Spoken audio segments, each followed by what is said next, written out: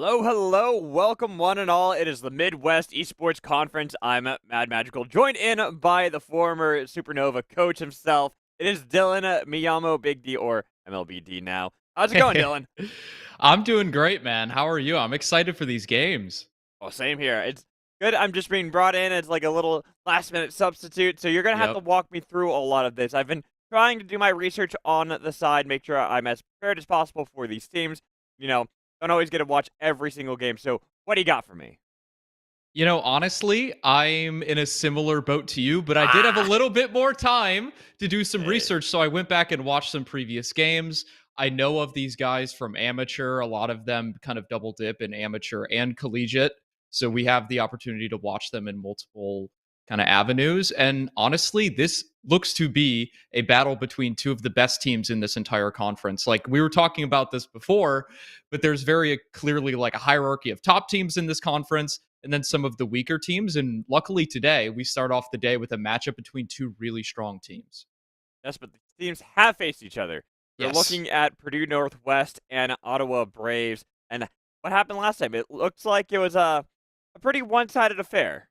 Yeah, last week, exactly 7 days ago, they did play against each other, and it was a 2-0, exactly like you said. And honestly, 7 days is not a big amount of time. Like, how much could have really changed? Maybe it was just an off day. But honestly, there was a little bit of a patch change. Renata's not Hmm. enabled, so we don't have to worry about her getting in here and kind of messing things up. But 7 days, one kind of mini patch change, we could definitely see a similar result to last week. Well, the one thing that kind of has changed that I have my eyes on, and I doubt it's going to take her out of the meta or out of being a primary ban, is Zeri. Getting a Yes. slight tweaks towards her numbers, trying to bring her down to a level that's more respectable and not quite so overtuned. But honestly, I don't feel like it was enough to really actually devastate her priority in draft. Yeah, I feel pretty similarly to you. She was like red side banned almost every game when she was first released Hmm. in competitive. And this is, a lot of people's first glance at Zeri in a high level game on 12.4 with the nerfs.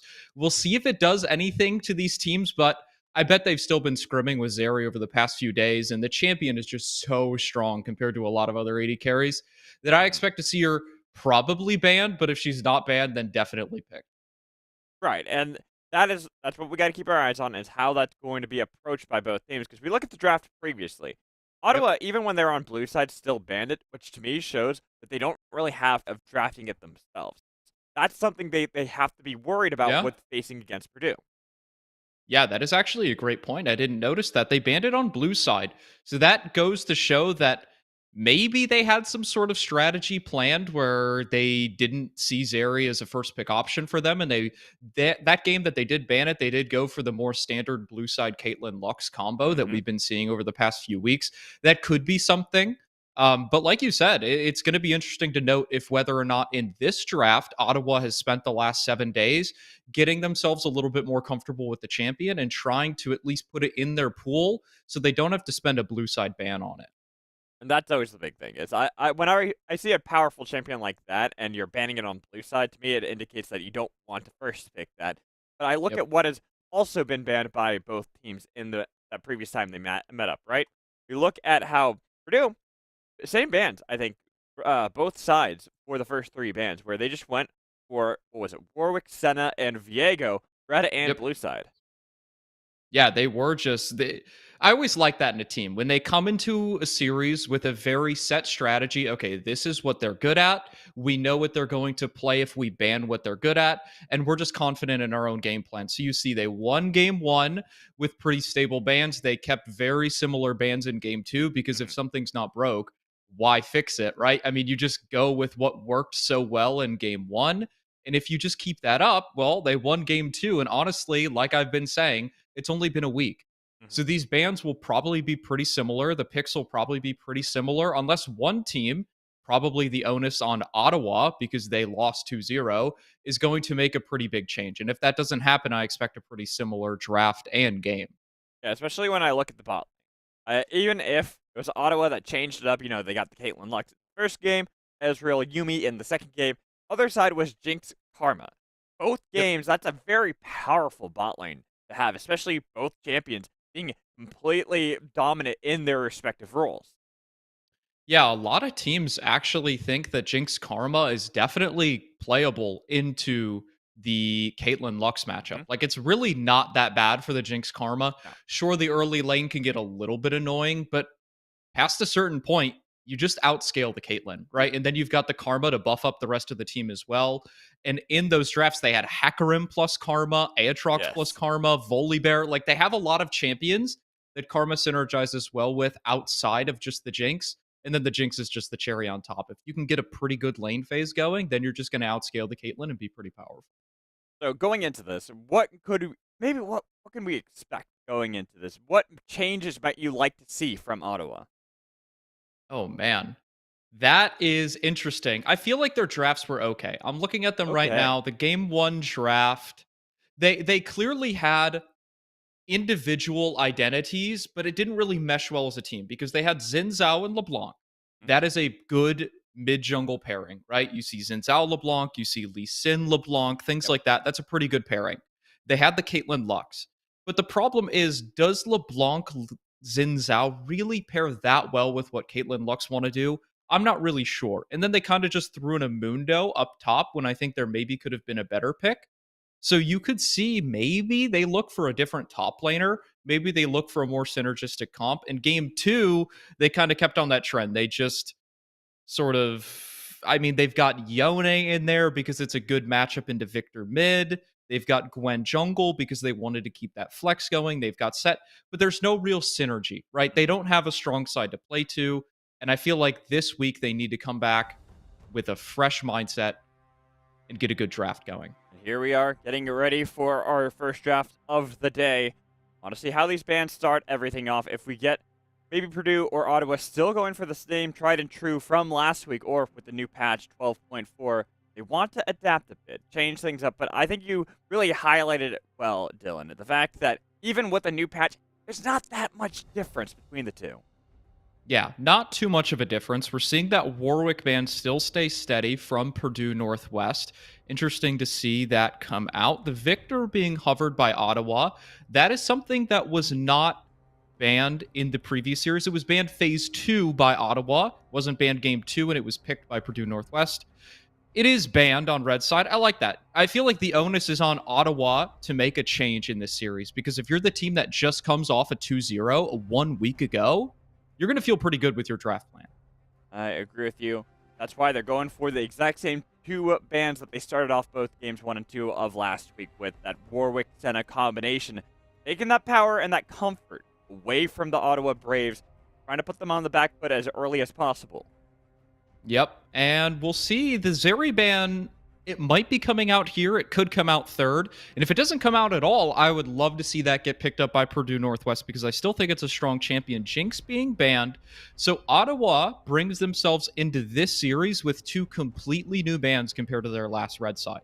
Their last red side, they banned Jarvan, Xin Zhao, and Zeri. So far, they've banned none of those champions. They could ban one of them in the third ban, but I like that they're coming into this with a fresh game plan. Try and get them off of comfort. You talked about it. The Jinx Karma was really powerful. The Victor was really good. So get them off of what they're good at and try to go into this game with a different approach. The fact that the Jinx got banned away by Ottawa, we see it's a Caitlyn to round out the bans from Purdue. Not wanting to give that over to Levi and Nine Lives, and they round their own bands out with that Zeri Red Side band that we were expecting. But there's a lot of picks that are left open. The Jarvan, as you had highlighted. There's Viego Yeah. from way before. Xin Zhao, Lee Sin. A lot of these powerful junglers that I kind of have my eyes on, but the big one is still the Karma or the spot lane of Purdue that they could easily go for right away. But instead of going for that, they just grab that Xin Zhao. Yeah, Xin Zhao first pick. Honestly, a lot of teams like the Viego response into that. So it'd be interesting to see if Ottawa likes to pick that one up. It was something that was sort of, banned a little bit in the last series. It wasn't too much of a priority pick. Ottawa's also a team that's willing to play things like Gwen Jungle. So we'll see if that comes to fruition. I feel like in these first 2, you want to pick your AD carry, and then you want to pick your jungler. However, if you're picking Aphelios, you might feel trapped like you need to pick Thresh. So it's going to be interesting to see what Ottawa locks in on this second pick. See, I always see that as people feel that they have to, and I agree. Having cast a lot of Academy games, you always tend to see that. But there's so many powerful picks that you can pair with Yes. Aphelios. Braum, Lulu, even Karma functions pretty decently with Aphelios, especially when you're not getting outranged. And that's why they hold on to that. They're waiting to see what's going to be on the other side in this bot lane. They get Coda or even Ibrixen in the top lane onto this Graves, the flexibility that champion still has, even if we have seen it more of a mainstay in top lane. Yeah, this is an interesting draft. I like the point out that you had with the Graves flex towards the top lane. We've seen a lot of hole breaker rush first item Graves. That could be something that definitely comes to the forefront, which would be an interesting change from last series. The Misfortune lock-in was very, very fast. It was. And the classic Ooh. support pairing with Misfortune. Misfortune Leona, there's just so much CC, so much damage that comes out of this pairing. And here's where things get interesting, Magical. Do you pick that Thresh to try and give Aphelios a way out of the Leona CC? Or do you try and pick something like Braum that has a pretty decent matchup into Leona? Oh, but neither are drafted by Ooh. Ottawa. Instead, Trundle. To me, this indicates that it is going to be Graves top lane, Trundle jungle, but it's surprising because we had highlighted the Viego having a good matchup into Xin Zhao. But still, even with Trundle, there is flexibility on the side of Ottawa. That could be bot lane. That could be a support Trundle. That could be top lane. Easily can be flexed there. There are a lot of different options that Ottawa still have left up. Yeah, it could certainly be a flex Trundle towards the bottom side or even like the top side, like you said. I imagine it's probably going into the jungle because Trundle is seen as a pretty solid matchup into Xin Zhao because if Xin Zhao dashes on you, you're able to steal some of his AD with your Q, and you're able to usually win out on those trades depending on how they start. The Thresh ban away, that is something to keep in mind because you didn't pick Thresh in the first three. It's almost always going to be banned away when you have an Aphelios, and they're likely to ban another support here. They could look towards Lulu, like you pointed out. Karma is an excellent champion to pair with Graves and Aphelios and Trundle. I would love to see a Karma ban here, but there's a lot of different options for Purdue Northwest on this last ban. And that's always the issue when you have a lot of good picks that you can grab for 9 lives in this bot lane, and you only have one ban left for Purdue. They have to choose which one they feel would be worse to deal with. They don't even go for the support. Instead, they take away LeBlanc, not wanting to deal with that with Corki, Vex, Victor, all being taken away themselves. Yeah, that is an interesting LeBlanc ban, especially because you think of LeBlanc Trundle, you think of LeBlanc Graves. Those aren't really the premier LeBlanc combos. There's not really a ton of 2v2 prowess that those combos have, but maybe they just have a read on Blonde's champion pool that you and I aren't familiar with. Hey. And the Ornn pick, this makes me think it might be a flex Trundle support. I don't know. They're keeping this flex for a long time. They are. I mean, hell, there's even a possibility orange support could be a thing. We haven't seen that in a hot minute. I highly doubt it, but it's still up in the air. Yeah, I mean, honestly, okay, the way that I would feel like this pans out is Ornn top, Graves jungle, and Trundle support. Just because I know Coda's pool a little bit, and he is a fan of the Graves. But we'll see how it pans out.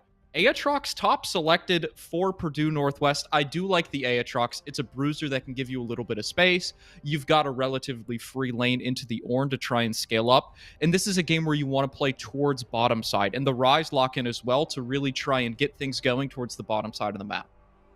With the last pick for Ottawa, their mid lane pick, that's the one thing that we haven't seen because we know the other 3 champions that we were talking about having the flexibility, not going to go mid lane.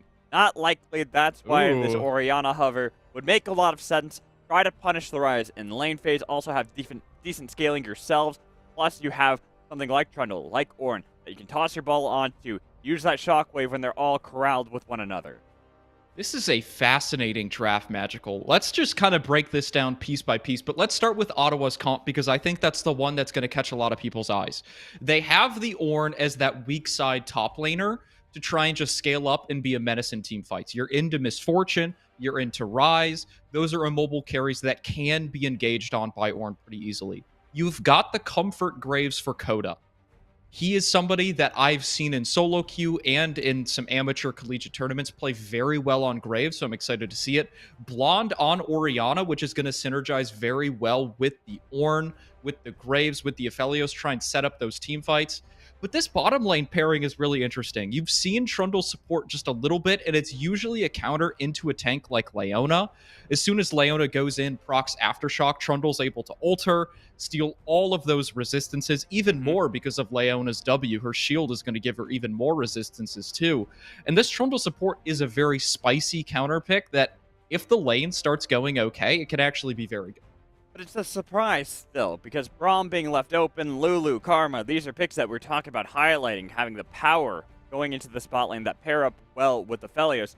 I feel like we have, I don't want to say it's a coin flip bot lane, but I'm a little worried for the side of Ottawa if we see this Misfortune Leona get that upper hand, the level 2 experience lead, that they're not going to be able to manage anything for a long time. That subjugate that they're going to have later down the road won't really matter when they fall so massively far behind. I completely agree with you. That is a great thing to point out. I've played a little bit of Trundle support myself. Admittedly, it was probably about 6 to 8 months ago, so it's not really the modern Trundle support. You see some people going like Imperial Mandate now. We'll see what Nine Lives opts to go with, but Trundle does have a pretty weak lane, right? You can be engaged on, you can get ganked. You have a pillar that, sure, it's useful against Misfortune, but early game, that thing is on a 25 to 30-second cooldown. It is not a very spammable ability, whereas Leona's engage pattern is a maybe 12 to 15-second cooldown. She's able to look for an engage, which is going to burn the Trundle pillar, and then she's able to look for another engage before Trundle's able to actually fully fight again. So, like you said, we have to watch this bottom lane, because I think that this top lane is just going to be a farm fest. There's not really a ton that can happen up there for both sides, not a ton of gank set up for Aatrox. Ornn is just going to want to scale up passively, but eyes on the mid lane and the bottom lane for how these teams are going to handle the early game and who's going to get the snowball rolling. Well, and I look at what Ottawa's drafted across the board. A lot of scaling options. Ornn, Graves, Orianna, Felios, Trundle. These all seem like champions that want to get some items under their belt, that want to be able to survive the lane phase and then wait for the team fight. The front to back that they have under their belt, that they can utilize that Ornn Trundle combination with the Orianna on top of it. Well, on the flip side, Purdue, they have that early game. Misfortune Leona that we already highlighted. But even looking towards the top lane, you said that it's going to be more of a farm fest between the Aatrox and the Ornn, but that's still a weak side Ornn. If Yep. an Aatrox can get a good push in, that's a good advantage for the side of Purdue. For sure, for sure. And like honestly, I say that it's weak side Ornn, but like you said, you can definitely still look to go up and punish it, especially if you've already set up on the bottom side and your Misfortune Leona's doing fine. If they don't need attention, or if they're already ahead on their own, you can certainly look towards the top side of the map, try and do some sort of stack wave dive, or maybe use the Rift Herald up there to try and accelerate the game. Get this Aatrox rolling, because I think Aatrox has a lot of potency in this game. He is set up to dominate because he's into a lot of shorter range characters, right? The Orianna and the Felios are going to be tough for him to deal with, but the Graves, the Ornn, the Trundle, those are all champions that he loves to play into. Well, and even for Aphelios, it's only like a small window that you really have that range advantage that you can utilize. Yep. Otherwise, depending on the gun setup that you have as Aphelios, you can get punished because that's pretty low range. Exactly. Exactly. So it's going to be key to see how this early game pans out. And one thing to note is that because there is not any Thresh or Lulu pairing with the Aphelios, it's a Trundle. Trundle offers no defensive assistance. There's no shields. There's no heals. There's no anything that comes in. No lantern for repositioning. At most, you're going to get a pillar to try and peel off, but Trundle Pillar isn't normally used for peel. It's normally used to try and isolate maybe the enemy Misfortune or Rise and try and set up some crowd control into them. So it means that this Aphelios on Ottawa's side, Young, he's going to have to play very well in this game to make sure that this pick is not wasted. And if it's going to work out, it will get them into that late game when they get a couple items under their belt where they can feel a lot more enabled to actually fight against Purdue, especially if Purdue is at an even game state. But teams remain relatively even getting into like 20, 25 minutes into the game, Ottawa do have a lot of options to be able to fight back. That's why we talked about the setup, the front-to-back composition that they have with themselves, with that Ornn, with the Trundle, and even utilizing either Coda or Levi, this Graves Aphelios, as their marksman. Exactly. Exactly. I think both teams have clear win conditions to play towards. for the side of Purdue Northwest, you're looking at trying to get the Rise activated on the map. This is a game where I would be telling my team to try and use the Xin Zhao to unlock Rise so that Rise can roam with Xin Zhao to the rest of the map and try and impact plays there. They can look for dives top onto Ornn. They can look for plays bottom onto the Aphelios because he has no defensive assistance. And if you're able to get that going for the side of Purdue Northwest, things are looking pretty good. But on the other side, like you said, it's more of a scaling team fight comp. You have the Ornn who's going to want to get to that point where he's upgrading items, where he's just a big, beefy frontliner. You've got Graves, who as a jungler is one of the best scaling junglers in the game, right? Graves on 2 or 3 items is going to be stronger than a lot of other picks. And then obviously Orianna and Aphelios. For years, these champions have dominated team fights, so I don't expect it to be any different. Neither do I, but here we go. We have loaded up onto the Rift for our first game of the day. Purdue Northwest taking on the Ottawa Braves. Last time these two teams met, it was a 2-0 for Purdue. With late game scaling options that Ottawa have, we want to hold out hope that they can grab this series.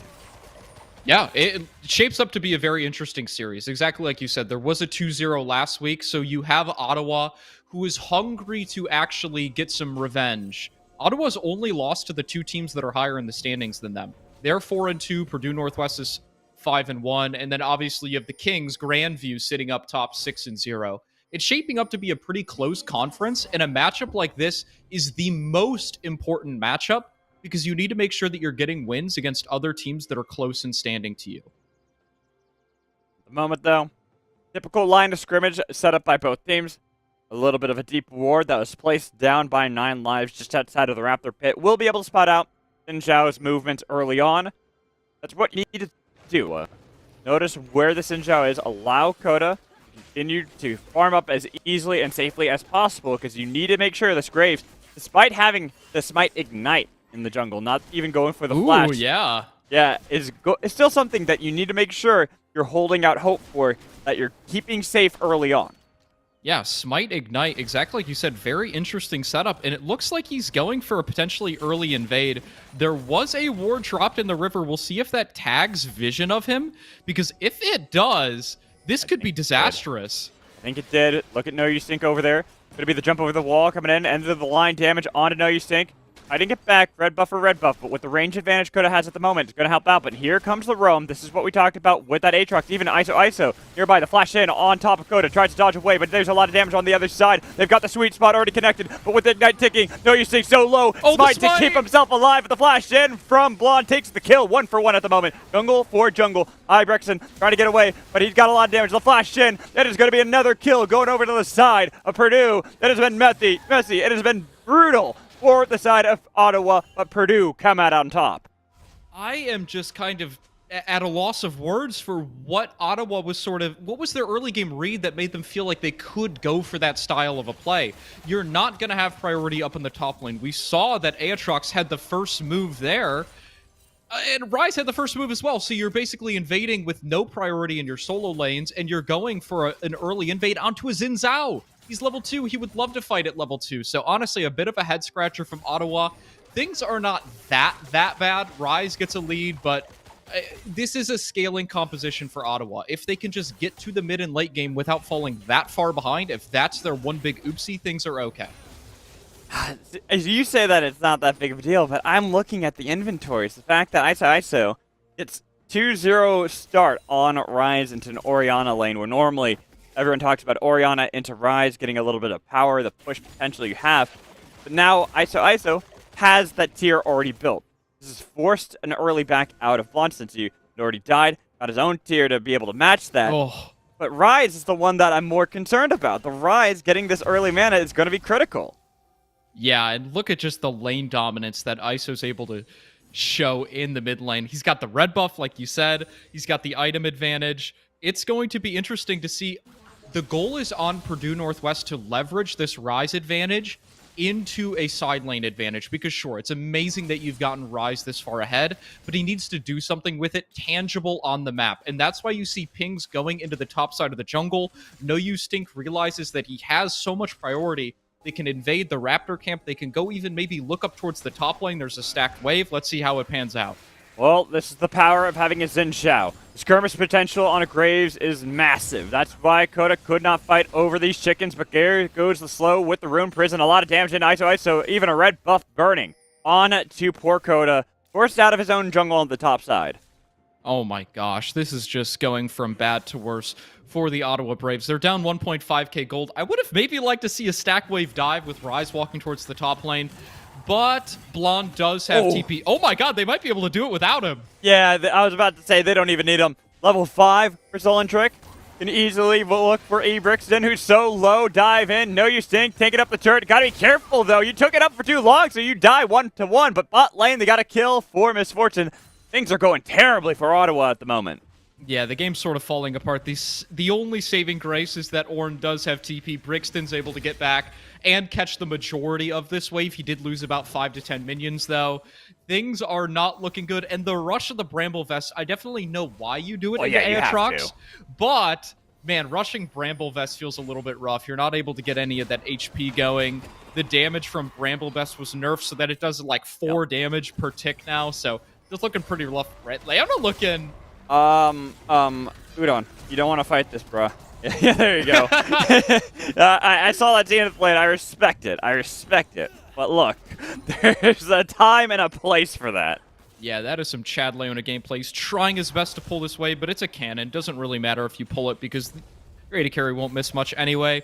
Able to get that wave secured. And sure, there is a crash in the bot lane for Ottawa. Things are looking okay in the bottom lane. The kill was onto Graves, not actually onto Aphelios or Trundle. So they're sitting here looking at the rest of their team, wondering what's going on, guys. Things are doomed. Not an amazing early game. They're down almost 2,500 gold at the 6-minute mark, but no dragons secured yet, no tower plating secured yet. This is salvageable if the bleeding stops now. But that's going to be the issue. You have to stem the bleeding at this moment with ISO having this kind of lead over Blonde. Look at the power this Ryze has, forcing Orianna back towards her turret. This gives so much time for No Use Think to go onto the dragon. That's why I said it hadn't been taken yet. The plates haven't been taken yet. Even if Coda's getting a bit of an invade, what are you gaining from this? A wolf and a Gromp for the trade of a first dragon on the side of Purdue? These are big wins across the board. Yeah, exactly like you said. These are big wins across the board. You're able to get the ball rolling on the dragon stacking, and that's something that you see a lot of professional teams, they look to get that started as early as possible, because if you can secure a 7-minute dragon... Ooh, Aatrox caught out a little bit. It was a good knockup that came in from Ornn, and the Ornn horn called in, and that's going to be a shutdown kill over for Coda. Wow, you see, those kind of mistakes are the things that can let you into the game just little by little. If a few more mistakes like that happen, Ottawa can close the gold lead a little bit. But, honestly, definitely not enough. Rift Herald's not up, so you can't even translate that top kill into anything really tangible. It's just going to be a little bit of shutdown gold, 450 going over to Coda, which is nice, right? He is on his Comfort Graves. He's got the Ignite. He's playing very aggressively. Anything on him is pretty good. Well, and that's, as you said, you got to send the bleeding, but here's the portal in, the bot lane, the damage on to Levi, already got the kill, but they're going to trade it 1-for-1 at the moment. But the TP and scares off the members that remain from Purdue, but ISO still there. Shockwave pulls him back in. A little bit of damage comes in, both trade back and forth, but the fact that it was a support for ADC gives Purdue that advantage once more. Exactly. One of the reasons you see a lot of teams go for dives like that, they don't care if the support dies, because you're always winning that trade if the support trades his life for the AD carry, and the AD carry misses the wave of farm under his turret. So that's why you see them so comfortable with this. We're going to see Poner crash in another wave. Aphelios, I do like this. Levi going towards the mid lane, he realizes that if they just leave Blonde bottom lane, well then they don't actually really miss that much CS. Play on to Ornn. As he dodges away, notice that Udon was nearby. Even if it's only level 5 Leona, still difficult to manage with the CC that she can layer on top of you, and having Sullen Trick still 2-1. Even if you died earlier on to the gank that came in from Coda, still have quite a sizable advantage over this Ornn. Exactly. This Aatrox lead is something that's going to stick relatively well because he's able to actually just win the lane against the Ornn now. He's able to just farm however he wants. Ornn can't really do anything. You see the Rift Herald started by the side of Purdue Northwest. There's no contest on that. It's going to be interesting to see where they bring this, because they could bring it top lane and try and crack that turret. But I'm actually more of a fan of maybe trying to get the mid tower down, Yes. unlock the Rise in a side lane, try to get him going into the Ornn, because Bramble into Rise is useless. He's going to win against the Ori or the Ornn, so I'd love to see them use that mid lane, and they're looking for a dive, it looks like. Yeah, I agree. That's exactly what I was hoping for as well. With Toponer now, be careful. That's a pillar, and that's the smoke screen. Moonlight Vigil flashed away. Toponer absorbs that 3-man pressure from Ottawa. Yeah, and oh my gosh, I love what Udon's doing here. He's been sitting in that brush for about 45 seconds waiting for this wave crash. They finally got it. You see the pings going in. This should be the plan to Ori. No, man, I really to speak of either. The sombrero flash doesn't matter. Solar Love Flare it. Rampage out of ISO.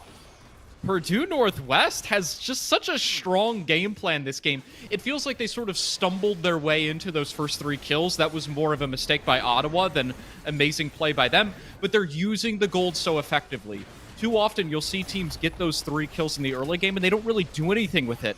But we've seen they've never relented on the pressure. You have Rise, who's exerted so much mid lane pressure. He's gone to the sidelines. They now get the mid turret and the map is unlocked. Magical. There's damage on Dakota there, too. This Rise is getting scary. With the Lost Chapter and a tier of the Goddess doing that much damage still, man, I'm getting really worried for Ottawa. We talked about their scaling before, and they're now down 4,000 gold at just 11 minutes.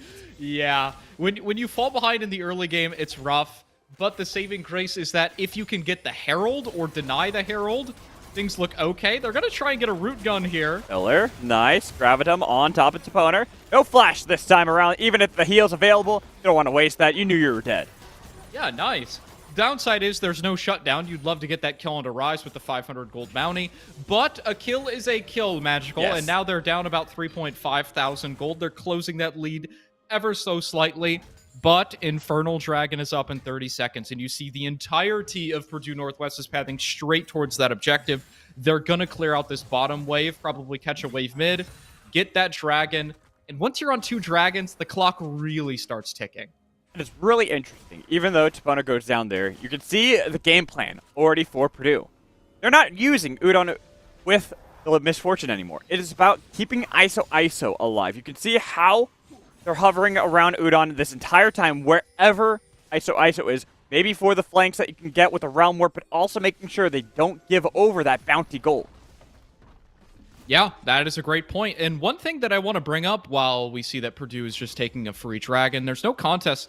A little bit of a ping, but I don't think they're going to be able to get their way in there. Oh, maybe. Look how many members they've sent here. There's a TP advantage for Ebrixton right now if they want to be able to get in here. With the dragon already taken, the fight could be attempted. That's going to be a solar flare onto 2 members. They dive into the backline. Coda is taken down by a Rise, and they already got 2 kills with the Bullet Storm. Maybe they get 1. But Ottawa, they are on the run, and Toponer looks for revenge. Realm Warp cuts off their retreat of 9 lives with the slowdown coming from Make It Rain and a kill again for Misfortune.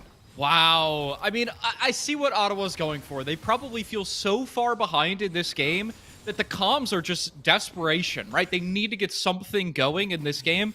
But the problem is they have no ward setup. They have nothing, and they're fighting in a choke against the Solar Flare. You called it out beautifully during that team fight. Leona lands the key ultimate onto Orianna, as well as the Trundle, and they're able to just snowball the fight from there. I mean, what can you do? Leona Misfortune, you've got the Rise to chase down. It's looking doomed for Ottawa. And it's unfortunate to say this game is over, but this game is over. This has been a rough series of events for Ottawa. The invade that went awry for Coda in the early stages of the game that gave over a nice lead for Solentric or ISO, that they were then able to confirm and translate into far more objective control in this Rise mid lane. Yeah, I feel like at this point, you've just got to keep your mental, because it is a best of 3, right? That is the reason that best of 3s are around, so that you can come back from a first game loss. So it's going to be interesting to see. How does Ottawa go back to the drawing board? What is their game plan? They've lost the last 3 games in a row to Purdue Northwest, none really in amazingly close fashion. And I feel like something needs to change. The invade did go awry, but honestly, the team comp's not amazing either. So I don't really know what direction Ottawa goes in this game too, but we still do have a little bit of a game on our hands. We'll see how long this one lasts. The game's not over, and whenever I see a game that is over in terms of we know Purdue have this advantage, they can snowball, the rise is 5-0, I say that it's not over because, for Ottawa's sake, this is when you plan for the next one, as you had talked about, Dylan. This is a best of 3. You try to figure out what strategy you want to bring into the next game, what went wrong in this game, figure out how you can fix that going into Game 2's Game 3 if you're able to get to that point. That way, you can bring back this series. Yes. This is where a coach or some form of team captain is so crucial because you need somebody that can look at this game and say, guys, it does not matter that we got stomped. This is a best of 3. We have our game plan. We have our chance in these next 2 games, and we need to just come in with a clean mindset. A lot of teams, they'll get sort of caught up, like they lose the first game, they think it's over. Sure, Purdue had their number in this game, and Purdue's playing well, but there are weaknesses, right? They've overextended in a couple of trades. If Ottawa wasn't so far behind, maybe these skirmishes would be going differently. So there is a potential for a series comeback for sure for Ottawa. Right now, Coda and Blonde taking the objective bounty in the spot lane, getting a little bit of gold back for the team, but it is at the cost of any control in this top quadrant of the map that we see now. Gives over Purdue the second Rift Herald of the game for free. Yeah, and second Rift Herald is something that usually you can try to just crack the game open with. Maybe not an inhibitor, but maybe an inhibitor tower secured by this Rift Herald. That's what I'd say the goal is for Purdue Northwest. But you're really looking towards that 20-minute Baron, right? You want to get this dragon in 1 minute, and then you want to look towards the Baron, or even just waiting 5 extra minutes and trying to get that soul at around 23 minutes. It's going to be interesting to see what their game plan is, but I think they're in the driver's seat, and the onus is on them. If they just play stable, clean League of Legends, this game is a lock for them. At the moment, they're doing so. They're playing it patiently. They're waiting for everyone to get back on the map. You can see the positions, the recalls, find some of those items. Working towards the Death Dance out of No Use Sync with the changes that came in before to Steric's Gauge, making that item also a lot more effective because it has not just the physical damage that it mitigates now, but actually just all damage in general. Yeah, that's a great point. Death Stance feels a lot better. Could actually be a game where maybe you look for a potential like Mauve Malmortius, third item against Orianna if Blonde is starting to get online. But for now, not looking towards that item. No real reason to. But looking at the Graves itemization, this is something we saw 1 or 2 days ago in one of the professional leagues. I believe it was LCK. They're playing Gore Drinker Graves. I think it was Pioshik. And I don't know how to feel about it. I haven't really seen it too much to have a formed opinion on it. It's interesting. I think this is a bad game to look at it because this game is lost no matter what item he builds. Yeah. But it's interesting, right? When you think about Gore Drinker Graves, he normally either goes for like maybe an Eclipse or a potential like Immortal Shield Bow, the tankier route.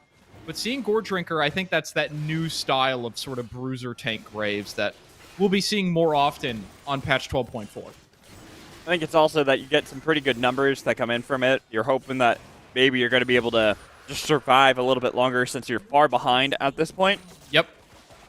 But there's a lot that is still up on the table at the moment for Ottawa, especially with 9 lives now getting caught out here. It's not really a good way to live, even if the pillar came out to save your own life momentarily. It gave ISO his 6th kill. It even gives the Penguin emote. They've got a Rift Herald in their inventory they can pop and start cracking the base of Ottawa. Yeah, it's so rough, and Leona can just stun the Ornn. Yep, can't even recall the ultimate. Oh my goodness, Magical. Blonde. It's just falling apart. Ooh. Blonde barely survived there only because a minion body blocked one of the Qs from ISO.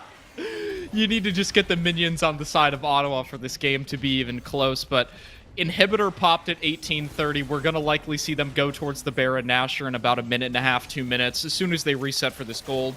And this game is looking like a wrap unless a miracle happens at the Baron. That's why we've kind of said that we're not trying to bring Ottawa down. We're just being realistic here, that we knew Purdue had this massive advantage right out of the gates with a composition that wanted that sort of lead right away. It's hard for a team that needs to scale to be able to bounce back in any efficient way.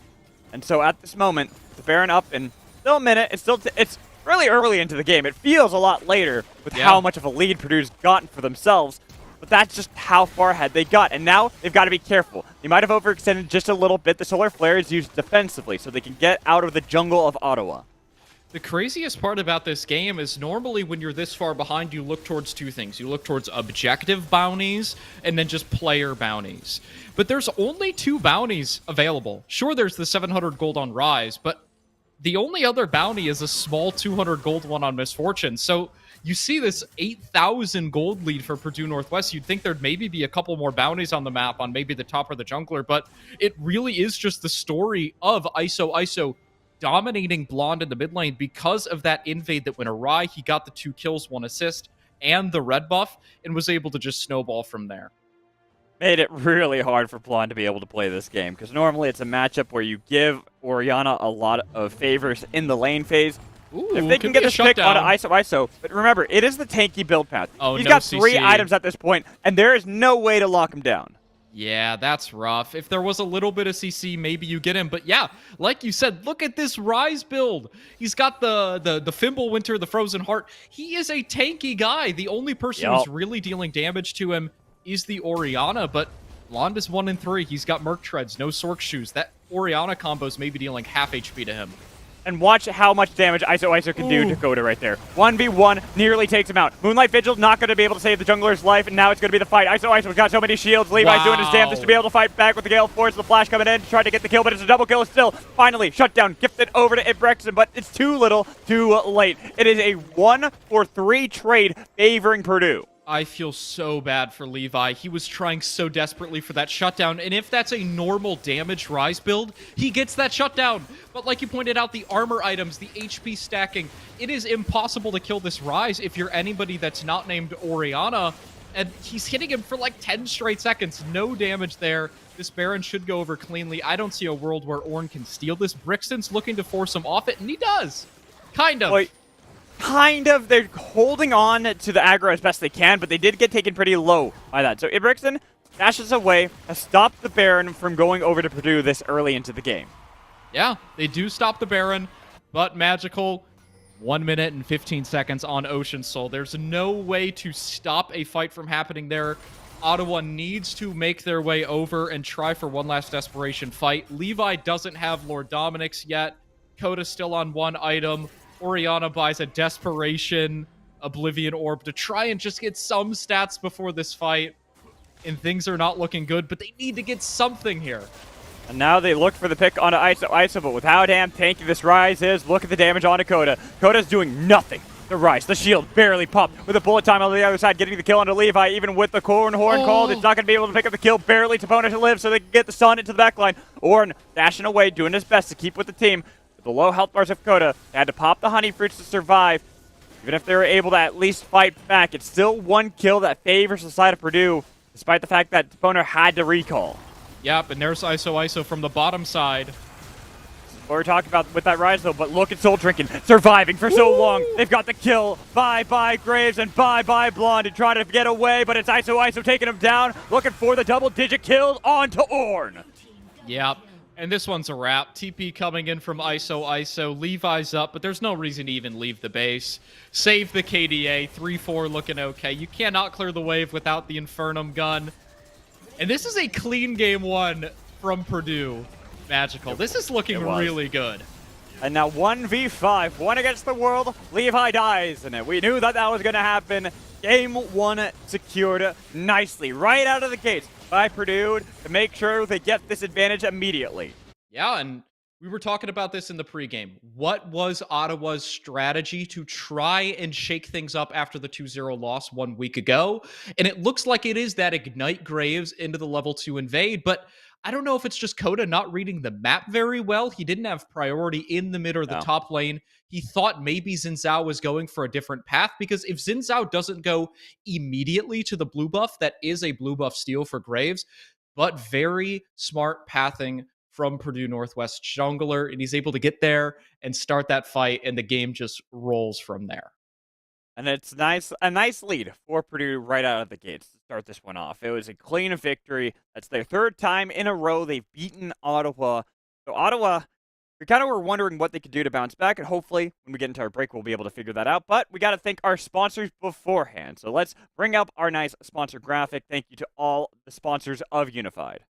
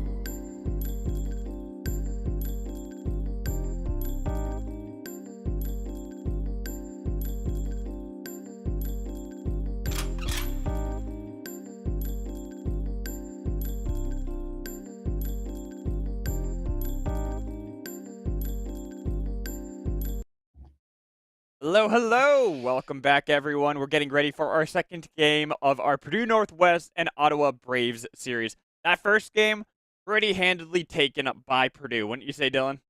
Yeah, that was a game that I think maybe past like the 12-minute mark, we kind of knew what was going to happen. They dive the Oriana, blow Past up the mid lane turret, past and that 12 one's a wrap. minutes. I would have said like past like 2 minutes.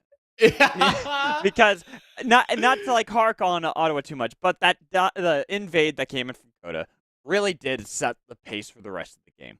It put Yep, Rise in this great position where he could do anything he wanted in that mid lane. Then he hit level 6, 12 minutes in the game, constantly moving around the map. There's very little that Ottawa could do to regain control.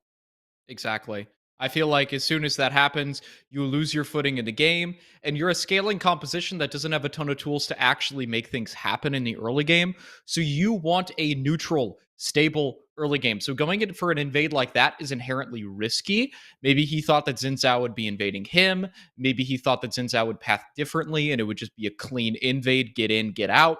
But something happened. They maybe spotted him on the ward. We couldn't quite tell from our observer feed, and the invade happens, 3 kills to 1, and the game is a wrap from there. Yeah, and so going into the second game, what could we see from Ottawa? What would you like to see change going into this game? I don't really feel like the draft was that inherently bad going up Mhm. against Purdue. It was just the early plays that set the tone. Yeah, I think the draft was okay. Like you have a compositional identity. The one thing that I'd maybe look to change is they're going over towards blue side now is what have they done in the last 7 days in terms of practicing Zeri and enabling Zeri in their compositions? Is that something they feel comfortable picking or at the very least not banning to open up another ban? We'll see how that sort of plays out in this game. One other like small nitpicky thing is like I get that the Trundle is a counter into Leona, and it feels pretty okay into some other champions too, but you're leaving Aphelios out to dry, and he was the only champion that game that really was able to do anything. And if you have a Thresh, if you have a Karma, if you have, something like a Lulu, things can go a lot easier in that game, and maybe Aphelios has a better time. But we'll see if that actually comes to fruition in this other. Yeah, and before we do get into our next game, gotta do a real quick ad read and a sponsor read for Skulls. So looking to upgrade your gamer gear? Look no further. Start your 2022 off right with official unified esports merchandise brought to you by Skulls. Hoodies, joggers, jerseys, armbands, and a lot more coming soon. You have the skill, now you got the swag. Skulls.com/collection/unified has everything you need. Gear up, game on, Skulls.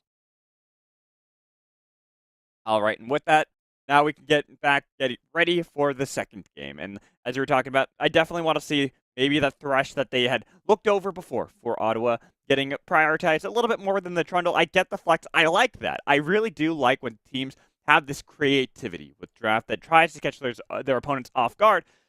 It just wasn't able to mount that. It wasn't able to get quite that Yep. bang that you really need. And for me, if we want to get the Trundle support, I actually don't mind it, even with the Leona, as you talked about. It's a good counter to be able to make sure that Everfrost, even if it's Glacial Augment, not really going to matter too much. But then for me, I want an Enchanter mid lane. I want something that Yeah. still brings a little bit of safety to that Aphelios later into the game. Yeah, that could have been a game where Karma was a champion that Blonde played in the mid lane. I know that Blonde is somebody who is comfortable on the Oriana. You've got Coda and Blonde, two of the, some of the more popular collegiate players, and they're definitely very good in their own right. And having them on Oriana Graves, it is comfort for them. They were probably feeling pretty good going into the draft. Oriana's known as pretty solid into Rise. Graves is playable into Xin Zhao if you like the Graves side of the matchup. But I mean, things just didn't pan out how they wanted it to pan out. You have a draft on paper that looks fine. You've got comfort picks, but at the end of the day, it comes down to execution, right? And so they didn't actually play towards their composition strengths, which were scale up. Let's look for some mid and late game team fights once we have 2, 3 core items. They didn't look for that. They pressed the pedal too early. They got caught out in that invade, and they just didn't really do what their composition wanted to do. Yeah, and actually, I'm hearing, I think it's the same sides going in for this Ooh, next game. okay. I don't think we are having a swap of sides, which means I have to rip out that piece of paper and start all over again to make sure I have my notes proper. But Interesting to see that we are having Ottawa remain on the red side. And for me, I then look towards the bans, and I don't expect anything different going for game two. Yeah, I don't expect anything different as well. I mean, maybe you drop the Victor ban for something else. It felt like the Rise was a fine alternative compared to the Victor. Victor's also somebody that isn't really that commonly picked in the first three picks on blue side, because that means that if you hold your mid pick until three, you will get a counter into Victor. You could look for a plethora of things. We know that Blonde plays things like Yone, that is like some players like the matchup Yone and Victor. It's going to be interesting to track, though, what they actually do with their bans. And also, if they're going to still pick that Aphelios, are they going to pick a more conventional Aphelios pair, or maybe put one of those champions like a Karma or a Lulu or something in a different lane and try to, play out the game like that?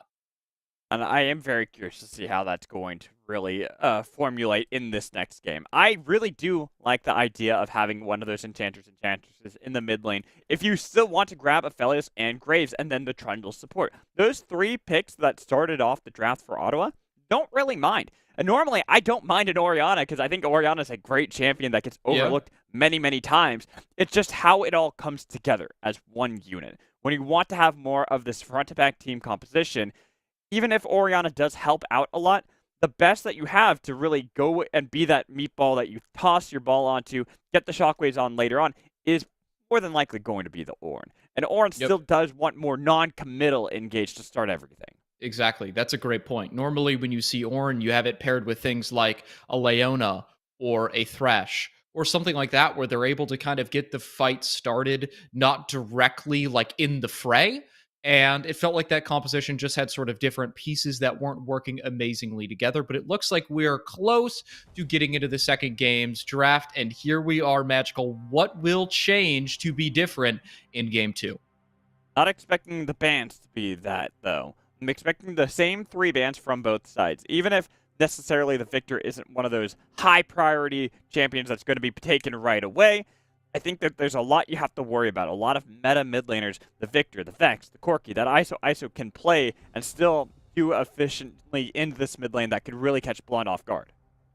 Yeah, I completely agree. It feels like the Warwick band staying the same. It's going to be. I feel like there's sort of two directions that you can look to go as a team that's down 1-0 in a series. You can either lean into comfort. We see a lot of people do that, right? Game one loss, game two you lean into your comfort champions and you just try to go from there. There's the alternative approach, which is you stick with your more stable guns and you try and go for a composition that you think was good in game one, but just something panned out that didn't make it good. So we'll see if they go for a similar composition and they're just like, if we don't invade, the game's fine. Mm-hmm. I feel like last game was a bit of a mixed bag. It was a bit of comfort and a bit of something that could work out well. And that's why I don't expect the bans to be different. In fact, the only difference we've really seen is Zeri Jinx that are the first two bans from Ottawa. The Victor still being held off at the moment. Yeah, the Victor being held off. I feel like if you're ever going to drop a ban, it is that one. The Jinx ban staying there because Poner was just so solid on that last week. The Jinx Karma combo was looking really, really good. And I feel like in this third ban, there is a lot that you can go. Victor is a possibility, but I don't love it. I mean, Rise from ISO was amazing last game, but we'll see what they go for on this third ban. I feel like you could look towards a jungler. Xin Zhao was a problem in that last game, and Aatrox is what they're hovering, and they go for it. Interesting ban because Caitlyn wasn't banned by Purdue this time around. They took away Corki themselves. The Victor's still left open, but I'm expecting with Caitlyn available, that is something you lock in pretty quickly. Yeah, Caitlyn on the first pick. It is relatively telegraphed that you're going to go for Lux in the second two. Things that break Caitlyn Lux. You see a lot of teams like to go for Jinx Karma. Jinx is banned, though, so you can't really go for that. The Karma is still available. As Karma is something some teams were trying a couple of weeks ago. There's all sorts of combos that you can look for. Jhin Karma is playable. Jhin Nautilus is fine. There are options into the Caitlyn Lux. It's not one of these lanes that is sort of unbeatable. People have sort of solved what the answers are and how to play them. We'll see, though, what sort of practice Levi and Nine Lives have in these matchups. That Jhin locked in. We just have to see what's going to be paired up with it in the bot lane later on. I doubt that it would be that early. We know it's more than likely a Lux for Udon Beaton.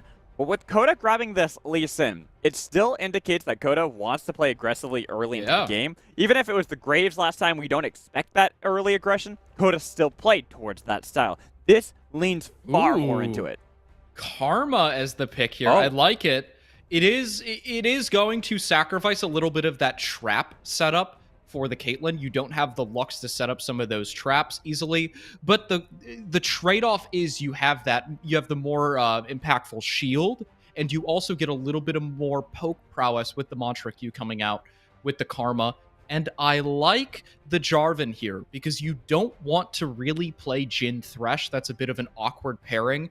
Karma's fine into Thresh as well. So you're not going to have the Thresh to get out of a cage more than likely. So it's going to be interesting. What does Nine Lives go for here? He's a little bit of a wonky support player. I'm looking at this as well. Wow. Whoa. That's a Xerath played. You talked about a wonky support player. That is a possibility. That is something you can flex into the bot lane. Blind can play it, but I doubt you pick a Xerath blind without having that flexibility that you want to fall back to. Yeah. I feel like, wow, okay. Xerath catches me off guard because what is Xerath weak into? He's weak into hard engage. And Jarvan is like the king of hard engage, right? EQR, that is such a far distance that you can engage from. I guess maybe the logic here is that like if Xerath plays so far away from the fights, then Jarvan is going to be diving in way far away from his team.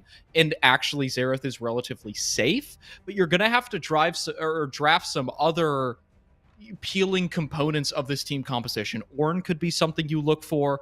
I like the LeBlanc ban coming out from Purdue Northwest because LeBlanc Lee Sin is one of the premier pairings.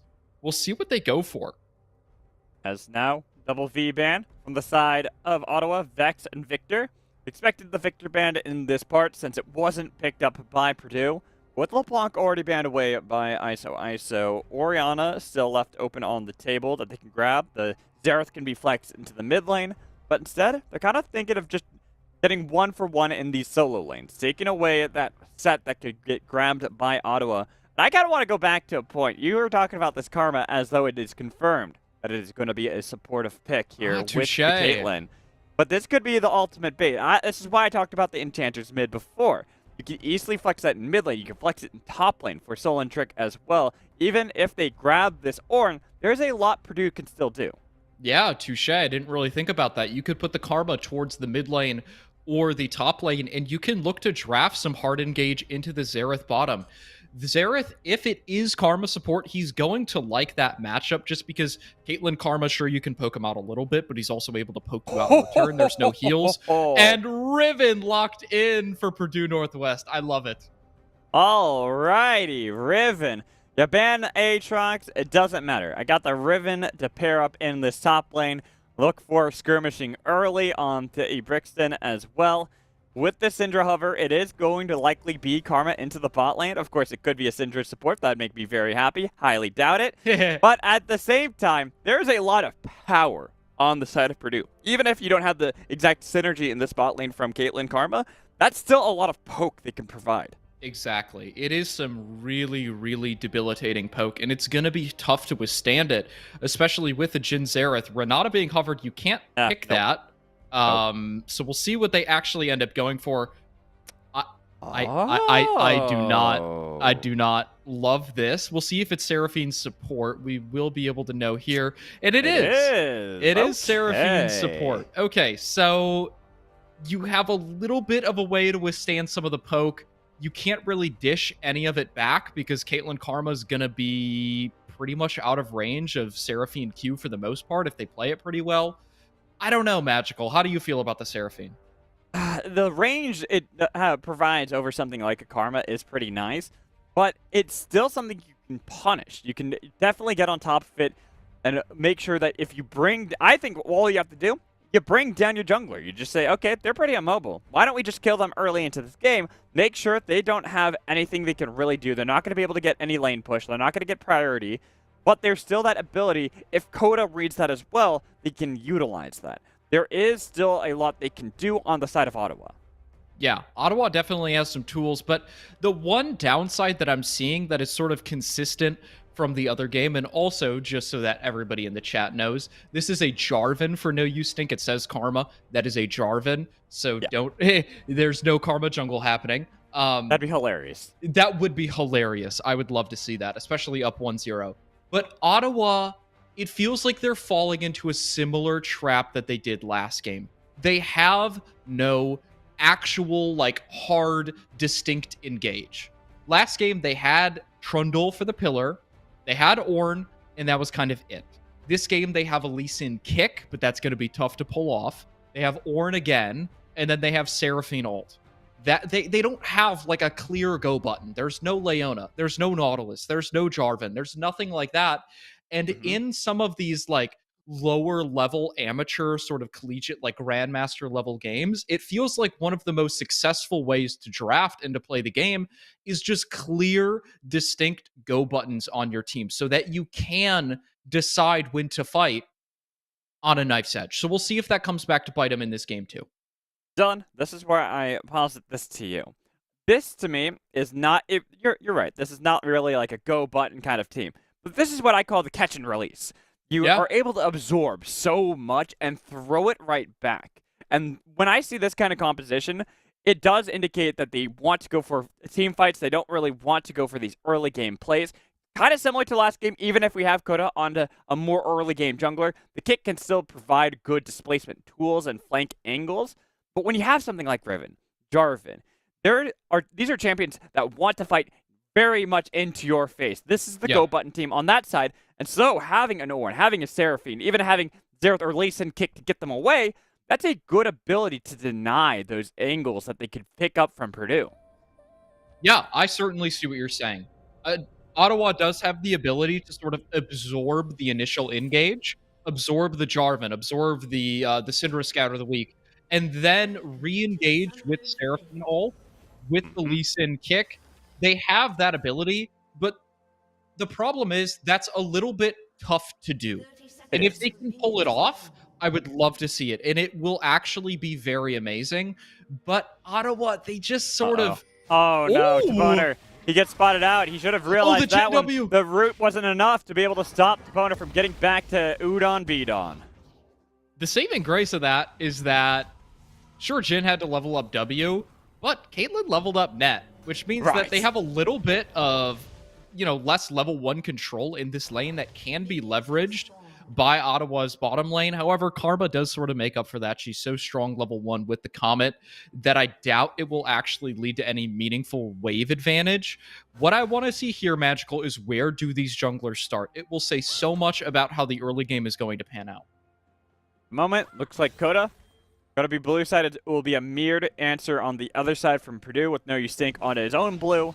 So they'll be passing ships in the night. They won't really interact with one another in the early game, but this is going to put Jarvan into the bot lane with Coda not there. And that's something that I had talked about before, where you might not have that synergy between Caitlyn and Karma. So what do? Yeah, bring down a Jarvan. Yeah, I honestly like it. And pathing the Jarvan down towards the bottom side means a couple of things. It means that your Caitlyn Karma can play as aggressive as they want because they know they're protected. It also means that you have the flexibility of looking for plays bottom or plays mid, which are the two lanes you want to gank. You don't want to gank this Ornn very much, maybe once, maybe twice, but you want to spend most of your time getting this Caitlyn Karma ahead. You want to spend most of your time getting this Syndra ahead of the Xerath who's immobile. So I like this path from No Use Stink. We see him just full clearing his top side. We see Lol Coda doing the same exact thing on his bottom side, and both junglers head into the red side of the map. Either will interact in these early stages of the game. This will benefit the side of Purdue, if you ask me.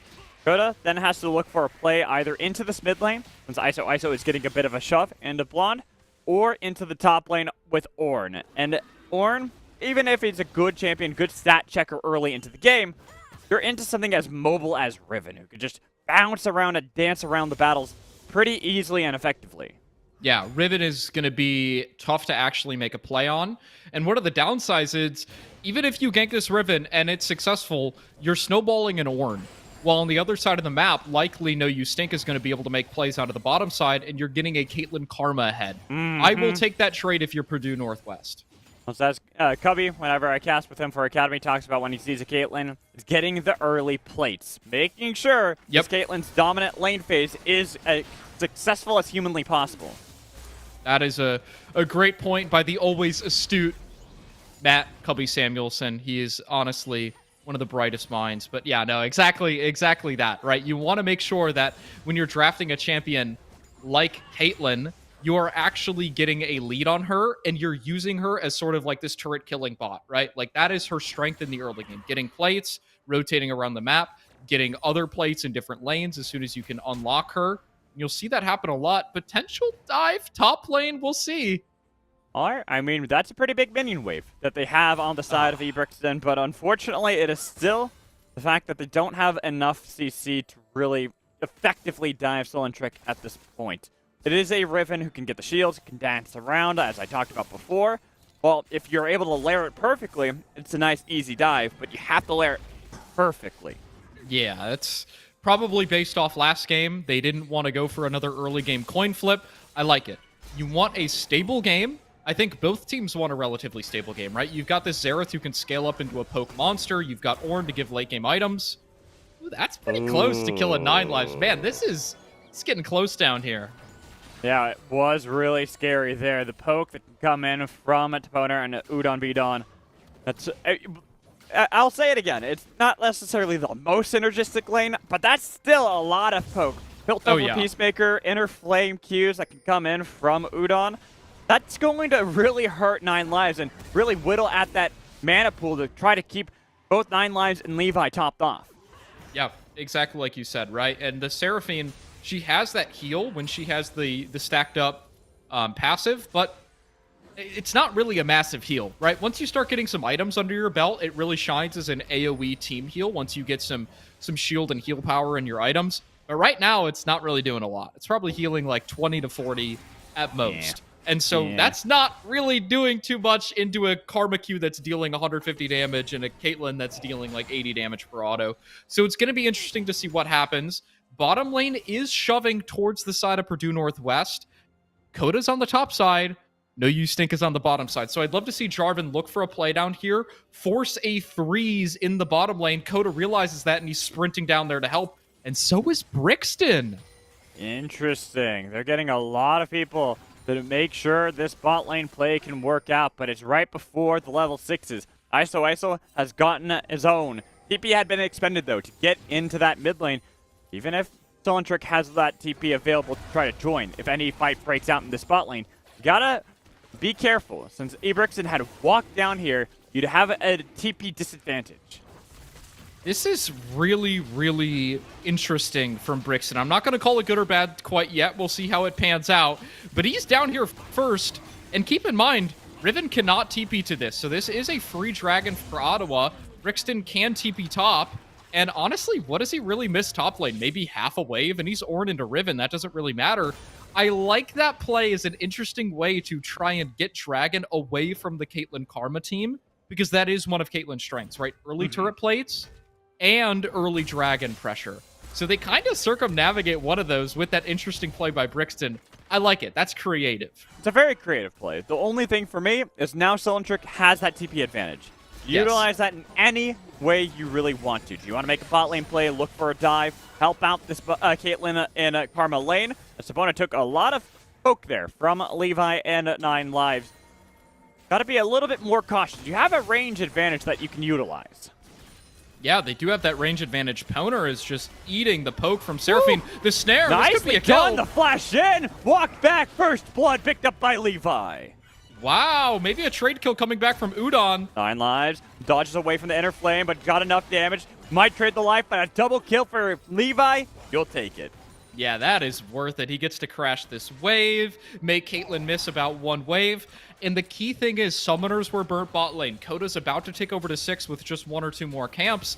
And as soon as he gets that level 6, he needs to go bot lane. He needs to try and continuously set up plays. But in the mid lane, ISO, isolating Blonde. Man, we have plays pretty much a solo kill in the bot lane with the 2v2 action that happened. Levi getting the 2 kills, then ISO making up for that for Purdue with that solo kill on the blonde mid lane. Man, things have gotten spicy. This is a scrappy game, my friend. I like this compared to game 1. It feels like either team can actually take it. They've both got decent advantages. The one thing that's interesting to note is that Xerath is oftentimes touted as a champion that is pretty good into control mages, right? He can outrange them. He can sort of outwave clear them. We're not seeing that happen whatsoever. We are seeing ISO for the second time this series dominate the mid lane, but the key thing is, this time with no help. He's gotten no ganks. He got no early lead. He is just straight up outplaying Blonde in the mid lane, and Blonde had his pick. Like, he didn't have to take this Xerath mid lane. I'm assuming this was a flex pick, and he said, no, I'm fine with this matchup. We're taking something else support, and he's just not really showing like he has too much comfort on this champion. No, and you could see that not only from the kill that was grabbed by ISO, but the CS. This lead is not new. This has been for a while, but ISO gets caught up on Coda. That's the play you need to make sure you can make up for that discrepancy. Thank you. I love to see it, man. Coda actually getting active on the map. You love to see it. He's able to get a camp invade here going 2. All 3 camps up in the bottom side. It would be amazing if Coda can translate this into a bot dive. We see his ping going down there, but he's just going to take the red buff for now. Doesn't want to risk anything with no kick being up. And Ottawa is getting things done in the early game. They're actually getting some action going. And I love to see it. I mean, they're utilizing the Lee Sin to try and get some gold in the early game. The gold is even. Slight gold lead for Ottawa, actually. 300 gold lead, we'll take that. I mean, negligible, right? But this is still great. We had talked about before the catch and release that Ottawa have when it comes to these team fights later into the game. But you need to make sure you're strong enough to absorb that fight in the first place. And when you have either a slight lead or even an even state, this is perfect for Ottawa. They find themselves now in a spot where they've got Levi slightly ahead of the Caitlyn. The Caitlyn lane not really getting those plays. You can even see that's why you have no sync here. But that's going to be a double ult. Look for the damage into the back line. Depona still alive. Dakota, perfect time. Or maybe not. Levi kiting it back. Waiting it out. They've got the damage. They've got the kill on a 1. Udon gets tagged and killed for the double. Wow. Coda at the right place at the right time. And one thing that people don't really notice about Xerath is, he's caught out a little bit after he uses his ultimate. But the Xerath ultimate has so much range at level 1. He was almost in the mid lane, and he's ulting down towards the bottom lane, able to pick up one of the kills onto Caitlyn. And that is what you need if you're an Ottawa fan. If you're an Ottawa player, you need those early kills with the Lee Sin. They get the ball rolling, no flashes down towards the bottom lane, and magical.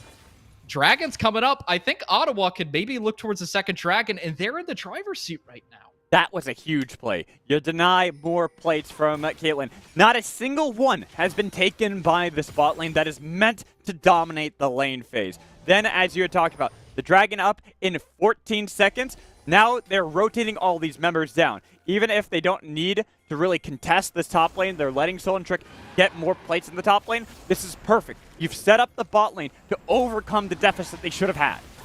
Yeah, I like the team play coming out from Ottawa. It looks like they went back to the drawing board. They said, okay, we need just a stable composition. We don't need to go for any coin flippy plays. We just need to play our own game, respond to their plays, and we're going to be doing just fine. Looks like Purdue Northwest is shifting their strength towards the top side of the map. We see Udon towards the top side, walking back to the bottom side now, but no, you stink us here. They're looking to get some plates top lane. Punish the Brixton roam, which is what you should do. And even popping Rift Herald top lane just to get more gold for Soul and Drink early on, while Blonde, that's rough. That is a rough one. Yeah. I mean, the Scatter the Weak range is pretty long, but you'd like to think that, Xerath knows that he doesn't have any control around his lane. He has no vision to really spot. Yeah, no flash. Like, play a little bit back. Xerath has so much range, but gets caught out there. Small shutdown to ISO. It's going to be a wave or two denied. Probably some plates in the mid lane as well. And those are the mistakes that, sure, your team play has been very good this game, but it feels like there has been a couple of individual mistakes that keeps Purdue Northwest in this game. And honestly, 1K gold lead. So right now, Udon dodging away, gets tagged by Deadly Flourish, kicked back towards Levi, and it's a killing spree for Coda. Yeah. Wow. Coda active on the map, 9 lives active on the map. So much action towards the bot side of the map. 6 kill participation for both of the bot laners. And there's only 7 kills for Ottawa in this game. So they've been part of almost everything. Looking pretty good if you're an Ottawa fan so far. They're hitting their item spikes. They really are going to spike around this third dragon. They're going to have their mythics. They're going to be getting towards those level 2 ultimates on their solo laners. And that's when things get interesting. Look at how this Caitlyn has to run from her own lane. No longer is there any domination that they can have and lord over Levi and 9 lives. Instead, it is the reverse of fates. More plates picked up by the Ottawa bot lane, getting a lot of damage onto Poner as well, far underneath that turret. And they're looking for ISO in the mid lane. They forced this flash with Ornal. Yeah, and ISO probably just going to die before Coda can even show up. They would love to give more kills over to the Sleep Sin, and they do! Barely! That is hilarious, man. Oh, play towards the bottom side of the map. Udon's got him sort of trapped in, but he might die. He might, but got the root on a 9 lives. Flash into the brush, but here is No Use Sync. Lots of damage, waiting for the Cataclysm. Was able to pick up the kill, and now Levi kiting back towards the turret, but look at the TP coming in. Coda's on the flank as well. That's a lot of damage that they've already gotten with the TP coming in now from Soul and Drake, but it's too little, too late. Coda's already got a killing spree going on. Unstoppable, flag and drag, but Poner tagged by the curtain call, and with Soul and Drake taken down, at least Blonde, it is still a disadvantageous fight coming in from Purdue. 2v4, the flash in, Citra right on TP. top, looking for the damage. ISO with the flank, shut down, double kill, going over to Soul Drink, the flash that saved the life of Ornn, but somehow Purdue grasps the victory from the draws and defeat. Wow, what a TP coming in from Cylindric and ISO to really turn that around. Before those TPs came in, that was a wash for Ottawa. They were so ahead in that fight, but they end up coming out on top. They extend their gold lead to 2,000. They deny some waves, and the game is getting more stable for Purdue. They're getting their foothold in this game. Riven is getting very strong. ISO has already been strong. Sure, the Caitlyn's behind, but your solo laners are making up for it. And the gold is on Lee Sin. That's not the best place for the gold. So we're going to see what happens at this third dragon fight if ISO and Cylindric can really carry it for Purdue. Well, see, I'm looking at ISO, Cylindric, but I'm also then looking at the flip side. You talked about, having a lot of the gold for Coda, not necessarily the best thing, but they still have a lot of gold for Levi. 3, 1, and 5. Yes. Gale Force already completed, has got the Swifties. This Jin is in a good spot to help out Coda, who's going to go for these dives, but I'm still worried that Cylindric, this 3-0 Riven now, is just going to consistently dive Levi. I'm very worried about that too, because you don't really have amazing peel tools if you're Ottawa. You have the Seraphine ult, which is helpful, Seraphine root, which is helpful, but other than that, I mean, you've got Lee Sin kick. Do you want to be using that on a diving Riven? I'm not 100% sure. We're going to have to see if Cylindric can come in from a very good angle. He's recalling and going towards the dragon now. If he can come in from a good angle and get onto Levi and 9 lives, it should be a fight win for Purdue Northwest. Now, every member outside of Solon are here in the spot lane. ISO is pushing in the minions the best that they possibly can, but you've got to worry. This is that non-committal engage. They've got the flashes already, and they look for the stun. Weren't able to connect it onto Udon, but they forced out these members already of Purdue. Yeah.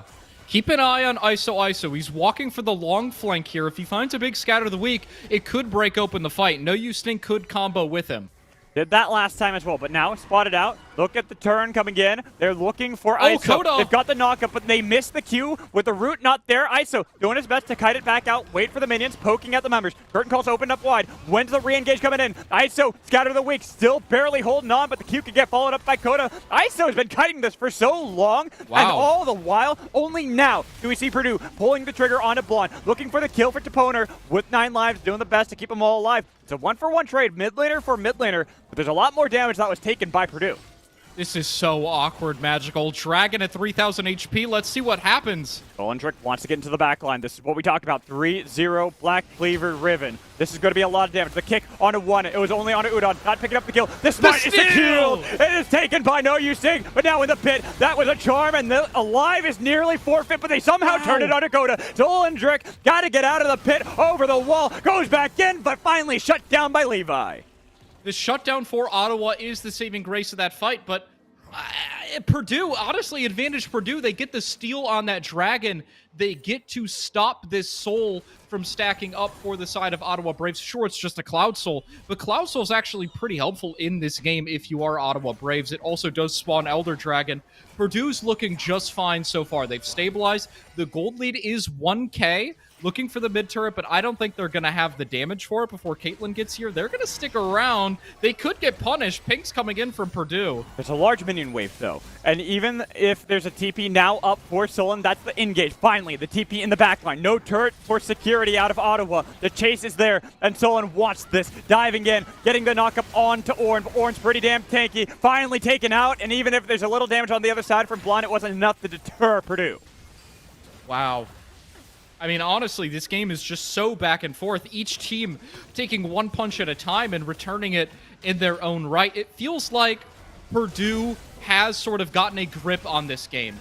Ottawa is throwing punches back, but things are looking okay for Purdue. They're cracking mid-tier 2, probably looking to take a reset to spend some of their gold, try and get to their second item spike before this next dragon. And this next dragon honestly goes to show a lot, because Ottawa will have their mythics finally.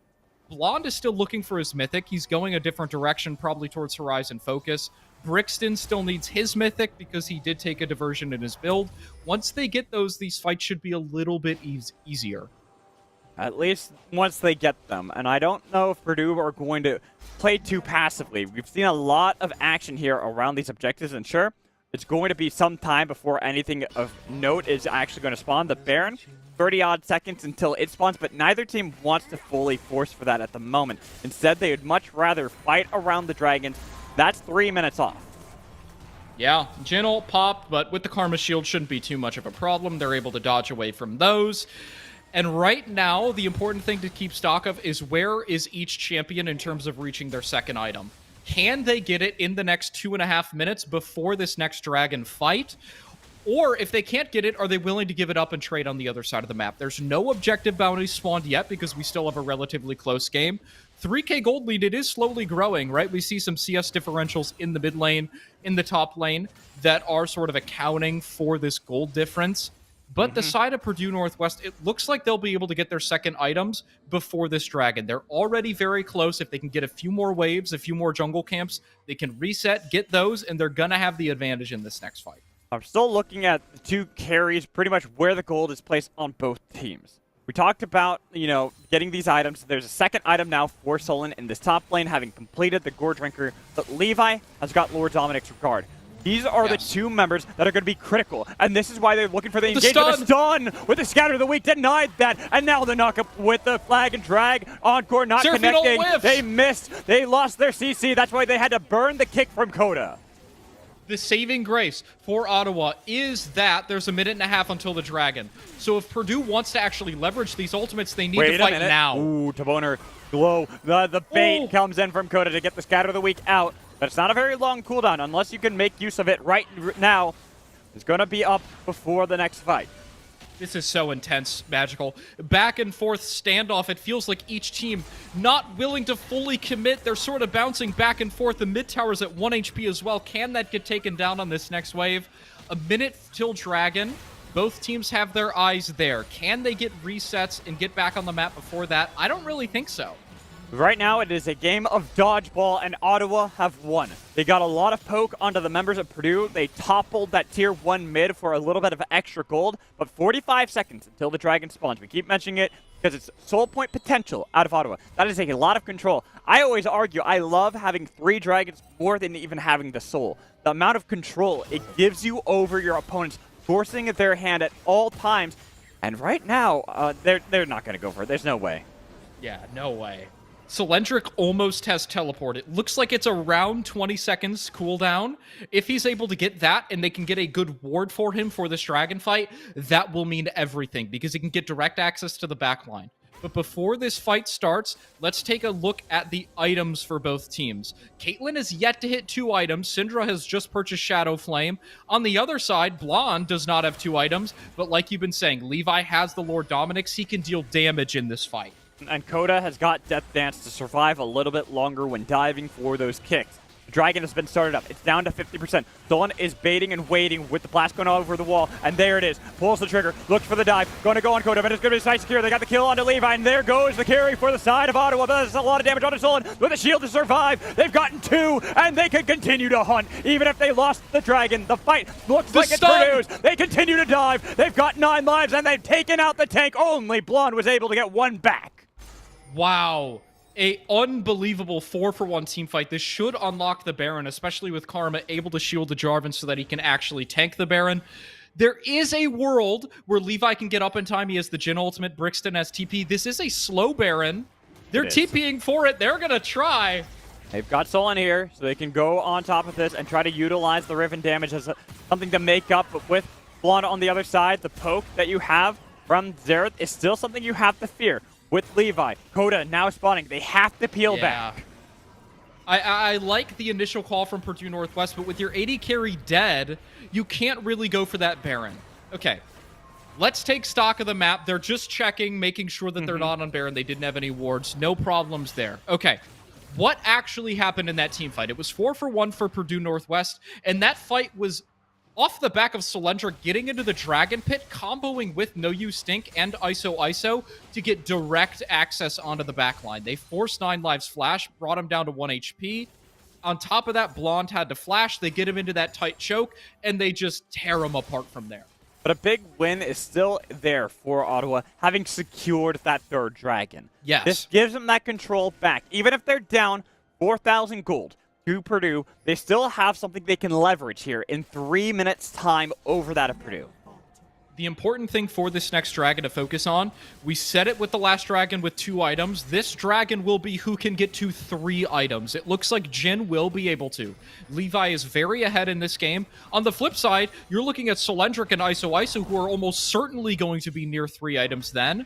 Where are teams going to prioritize their control? It looks like Purdue Northwest getting vision towards the top side, starting up the Baron. This is very interesting. This is the bait in a fight. That's all it is. They're not actually here to get the Baron. They want to force the hand of Ottawa before the Dragon's up. That's why the fight comes in for Brixton with the knockup coming in on the No You Stink, but they're not going to be able to get the knockup coming in for more. Instead, they're going to be able to kite it back and get a lot of damage on top of him. Encore's going to be able to connect onto Caitlyn, but they cannot follow it up any further. Now they're on the run. They have to be careful. They're poking the entire time, but not going to be able to get that engage. No Cataclysm. They got the root with the damage coming in from the right of the Arcane, only tickling the members. They have enough to be able to survive this. Neither team has lost a single member, but a lot has been expended on both sides. This is so tense. This is where I want to see Purdue Northwest go back. Start the Baron after this pick. Oh, Unleash Power picks up a killing spree for ISO and 9 lives. Got no lives anymore. With the chase now, it's Solendric into the backline. He bricks and dashes back towards the base, but look at the cutoff. They've made sure Blonde can't escape. Udon's got the stun. The root is there with the poke coming in from Inner Flame to continue to hunt. The Flash is able to pick up a kill for ISO. Wow. Unbelievable team fighting there from Purdue Northwest. They're dodging out on all of this poke while simultaneously looking for a re-engage with the Scatter of the Weak. As soon as that's landed and all the damage goes down from ISO, you see No You Stink immediately pulls the trigger on Jarvan. He knows that he can go in. He's tanky enough to survive the engage, and it's just lights out from there. No flash on Seraphine, no flash on Blonde, on the Xerath, and it's a wipe. They're up 5k gold. After the Baron, they're up almost 7k gold. Dragons spawning, and this is where the game gets really, really difficult for Ottawa. This is where we also have to applaud ISO with this Syndra play. The Scatter of the Weeks to start off a lot of these fights or to deny the engage on the other side from Ottawa have been critical for the successes of Purdue at this stage in the game. Exactly. He has just been playing this game so well. He played game 1 unbelievably well too, and this game was a lot of self-generated advantages, right? He didn't get a lot of jungle pressure. As a matter of fact, he got pressured by Coda, and he was able to absorb that pressure. He died once, sure, but he's still able to get a CS lead in the mid lane. It felt like Blonde wasn't really too comfortable in this matchup, right? No. He has not had as big of an impact on Xerath this game as you'd like to see a Xerath player have. You can even see that translated into the items. Donios has now been picked up by ISO with only the Horizon focus now completed by Blonde. That's a whole item behind in this mid lane. that's going to give so much pressure to Purdue to be able to utilize. Even if they kind of make up for that in other lanes, you can see that Levi has a half item advantage over Toponer. You're at a point as Caitlyn, we're starting to feel powerful. The trough is no more. Yes. The one thing that Ottawa does have going for them is that they have Ornn.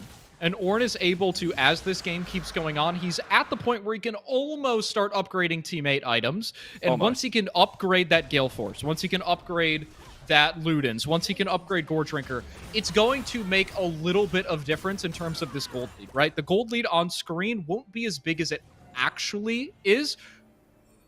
The gold efficiency is going to be pretty nice. I'll say, but they are still pretty far behind, and they have to get to that point in the first place. With 2 turrets taken in the spot lane, that is a lot of income that has been grabbed up by Purdue, where they can recall, they can reset, they can look to rinse and repeat top lane.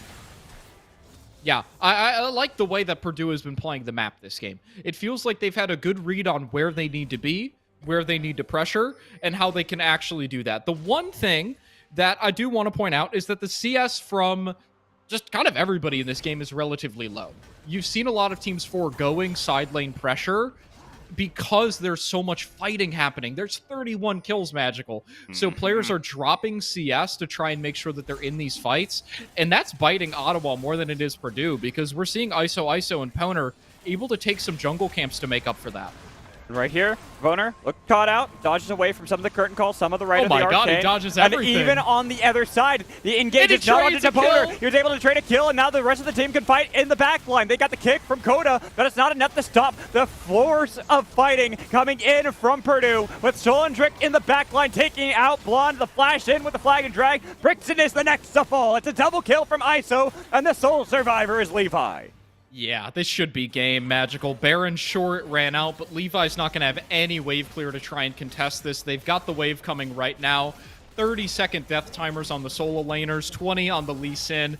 This should be it, magical. Purdue looking for a 4-0 sweep over Ottawa in the last week. This game was so close for so long, but finally it was broken over by the team fighting prowess of Purdue. They're toppling these turrets. They're one step away from the sweep, the 4-0 over Ottawa. Even if ISO goes golden on the other side and might die, all the while, they have still taken the victory.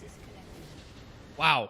That was an intense game. We saw almost 40 kills in that game compared to the relatively stompy game 1, where it wasn't even close, right? We said that in game 1, it was over after just a few minutes for the most part. Sure, they could have maybe come back, but it was pretty much over. This game was very close. It stayed close until that 4th dragon fight, where there was that skirmish in the mid lane around around control over the Baron, and ISO steps up big for Purdue in this series. He does. It's a great play coming in from the entirety of Purdue with how they're able to play a lot of that. ISO looked great. Even got to talk about Know Your Sync, the Jarvan plays that were able to set up a lot as well. A lot of this came down to just how they were able to play that macro together. They were able to work as one unit.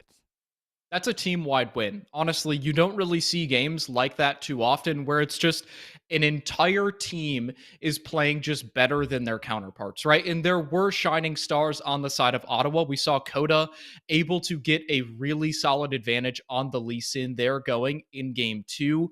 But overall, it just felt like Purdue Northwest had a better game plan. They played better as a team, and they got the advantages where they needed them. And as a result, 2-0 sweep today, 2-0 sweep last week. They've firmly cemented themselves as the second best team in this conference. Exactly. They are looking really good, while Ottawa have been able to find a lot of successes. It just seems that Purdue and Grandview are their kryptonite. They are not able to really take games over them. And even in that second game, I want to give praise to Ottawa because it was a well-fought game. It was really close. Yes. Levi in the bot lane with 9 lives. The Jhin Seraphine lane, I didn't expect much of it, but the fact they were able to get those 2 early kills for the Jhin were critical to keep this game relatively close. Yeah, it felt like Coda realized that he needed to play towards the bottom side. Once those flashes were burnt by the Caitlyn and Karma, if he did put his pressure down there, he matched that gank from Jarvan, and that's where things were looking really good for Ottawa. Once that matched counter gank comes in, you're able to snowball your bottom lane we saw that Jin was actually almost permanently ahead in items of the Caitlyn until that Baron area fight when Mhm. that was secured and the gold lead ballooned. Well, it was also hard when you have a Riven that can dive you consistently and make Yeah. it so that all that lead you have is not really too useful. But we're going to toss it to a break for now, getting ready for our next match of the day. Make sure you stay tuned.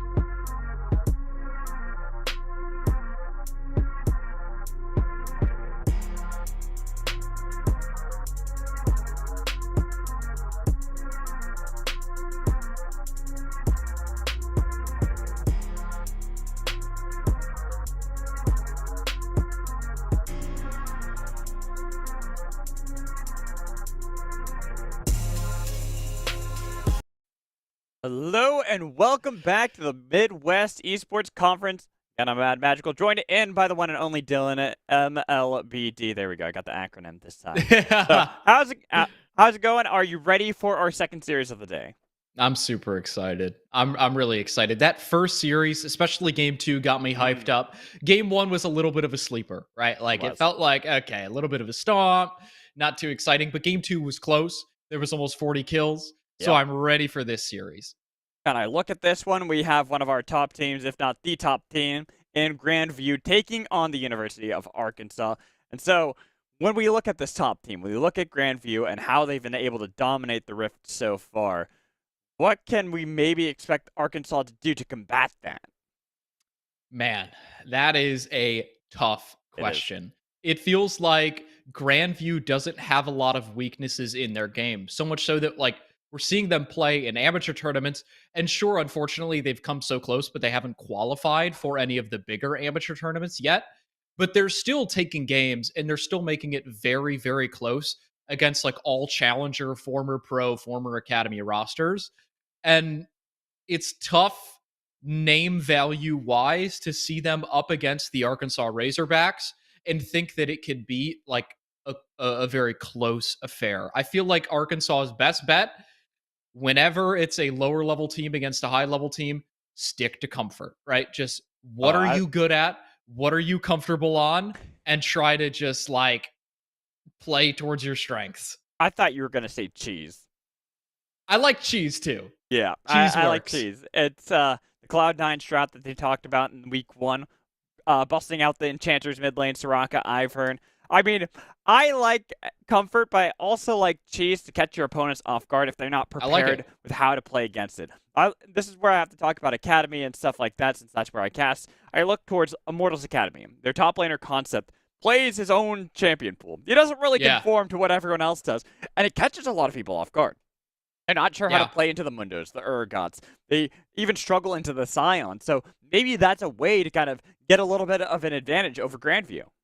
Yeah, I think that's a very good point, right? Because when you do introduce some variables that Grandview's never scrimmed against, they probably don't play solo queue against, who knows how they're actually going to respond to it. I feel like they're a pretty stable, well coached, sort of well functioning team, and they can adapt, but it remains to be seen. And I feel like it probably gives them their best chance of winning if they whip out something that's like, oh my god, like I've never played against that, or like how do you like really play against that? So hopefully they can sort of do the best of both worlds, where maybe they're comfortable on things that aren't meta, and if they can whip that out like Concept does in Academy, then it could be one way that you can see an upset happening here.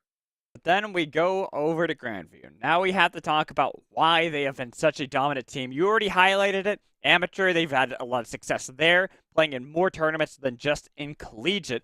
But Yep. where does that power come from? Why is it that they seem to be such a strong collegiate squad? They've got just a solid roster top to bottom.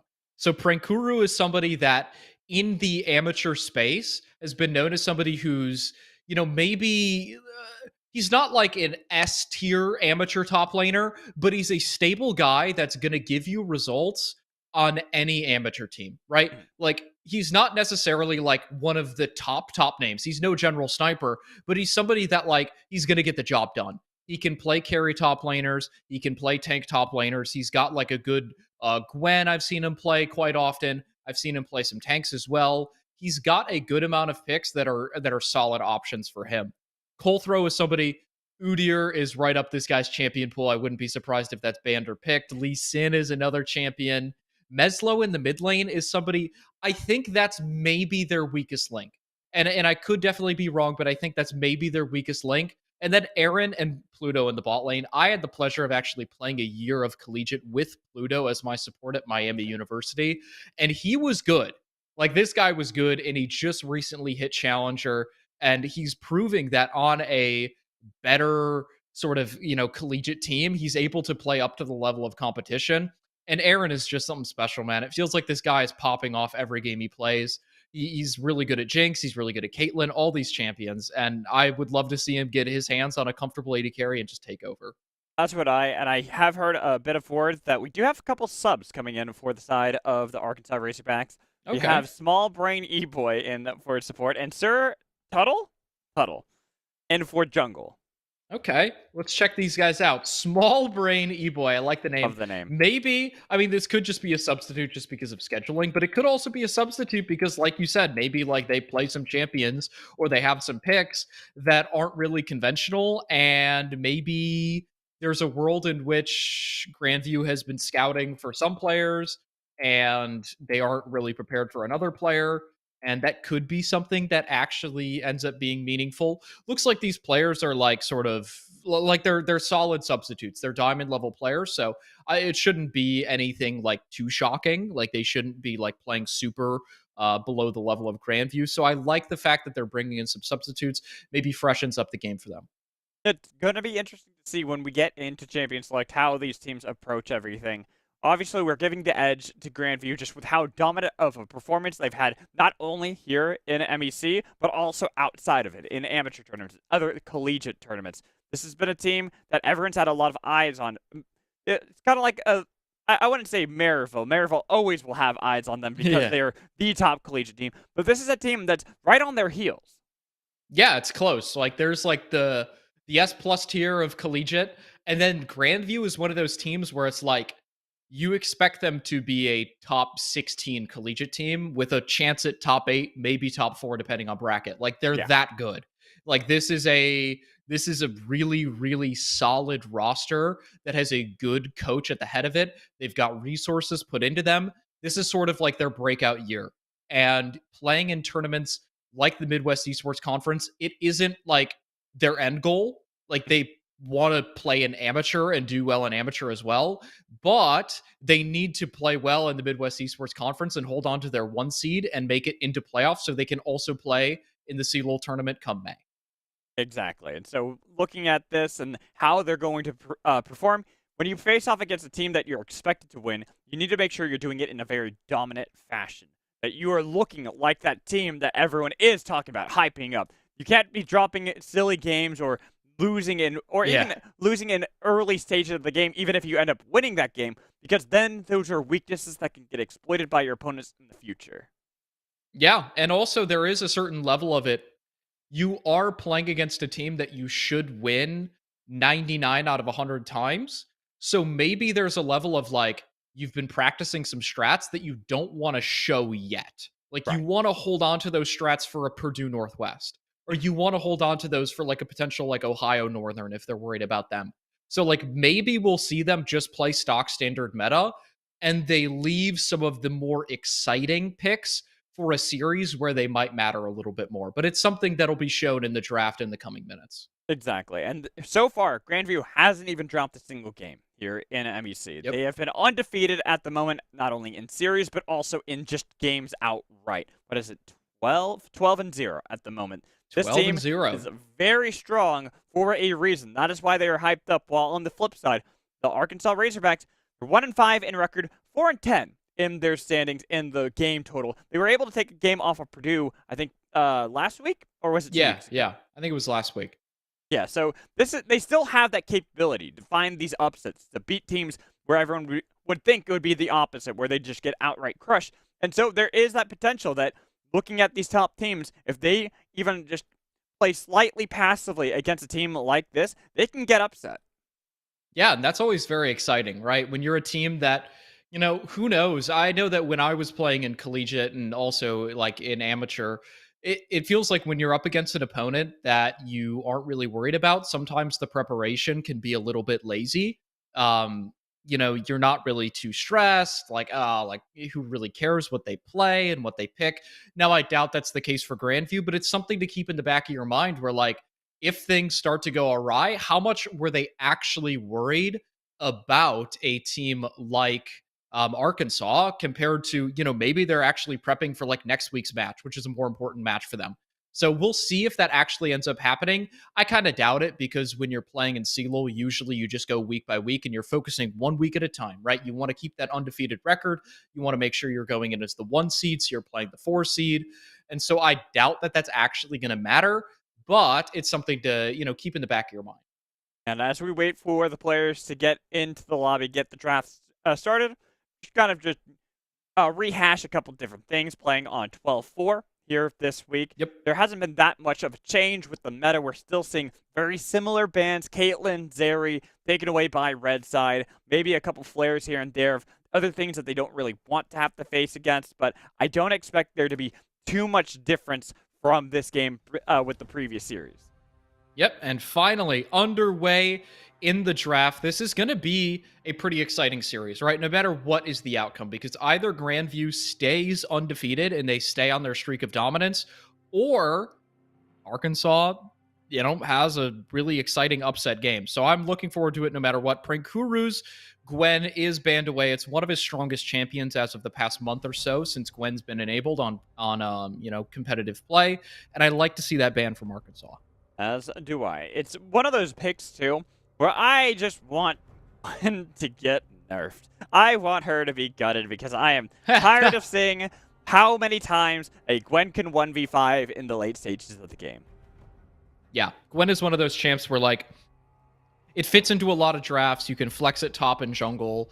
It's just a solid option in the current meta, so to take that off the board is good. Senna ban makes sense. I was looking at the substitutes coming in, and Small Brain E-Boy does play the Senna, so that is something to keep in mind. Also just a strong champion in the meta. Udyr ban against Colthrow.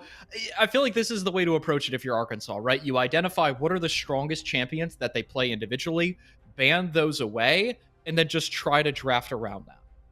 And honestly, when you play in these collegiate tournaments, when you play against players that are very capable with certain champions, you make sure that you put them as uncomfortable in a situation as humanly possible, such as taking away the Senna, such as taking away Udyr. Hell, I still see that in Academy, where you try to make sure that certain players aren't going to have the best time in the game because they're not playing a champion that they really enjoy.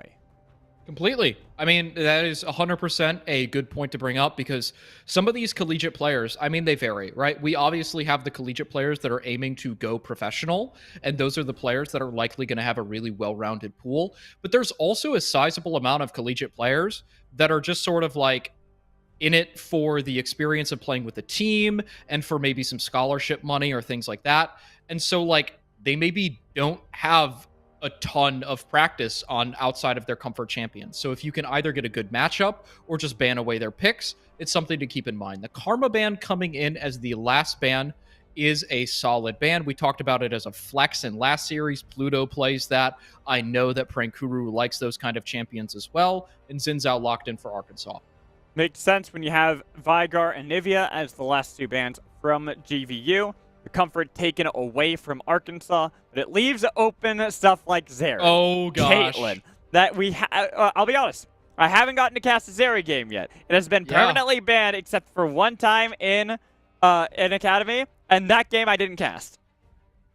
I'm excited. I've actually never casted a Zeri game as well. I've actually never even seen a Zeri game. I know it's happened a few times in professional games, but I've never actually watched the matches. So my experience with Zeri is purely from solo queue and just sort of my own thoughts and ideas. I do think Jinx is a decent answer, and one thing that's important into Zeri is having easily point and click applicable crowd control, right? You want something to lock the Zeri down, because if you don't have that, she could just go crazy in these fights. So what you're telling me is lock in Annie, right? Maybe. Right. I'd like it. Ari's tough. How are you going to land a charm on her? I don't know. Yeah, it's going to be difficult for Lazy Lambo there. And I'm curious, too, because Zeri, you don't see too often, but there's such a myriad of different builds you can go for Zeri. I've seen tanky Zeri builds where you go stuff like Triforce, Titanic, straight tank after that. Similar kind of how Rise can do an absurd amount of damage when he builds a tanky way because he gets all that mana. But I'm not expecting that in this. I'm expecting to see more of the straight typical 80 carry kind of build that comes in from a Zeri. Yeah, I'm expecting that as well, right? The front to back style, I'm just going to be hitting the Zinzao mostly, and probably the top laner that Silver Dreams locks in. The Rise taken third for Meslo, I like that, because your options on third pick there are likely support or mid lane. Okay. And if you want the Rise matchup, you have to take it. Dylan, I'm gonna throw a curveball to you. Okay. Every single champion on GVU is a flex. Zeri, the Yeah. one time she was played in Academy, was actually Darshan playing it. He played a top lane. Really? Yes. Graves can go Wow. top lane or jungle. Ryze can go top or mid. There is so much still left open for the side of GVU that they can really catch Arkansas off guard. Huh. That is interesting. I never actually have seen Zeri played in a solo lane myself, but it makes sense, right? Like it's similar to sort of like that Vayne-ish, like you want to punish your laner, use your range advantage, and snowball from there. It makes sense. We'll see. There are 2 top lane bans coming out for the side of Arkansas. So if this is a top Graves or a top Zeri, it's already gotten its value, right? You're wasting 2 bans. Or a top Rise. Or a top Rise. Like I said, there's a three champion, 3-way flex on the side of GVU at the moment. None of these champions are dedicated into any lane, and with Lee Sin locked in, that really does throw a curveball, because now that is going to be Graves top lane. That is going to be Meslo into this Rise. It has confirmed a lot on the side of GVU. Yeah, it has actually confirmed a lot. A lot of these lanes are now pretty much locked in place. We're looking for fifth pick support for Pluto, and this makes sense. From when I played with Pluto and also from my time coaching, support counter pick matters a lot in a lot of these lanes, and if you think you are the better bottom lane, oftentimes you want support counter pick. So it makes sense that Pluto is calling for, okay, let's just lock in jungle. We know that they have Xin Zhao. We know what the matchup will be. Now we get counter pick into the potential Rakan, and what is Pluto going to go for? Curious to see that as well. Leona, still open for them to be able to take. You could go for if you want to play a little bit more aggressively. Nautilus, I like Blitzcrank, but that's just because I'm a Blitzcrank aficionado.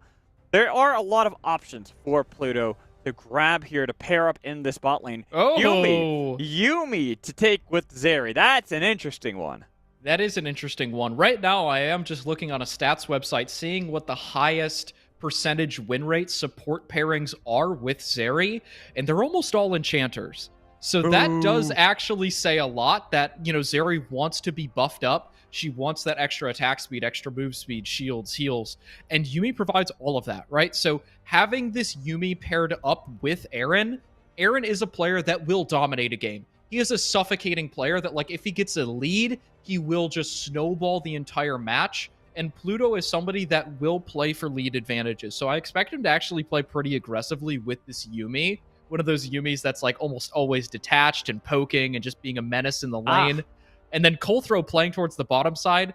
That's how I expect GVU to blow up this game. Dylan, have I ever initiated you into the Church of Lethality Yuumi yet? Oh, gosh. No. Yeah, you have not. Imagine you get an Axiom Arc right away. Imagine how many ults you can get in a fight. I'm just saying. You are truly a madman. I'm just saying. I like you get a Duskblade too. So if you're detached, you go invisible. It's all great. It's perfect. Just don't worry about anything else with the build. It works perfectly. Trust me. That is hilarious. I love it. Anyways, in real talk and what's going to happen in this game, I actually like that you highlighted the fact that Aaron likes to play aggressively, because with Yuumi attached, this is a lane that is going to be difficult to lock down. You have Rakan, you have Ahri, you have Xin Zhao. These are champions that can dive, but they don't have that reliable lockdown, the CC, the point and click you were talking about. And especially as we get further into the game, Aaron's just going to be able to dash around forever, always just skating around the edges, skirting any ability from the side of Arkansas to actually lock down Zeri. Yeah, if this Zeri can actually get a foothold in this game and even get a lead, it feels like Aaron can just dominate these fights, right? Because you're going to have the Yuumi buffing you. I expect to see a potential like Mikhail second or third item as well, try and cleanse that charm away if it does land. And if you can just get Aaron into these team fights even or ahead, he's got the setup from Meslo, from Colthrow, from Prankuru. That's a lot of damage and zone control from the other members on his team. Aaron can just have easy pickings dashing around this fight. And plus, we look at how both teams are going to operate. We look at their power points. There is a lot of early game pressure on the top half of the map. Graves, you don't necessarily consider this powerful early game, hard, oppressive champion, except when in top lane, because of his ability to neutralize anybody in these lanes and constantly shove in. It allows Colthrow this opportunity as Lee Sin to play aggressively into Xin Zhao, where normally you don't get that opportunity. Yeah, that is an excellent point to bring up. One thing that I do want to mention is that we did talk about it last game, but the Graves was in the jungle, so it didn't Yep. actually end up mattering. But Hullbreaker Graves top is a build that has been gaining more and more Okay, wait, wait, popularity. wait, wait, Dylan. I'm gonna interrupt you on this one. Yeah, I like Hullbreaker. Don't get me wrong, but why the hell would anybody want to actually build that into a tank? I see what you're saying. I think people just value it for its gold efficiency and then It's also very the gold ability. efficient, but it doesn't do much into a tank. Yeah, I mean, touche. We'll see if he ends up going for it. His alternative build is just more of like the sort of like Lord Dominic's regard, sort of I'm going to try and beat up this Ornn in the lane phase. I think both builds have pretty solid merit. We'll see what Prankuru goes for because he has a little bit of like an off the wall top laner. Like we said, 9 lives last series was almost like a wacky support. It feels like Prankuru is one of those guys that's going to have the unique builds. He's going to have some special picks. And on this Graves, I'm looking forward to see like how he's going to play this because I think him being sort of that like weak side-ish Graves into the Ornn, he's going to have some potential to scale up and be really strong in these fights.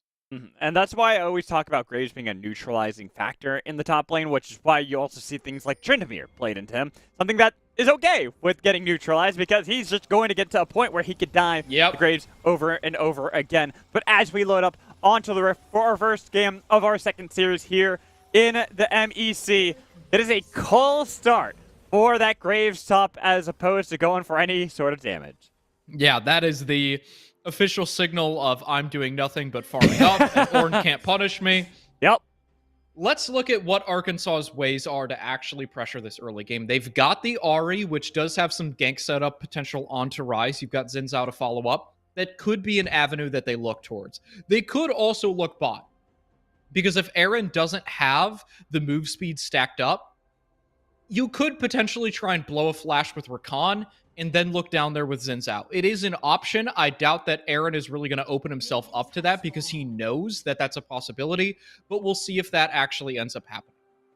Looking at where the junglers will start for this game, and I'm a bit surprised. I thought it was going to be a match. Callthrow and Sir Tuttle both starting on the top half of the map, mostly so Callthrow can end up at the bottom half to help out Aaron and Pluto, but instead, it is going to be a mirror start for each of the jungle.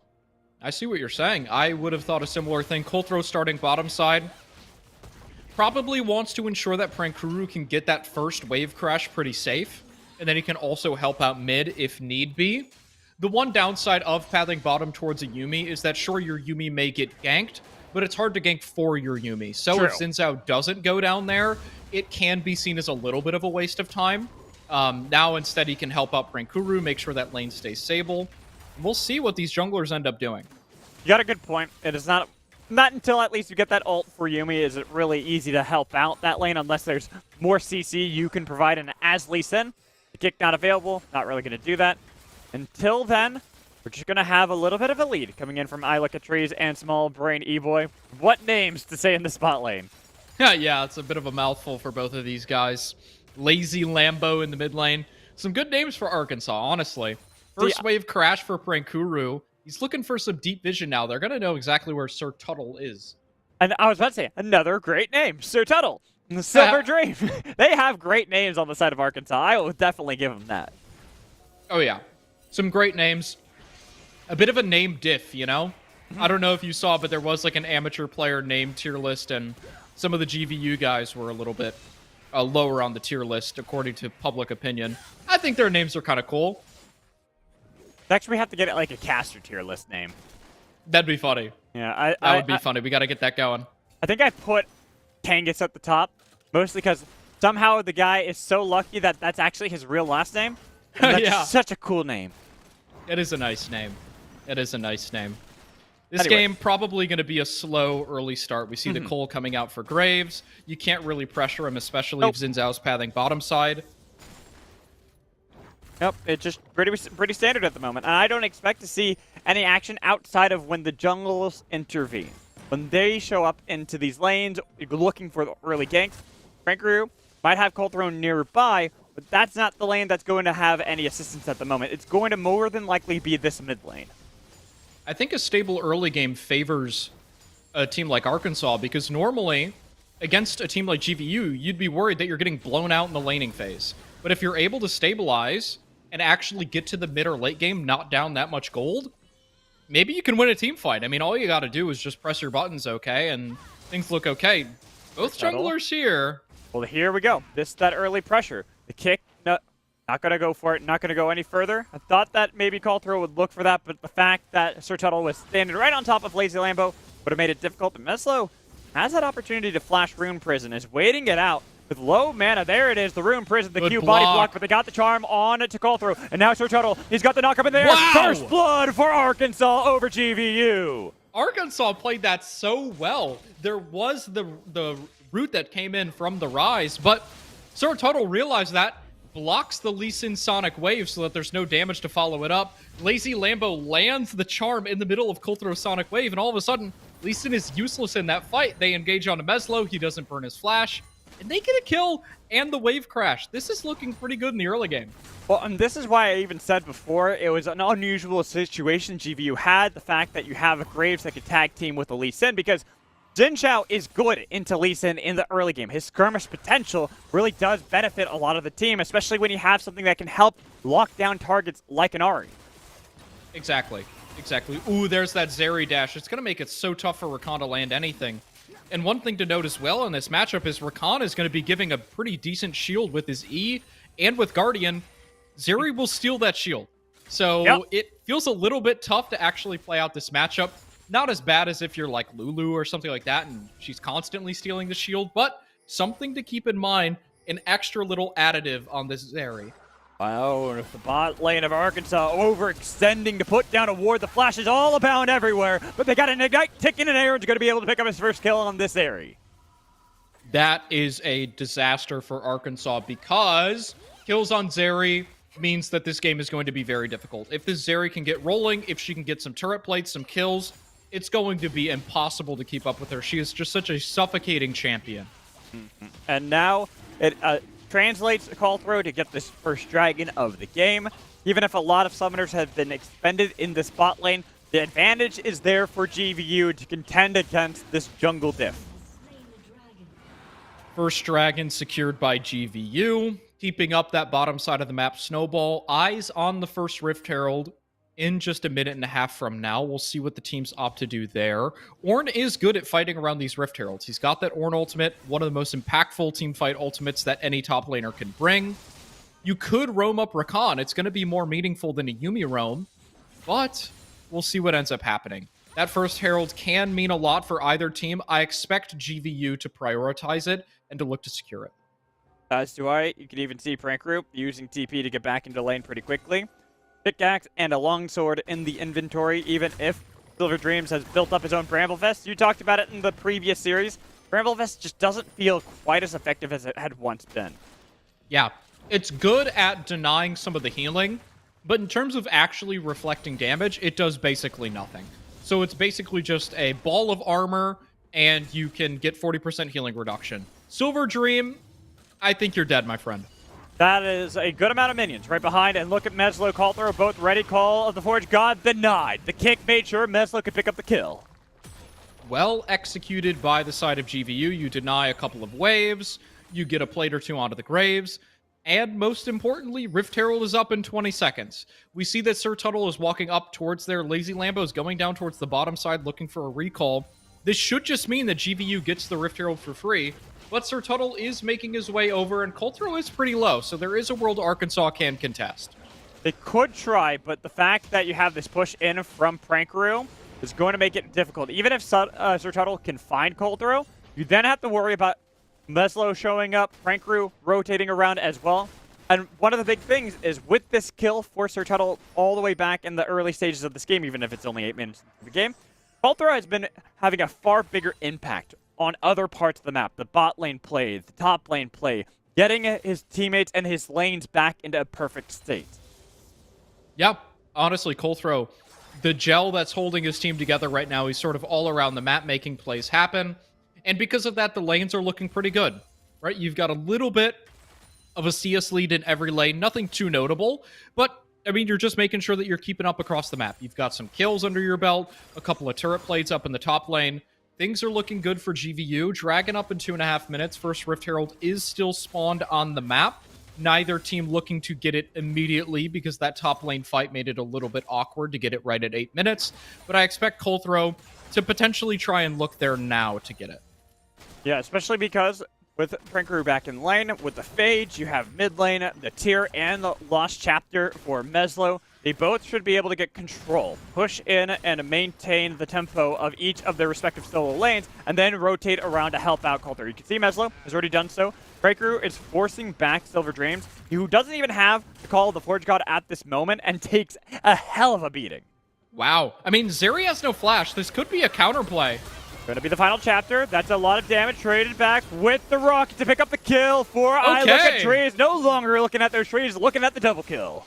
And that's just a misplay from GVU's bot lane, and that's the kind of thing that can give an underdog windows to play in the game. Your team is playing topside. You are the weak side of the map as the Yuumi and the Zeri. At that point, you have no flash. You cannot survive a gank as soon as Rakan gets ultimate. They're just too far forward. You just need to lay off the gas, go back a little bit, realize that your team is winning the top side, and let Colthrow reset and then come fix your wave in about 30, 45 seconds. But props over to Arkansas as well. Sir Tuttle, I was asking, when is he going to have another play? When is he going to show up elsewhere? And there he goes. He was able to help the top lane, but there, he overextends a bit into the jungle of Colthrow. Nearly gets punished by Aaron, but thankfully he had a blast cone to escape. Yeah, that is a lot of damage coming out from the Zeri. Oh my goodness. It feels like Zeri's going for one of the more standard builds. Could be a potential Kraken Slayer, as you're going to be hitting the Ornn quite often in this game. Looks like that might be the build, but we'll see. Hullbreaker comes out for the Graves. I feel like... I mean, like you were saying, you're into a tank, so is it really too valuable? I mean, he's going to do more damage to turrets. He gets a ton of extra resistances when the Hullbreaker's active. Certainly a decent buy. We'll see how it pans out. Yeah, just every time I see it into a tank, it doesn't really do much. It's just kind of there. Yep. You don't really even get the turret too easily. But I have to eat my words a bit because how low that turret already is. It is down to a single solitary plate from a lot of the pressure Prankaroo's been able to get after that solitary dive earlier on. Now with Hullbreaker, that turret is forfeit. Yep, that turret will go down. It's just a matter of time. And he's got 3 stacks left on his Cole as well. That's about to pop. He's about to be a very, very fed man. Exactly, and that's why I have to make sure I eat my words on that one. There it is a good buy because you will get that turret early onto the game while your team is winning out elsewhere. Getting a second dragon. You already have Meslo. You're going to be able to get a little bit of pressure back onto Lazy Lambo. Even if the dive, then the gank came in from Sir Tuttle in the bot lane, it's still a Zeri lane. Zeri just needs to get the Kraken Slayer, and it's going to be just as effective as a Jinx. Oh, yeah. And here, Graves walking up. That's a thick auto attack, and that turret is dead. 610 gold into the pocket of Prankaroo. You could even look for this Gromp as well. And he is just dominating this top side. Yep, and there's not really much you can do as a tank into this. You have no turret. You don't really have the best wave clear either. It's going to be a matter of time before Silver Dreams really becomes impactful for the rest of the team with that ult. It's way later down in the road where Arkansas can rely on having that Ornn in the back pocket. Now that top turret has been broken, we'll see what GVU does on the rest of the map. They're looking a little bit towards the mid lane. Now that Lazy Lambo has ultimate, it's actually down right now. They're looking. Flash, and look at that play. Oh, the kick into the wall. They already got the kill. It doesn't matter if it was into the wall. The bot lane play was attempted by Sir Tuttle on to this Aaron and Pluto bot lane, but they are fighting back. The rocket onto Pluto. So low. Now excited, but Tuttle is underneath the turret, taking a lot of damage. Crush and strike. Is it going to be enough? Oh! It will save his life, and they get 2 kills again in the bot lane. Wow. Oh my gosh. Aaron was right on the edge of that Xin Zhao ultimate. Couldn't actually get inside of it to get that last auto attack and to actually finish off the Xin Zhao. That was so close. But that's another double kill for Arkansas's bot lane onto GVU. And sure, they're still down almost 2, probably 3k gold after this turret goes down. But the Jinx is doing just fine. Yes. 3-1 in this bot lane. The Kraken Slayer completed before Aaron had gotten his, and now with an Executioner's Calling boot. Make sure that this Yuumi that's going to sit on top of Zeri isn't going to be nearly as effective. Yeah, the early Executioner's Calling, it's gonna sacrifice just a little bit of damage, but it means that you're able to actually deal a significant amount of damage that will stick, right? One of the Yes. problems playing against Yumi is that oftentimes she can just erase mistakes with her heal. Now that you've got Executioners, especially in this lane phase, it's gonna feel pretty bad to be playing the Yumi, right? You're down 0-2, you've got heal cut already built against you, and Arkansas, I mean, their bot lane is doing fine, their mid lane is doing fine, and your Ornn is the one who's like really far behind, and you're fine with an Ornn being behind. Exactly. It's actually a perfect situation for Arkansas. They're not really that threatened. They've got the gold into the right person at the moment. I look at trades. 3-1 on Jinx is looking strong, like they're going to be able to actually fight, especially when you look at what the build paths will be on the other side. We're expecting more the tanky route for Meslo. Prankru already having that hull breaker as well. You're going to cut through those members who think they're going to be a lot tankier than they really are. Yeah, and looking at this player gold on the left-hand side, Meslo, Prankuru, the solo laners for GVU, that's where the gold is for GVU. Over on the side of Arkansas, though, I look at Shreeze as only a few hundred behind him. Right. He's got 6K to himself. He's got a 1K gold lead. Not a bad place if you're an Arkansas fan or player. Skirmish in the bot lane. But this is not looking like a good place to be. Crescent Strike used early, but they've got the Sonic Wave on a Sir Tuttle. They don't want to dive. Instead, they're waiting to see if they can peel back for Lazy Lambo, who had a flank opportunity. That was really tense. I thought there was maybe a window Arkansas was going to look with Lazy Lambo roaming down. They decide not to. One of the downsides of this game is that GVU does have 2 dragons with a 3rd spawning right now.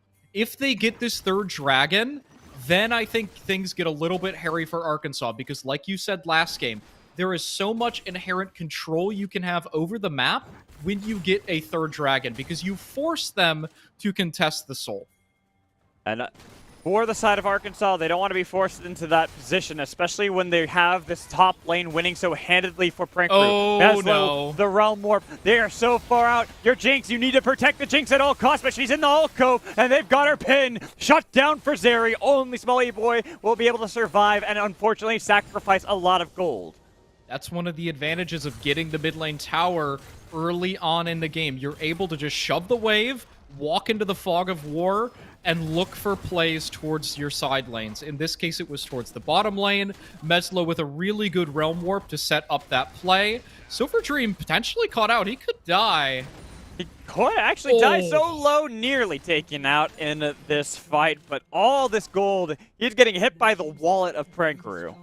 Prankuru is going to be huge this game. And he's building lethality, which means he'll do less damage against Xin Zhao and Ornn, but he will blow up Ahri and Jinx. Well, if it's an Eclipse, eventually he's going to be able to get that armor pen to be able to deal with them. But right now, he has to escape with no mana against Tuttle and Small Brain E-Boy.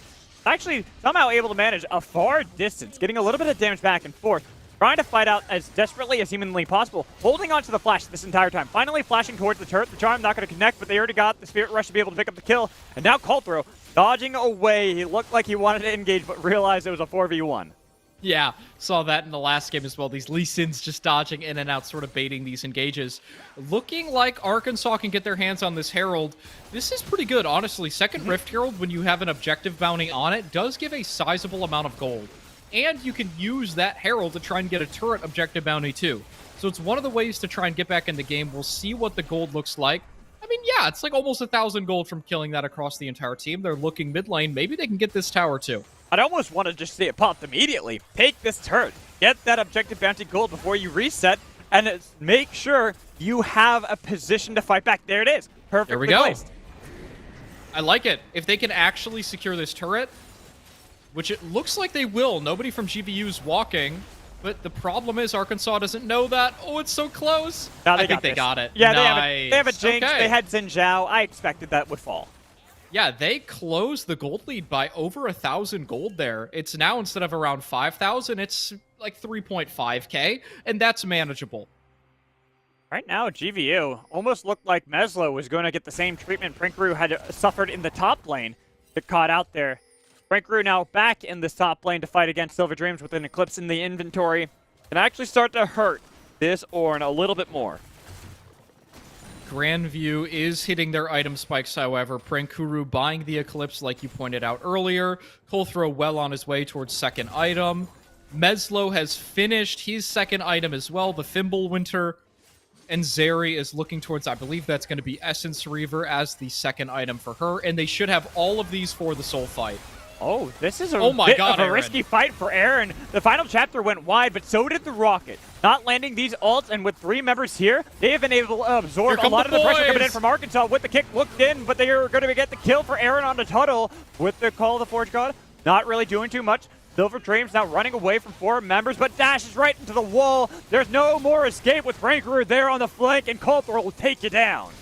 Yeah, and no objectives up for Grandview to take. No dragons, no barons. They're looking towards tower. Graves caught out. Charm, but he was able to use collateral damage to be able to pick up a kill on a small brain E-Boy, and now with minions starting to pour back into this mid lane, that tier turret is going to fall. Coulthro played aggressively. Good charm comes in from Lazy Lambo to be able to turn it around. Oh my goodness, Coulthro, not gonna lie, got wrecked there by Lazy Lambo. That was a pretty hard outplay. The charm in the middle of the resonating strike, and then you use the ultimate to dodge away from his flash auto attack.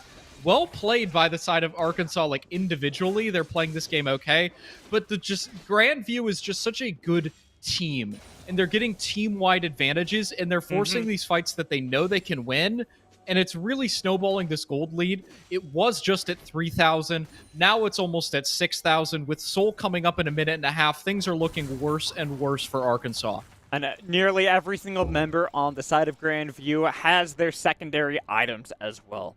Looking at that Essence Reaver for Aaron, you can see with the Eclipse, we already knew that in the top lane, but that Fimbulwinter has fully completed now and has been able to upgrade. Yeah, and the Rise is just getting bigger and bigger this game, closing in on his third item. He won't have it for this dragon, but he will have it soon after. And the only person on Arkansas who's really able to keep up with itemization in terms of their counterpart is I Look at Trees on Jinx. Lazy Lambo's having a decent game, but Rise is an item ahead.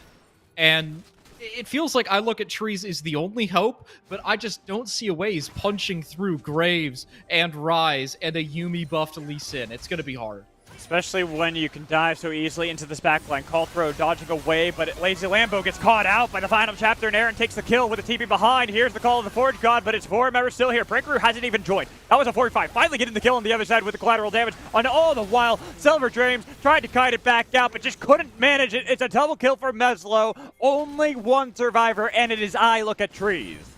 It's always sad watching these games where, like, the underdog has a shot because it feels like this is the common pattern, right?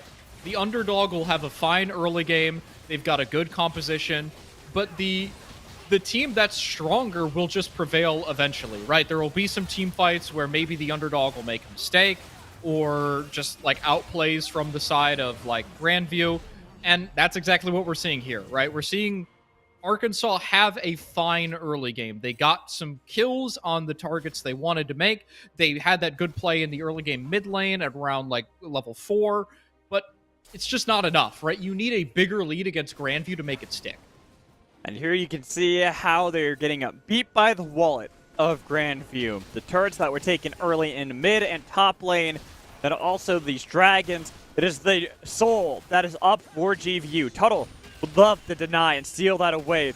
Wind Becomes Lightning was a bit early. The charm connects onto Coulthro. They could go over, but they were a little too late to pull the trigger, so it's a soul for the side of GVU. And with Lambo on the other side, having used Spirit Rush, might have to use that back over the wall to be able to escape.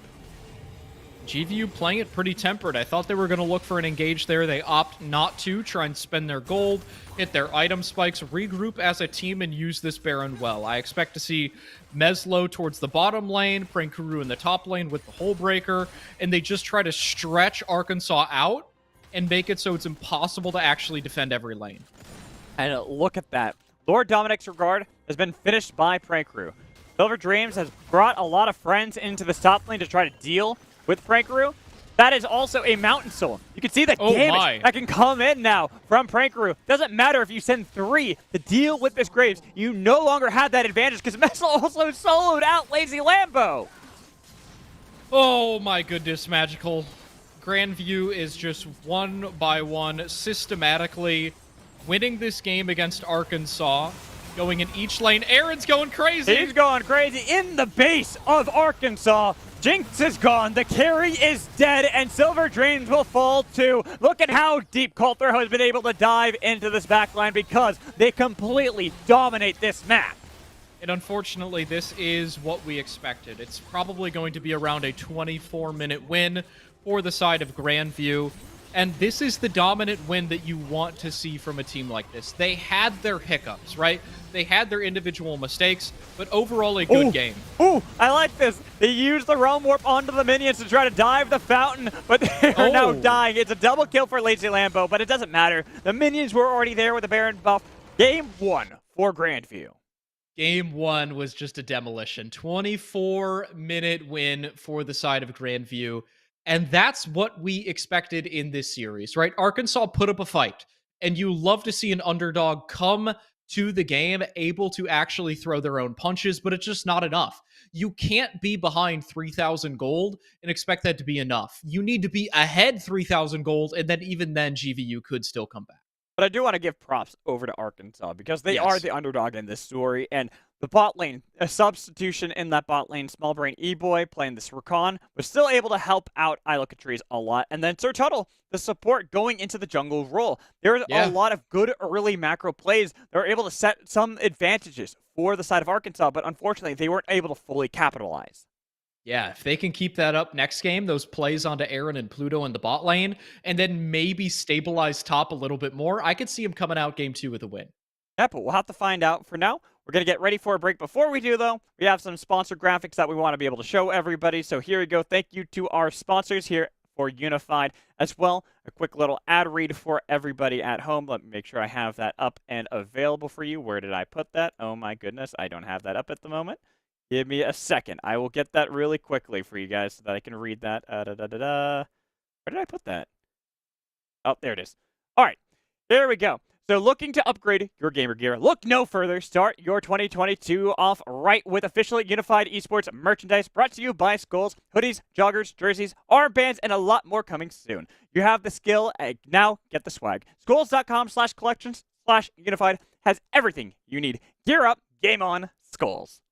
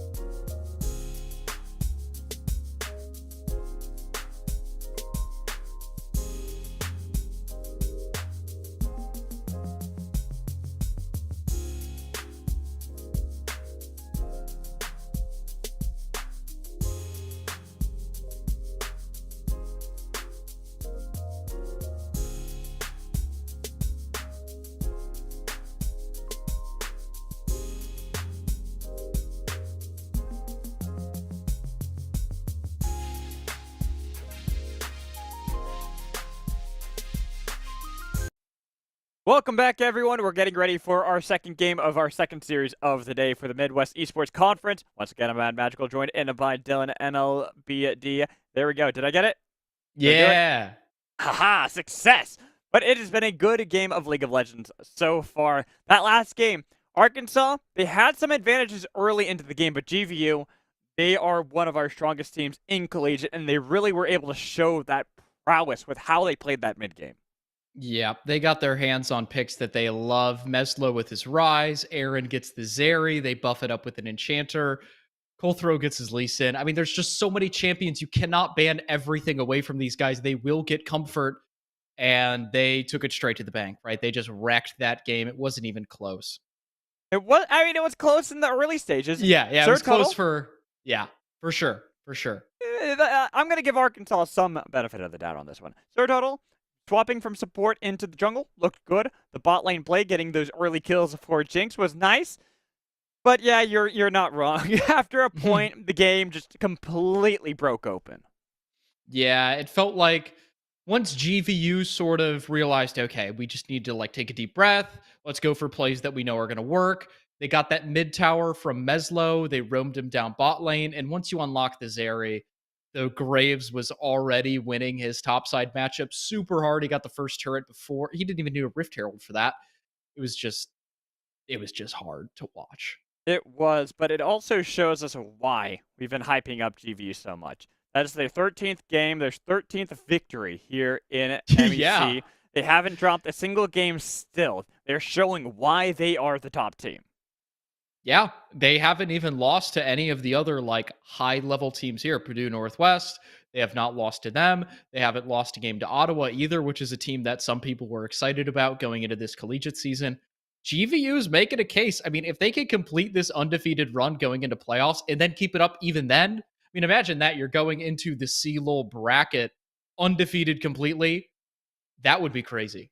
It'd be a big story for everyone to start talking about. That's why I talked about Maryville earlier into the day, a strong collegiate organization that has a tenured history in CLOL. GVU are starting to be one of those teams that we have to talk as maybe even a dark horse that can upset a team like Maryville.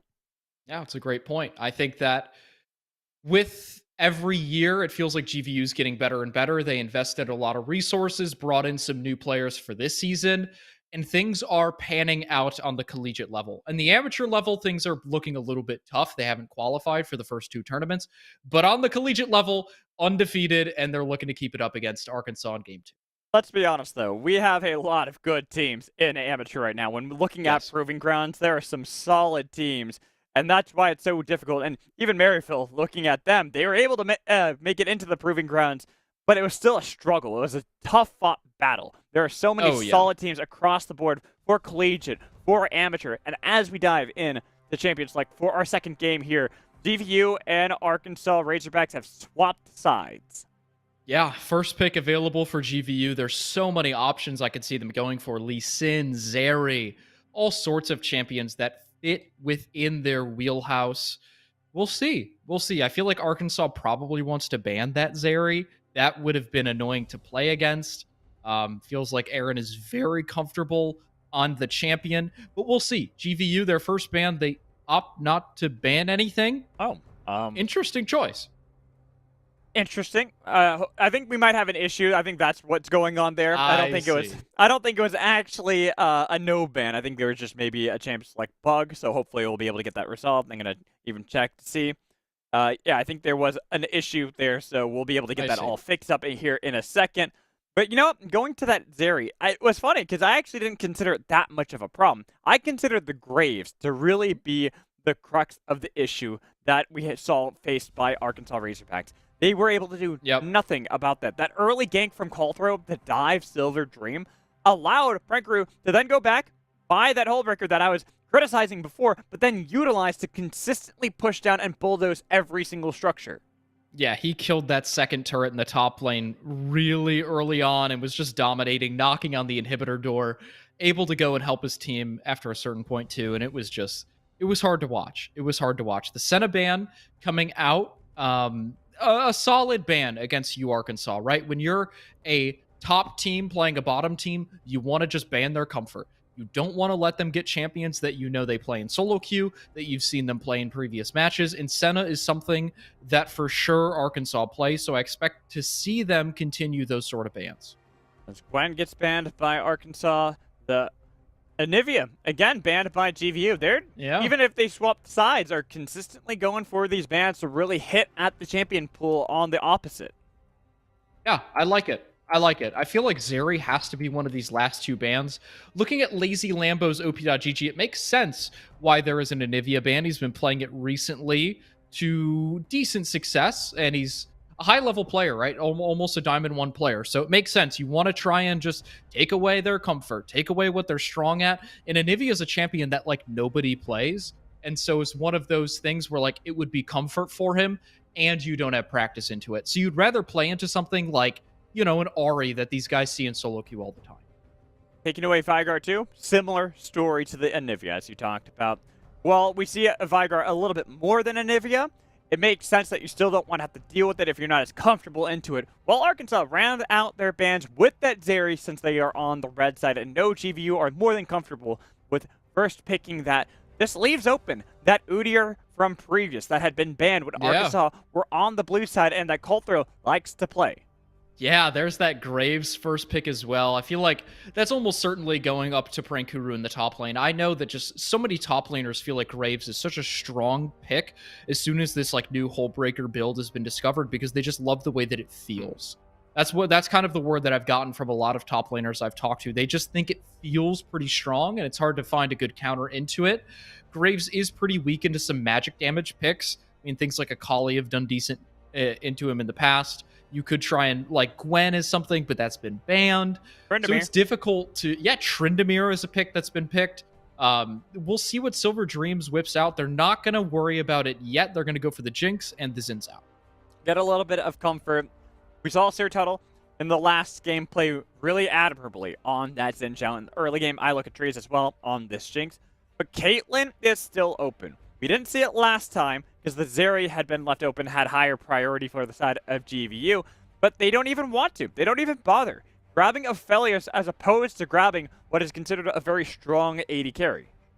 Yeah, interesting. Aphelios here would probably signal a Thresh on 3 if I know Pluto. He could also look towards an Enchanter. Interesting, though. They're probably comfortable with an Enchanter paired with Aphelios, which means they're going to secure that Rise. They don't want to lose that. That Graves and Rise, especially when you throw a Hullbreaker onto Graves, means that you're going to be strong in that 1-3-1 setup. So I like the fact that they're taking Rise here, and there's not an amazing pick into it on 3. Not really. There's not really many options that you can take into it. You could take something like an Orianna, Zillion. We saw Ahri in the last game, wasn't able to get the most success into it, but they don't have that option yet. They wait, instead getting Wukong. Interesting. I feel like Graves, with his grit, building up some of that armor, I feel like he'd be relatively fine playing into Wukong. We'll see how that matchup actually pans out. I guess. Is there a world where it's Wukong mid? Maybe. I don't see any games on Lazy Lambo, but we'll see what these players opt to go for. Gragas band. This could... That Gragas band signals to me that it's I don't know. I don't 100% feel like Colthrow's playing Gragas jungle. No, I think it's them trying to make sure that Pranker is playing that Graves and not letting Colthrow then flex Graves into the jungle. I see. That makes sense. Galio band away. You don't want to give that synergy. The Wukong Galio, the Xin Zhao Galio. Makes sense, certainly. Can set up plays onto the Rise relatively effectively. Some other picks that people play into Rise. You see LeBlanc play it every once in a while. Corki was a pick, but it did get nerfed and kind of fall out of popularity. Victor is a band that makes sense against Lazy Lambo. It's his most played champion this season. So we'll see what Lambo goes for here. They probably pick support on 4, though, but we'll see. They could go for that, or they could hold off onto the counter pick into the bot lane. They grab Zillion here. That has flexibility. It could be in the bot lane for Small Brain E-Boy, could be Lazy Lambo. Plus, Zillion doesn't necessarily have the worst laning phase against something like Rise. Yeah, definitely not a bad laning phase. Zillion mid is a champion that, like, it doesn't really exert a lot of pressure, but it does have a lot of utility. Remember how I talked about the Graves possibly flexing to the jungle? Yeah. Oh Yep. my goodness gracious. The Malphite locked in for Prankuru. Yeah, that's why I saw that. I'm like, well, you tried to make sure that it was going to be Graves topside, but you forgot that there are more than just Gragas that you can play into that lane. The Malphite Wukong matchup, it's going to be difficult for Silver Dreams to really be able to contend against that. You have to play so aggressively so early on, and even still, you can get whittled down pretty fast, and one small gank from Call Throw can be the doom and gloom for Wukong's dreams. The Malphite has so much potential this game. Like, there's really no... Oh my goodness, it's Zilean mid too. So you really have no magic damage going into this Malphite. Zilean does not deal a large amount of damage whatsoever. So you're playing Malphite into essentially a full AD composition and an immobile full AD composition. There's no real dashes. There's no real way to dodge away from the Malphite. This, in draft, is set up for a GVU slaughter magical. It really is, because you look at this, a Malphite Nautilus combination duo of engage potential where they can dive onto these immobile members of Arkansas. It is going to be a struggle. It really will be on the back of Sir Tuttle in this early game to get early pressure, to make sure that there isn't a situation where they're even against GVU, because if they are, this is a rough team to face off against. Aphelios, Rides, the Graves, this is going to be a lot of damage while they have these beefy frontline members. The only way that I could see Arkansas actually coming out on top this game is if you play towards I Look at Trees and he gets a bigger lead than he did last game. Yep. The 2 or 3 kills was nice, but it's not enough for him to carry the game. He needs to dominate bot lane with the help of Xin Zhao, with the help of a potential like Wukong teleport or something like that. And they need to blow up the game for the Jinx, because otherwise you don't really have any shot this game. And even then, you've got the Malphite to beat the Jinx, so it's just tough all around. This is going to be a worrying game for Arkansas. I don't see very many options. It's almost like I'm Doctor Strange here, looking at the millions of possibilities of how they can win, and I'm only seeing like 1 or 2 realistic opportunities for them to win this game. Yeah.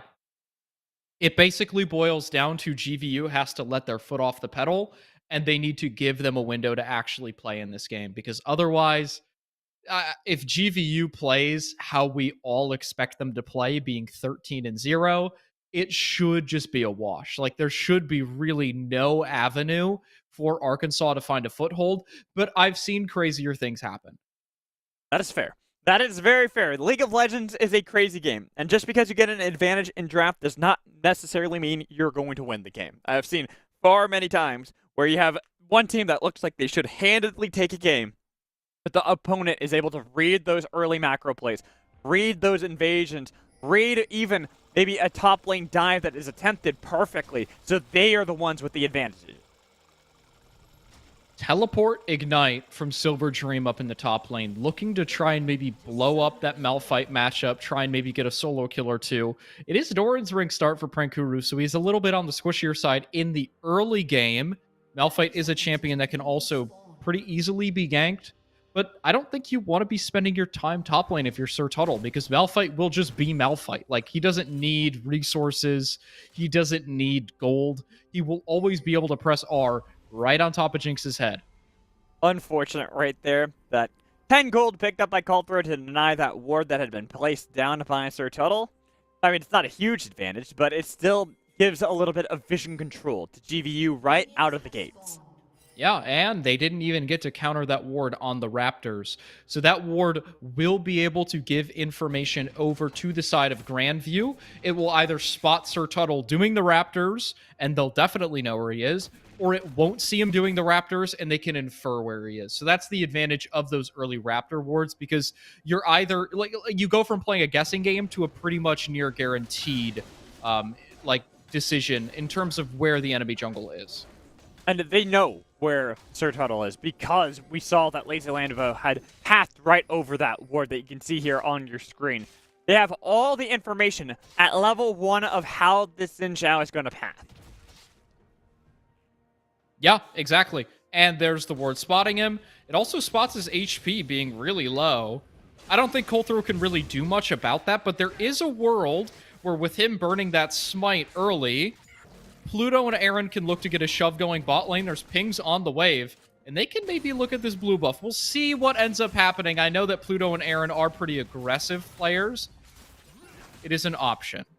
They're trying to get that level 2 experience lead. They're forcing back I Look at Trees and Small Brain E-Boy, and with the level 2 spike they got right there, you can see the Jinx Rakan understanding there isn't a way they can really gain control back. They have to let the minions start crashing towards their turret.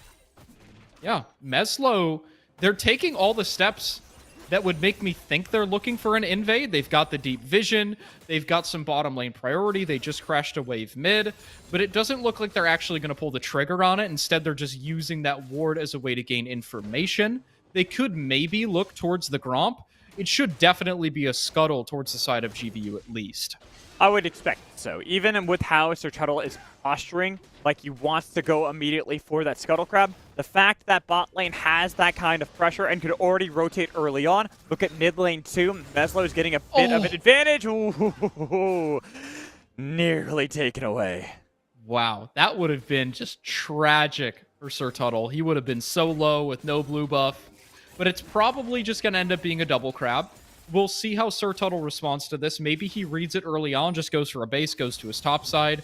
If he goes for that crab, I do expect there to be a little bit of a small skirmish here. Aaron has the root gun. He can definitely fight. Well, and Call has a bit of an experience lead over Sir Tuttle. Yeah. You can see how Level he's pathing 4. at the moment. Both don't have their smites available. It does mean that Sir Tuttle has to completely bail. Can't even try to see if he can secure a possible steal onto the crab. He's down that crab. He should be down top crab as well. I expect Colthrow to just walk through mid or behind mid to that crab. There's the ping. That means he's going to have a nice solid 2-camp lead. 3 camps for now, but Sir Tuttle has those Krugs up earlier on than Colthrow will have anything up. Nice little lead for Colthrow early in the jungle, playing well around the priority and division his team set up. Just farming away, having a nice, easy time. Lanes are in a good state. Even top lane, where initially Silver Dream was able to get the shove onto Prinkaroo.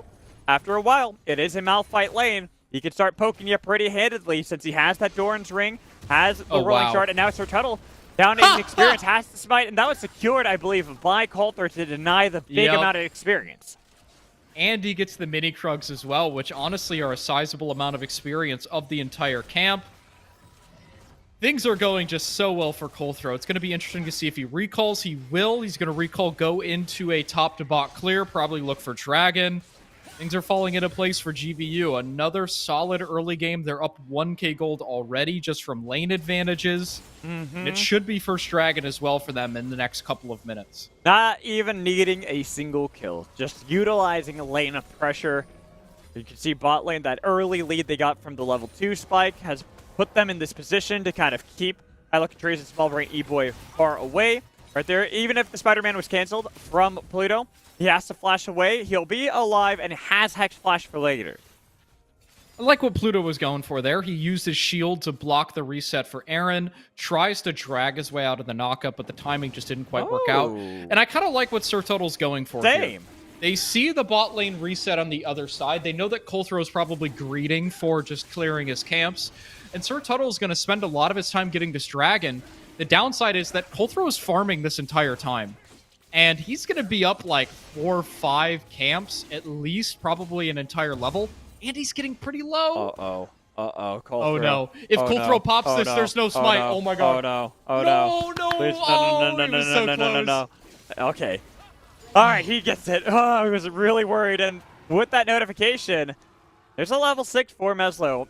He could have looked for that play onto Sir Tuttle inside of his jungle, but instead lets him go. Colthrow back to farming. Wow, imagine a world where Colthrow, instead of clearing that ward, pops the vision. He'd see it just in time to slide over and steal it, and probably get the kill as well. That would have been disastrous, maybe even game-ending for Arkansas. Tuttle would have been so far behind.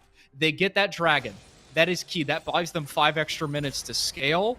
That allows them to try and get that extra item spike. They can forego the next couple of dragons. But we see Pluto already active on the map, looking for vision in the top side. There's no play to be made onto Lazy Lambo, so he's probably just going to walk back down towards bot. Ooh. Ults for ult in the top lane, even getting the Ignite out of Silver Dream. Right, group? He's alive, but if just barely. Aaron is going huge down here. 1v3, the AoE gun. Okay. Here comes Colthrow. I was about to say, Aaron, you need to wait for Colthrow. Now that he's here, you could look for the play. You even got Pluto on the other side, but I don't think they actually want to continue to push forward. With how low Aaron was taken in that fight, it would have been really risky. Yeah, and Aaron's lost his flash from that. And we saw last game, as soon as Aaron lost his flash, he died a couple of times with that cooldown being burnt. Could be an avenue for the bottom lane of Arkansas, pairing up with Sir Tuttle and trying to punish that flash. We have to see them do something because I think an even game for them is a losing game. I don't know whether this is just disrespect from Prank Crew or if this is the new tech. Because I'm used to seeing a Malphite Wukong lane where you immediately build up any armor possible. Just get the double cloth right out of the gates. He's gone for 2 amp tones instead, and he is dominating Silver Dream at this moment. He is really, really wrecking this lane. I think maybe his logic is that if he can get a first AP item, then he can build in some armor later on, maybe even armor and AP, like a Zanya, something like that. But, I mean, I agree with you. I would expect that in this game, you're up against essentially full AD. I feel like the objective choice is to look towards a more armor-heavy build. But, I mean, who's to say? He's doing well so far. It might be a little bit of an ego thing. He's feeling confident, feeling good. I mean, you might as well feel confident there in that lane where the Cyclone was off cooldown. You're about to have Unstoppable Force come back up as well. So soon it will be a fight for fight. And he even goes for a Lost Chapter. That's really interesting out of Prank Crew. He is looking to constantly whittle down the health bar of Silver Dream in that top lane. And honestly, he can. If we look at how the rest of the map is going, Jungle, Colthrow is winning. Meslo, Colthrow is winning. Aaron is winning. This is just all good. This is all GVU winning. You're exactly right. They're winning across the board in CS, in terms of actually just like lane pressure. They're just winning everywhere. They've got themselves a 1.2k gold lead. Arkansas did get that first dragon, but GVU has picked up the first Herald recently from Colthrow. He's up 20 CS. I would expect that in this game, you want to use that Herald mid, maybe bottom to try and get Aaron some gold. I think mid would be my preferred because then you can really unlock the map with Rise, but we'll see what they end up going for. Cyclone popped by Silver Dream, hope for the 1v1 solo. Bolo gets an ult away from Prank Crew again. This time, not working out so well for Prank Crew. The squishier build is getting punished. Yeah, the squishier build is certainly getting punished. Both junglers hovering down towards the bottom side. Ooh, Lazy nice ward. Lambo looking to get a lead, but you're exactly right. There's a ward in that bush. They have full knowledge of this. Colthrow can just walk down, but they don't see Lazy Lambo. They're probably worried that he's here.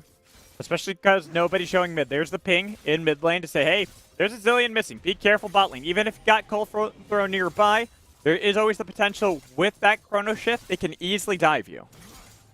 Yeah, and now it's just a game of chicken. Which jungler will stay longer? Who's wasting more time? Aaron has no flash. Small Brain E-Boy could look. Flash comes in, the slow onto Aaron. They've got a lot of damage like I talked about before. They got the chrono shift, they get first blood, and the dash back away. Small Brain E-Boy survives that entire time with a bomb on top of Pluto. Rocket is already used from I Look at Trees, but they got what they came for. They got the kill onto the 80 carry. Aaron just playing disrespectfully there. Not really respecting... Ooh, Xin Zhao. Oh, it's close for Khan. Gotta be careful. There's a lot of damage on the side of Colthrow. The Ignite's ticking away, making sure that he is low, but no kills just yet. The main stories here is that, sure, Aaron falls a little bit behind, but the gold goes on to Xin Zhao for the most part. Jinx is getting an assist that is split 4 ways. That is not a lot of gold, so it's not really too meaningful. And look at the mid lane. That is a 30 CS lead for Meslo because Lazy Lambo spent 2 or 3 waves hovering bot side waiting for that play. So sure, on paper, Arkansas likes the fact that they got a kill and they denied a little bit, but I think overall gold swing-wise, GVU's okay with that play. I agree. They're still in the lead, surprisingly, despite losing first blood. They've got most of their lanes in a good spot. Even with Aaron dying, he still has a CS advantage over I Look at Trees, which allows then Colthrow to take this Infernal Dragon. Yep, and Infernal Dragon, this starts the chain stacking of dragons that we expected to see. Rift Herald secured as well. They know Zillion Flash is down. They don't have the ult cooldown, but they could look for a play. Barely missing the dredge line. I had a sadly hit that wall. Had that connected onto Lazy Lambo, would have been death since Chrono Shift is still off cooldown. But it doesn't even matter. You don't necessarily need to net every single kill because you're getting the advantages. The low health bar for Lazy Lambo is calling up her Tuttle while they had the charge coming in from Shelly, and there's the Chrono Shift already burned onto Lazy Lambo just to keep him alive from the dive. Exactly, and they should probably just secure this tower very shortly. Maybe not directly right here. They're worried about where Wukong is, but within the next couple of minutes, they will be getting that mid turret. It's just 1 or 2 hits away, and once they get that, they can really break into 1-3-1. Meslo says, I don't care, man. I'm getting this turret right now. Well, right there, Tuttle went on top of him, but he's got Cold Throw in his back pocket to flash in to take him down with the turret to fall. Wow, Meslo stylish fighting the bot lane. 2v2 bot lane. They already got the depth charge onto Ilocatrice. That's a lot of damage with the Gravitum as well. The heal's going to be popped from Jinx, but the rocket flash away from Aaron to pick up the kill with Small Brain E-Boy running for the hills, but trying to get back to anybody. But guess who's on the other side of this wall? Cold Throw is there, waiting for you to jump on top of him. There he is. He's got some damage and waited to see if he could use that collateral damage onto the face of Small Brain E-Boy. Will barely hold on to his life underneath this turret. Ulthro playing a little bit respectfully there, not trying to push under the tower, not trying to wait and collapse, instead realizing that if he recalls now, he can go back up towards the top side of the map, clear his camps, continue this snowball, and there we see it again, another Gore Drinker Graves. This build is catching on. Again, I still don't have like a fully solidified opinion on it. It looked okay, but Kota was so far behind it didn't really matter. This game, I think we'll be able to actually get a better gauge on if it's good. Right. I think that was one of the issues. This poor Coda before had fallen behind right out of the gates, so we couldn't actually get a full picture of how it will function. Here, we'll get a better idea. Looking at a lot of the items, too. GVU, all their mythics outside of Pluto completed double Everfrost for the team. Yeah, Everfrost Malphite's interesting. I kind of like it. You're able to keep Wukong at arm's bay just like that. Now he doesn't have to ult. Now he has his ult for this play. Oh, no. Cyclone's already burned, and with Silver Dreams trying to dash back on top of Coulter, and another Everfrost for Meslo to pick up a kill. Doesn't even cost them the unstoppable force as well. Malphite has that saved, can look to use that in a different lane. He doesn't have teleport, but he can just go walk down towards the bottom side. And things are looking good for GVU. They're able to use this Rise pressure just like last game. You get the tower early, and then you can walk Rise to other lanes. Pluto slowed down. Spider-Man's away, but they already got a bomb on top of him. Pluto, you're forfeit. You have to give your life so Aaron could live. The rocket gives the kill over to Ilocatrice. But what do you gain now as Arkansas from that play? Getting the turret will help. Yeah, kill plus turret, that's probably 500 or 600 gold going into Jinx's pocket. Every little bit is meaningful. You would have loved to see that happen earlier on, but it's so hard. Zilean just cannot get priority into Rise. You're never going to be able to shove him in. So the only way to make plays bottom lane is if Rise is doing something else, or is if you give up like your own waves. And Zilean didn't want to do that. So it's just tough. I also would have preferred to see if Ilocatrice could have gotten the solo gold in that bot lane. Yeah, very true. That would have really helped out because that's their win condition again in this game. Is falling back onto this Jinx hyper carry. That's why you have the Zilean and Rakan. The double supports to buff up and keep this Jinx consistently pumping out damage. It's so hard because I see the reason that Jinx has gone for the Kraken Slayer, but I think as soon as you see that it's more of an AP-oriented Malphite, you actually have a little bit more breathing room to go something like a Gale Force and to try and give you that extra little bit needed to try and get away from the Malphite, from the Nautilus, from the Rise CC. Because with this Kraken Slayer, the second your flash is down, you are a sitting duck. And you have Zilean ult to revive you, but it's not like Zilean ult is going to like get you out of the situation. It's not a Thresh Lantern or something like that. Like, you're still dead where you're standing, and then you have to revive, and you probably just die again. You know what's funny? I don't even see it for the Malphite. I see it for taking down the Rise. Oh, what the hell just happened there? Yeah, off-screen, Xin Zhao just getting absolutely destroyed, and that's right before Dragon. So that's another Dragon going over to the side of GVU, likely without contest. Oh, what the hell happened over there? Oh. Magical. going on? Oh my god, what are we missing? And now there's a contest coming in from Arkansas. They're walking up. They still have Zillionaire. Pranker doesn't have the ult, though. They got a lot of damage. There's the Chrono Shift, bring back Small Brain E-Boy, but now they have a fight into the back line. A lot of damage on to only the decoy. Small Brain E-Boy was able to revive fully back into this fight, with Pluto taking a lot of damage. There isn't the rocket to actually find the snipe, but with the bomb connecting onto the head of Nautilus, that's going to pick up the kill. Now it's a 3v4 fight. Even if they pop the Rift Herald on the other side of the wall to try to get the attention of the members of Arkansas, they now have Xin Zhao. Sir Tuttle was able to spawn this entire time, so they have the advantage around this dragon. This is crazy. Honestly, I felt like that was just a clean, really no problems at all. Dragon secured for GVU, but Aaron getting caught out again. No flash on him. We didn't see how it went down, but likely Wukong finding a Cyclone angle. That's Aaron's second death of this game, and he might die again. I was about to say, make it a third with the Everfrost and the Grand Entrance knockup, then the 3 Talent Strike as well. Bomb didn't even matter. This is, like, not what you... Aaron is normally a player that likes to play on the edge, right? He's going to play right between that edge of, like, going too crazy and just hard carrying the game. And this is the downside of a player with that sort of style. There are going to be games where he goes crazy and he carries and he pops off and he's got 15, 20 kills. But then there's also games where he's just not respecting positions he should be respecting, and he's falling so far behind. That's 3 deaths. He's missing a lot of waves, and Arkansas is getting a little bit of a window back in this game. Still down 3,000 gold, but the game's not over by any means. No, but the one thing, the saving grace for GVU is that they have a double marksman. Call is a level ahead of his own 80 carry in this jungle.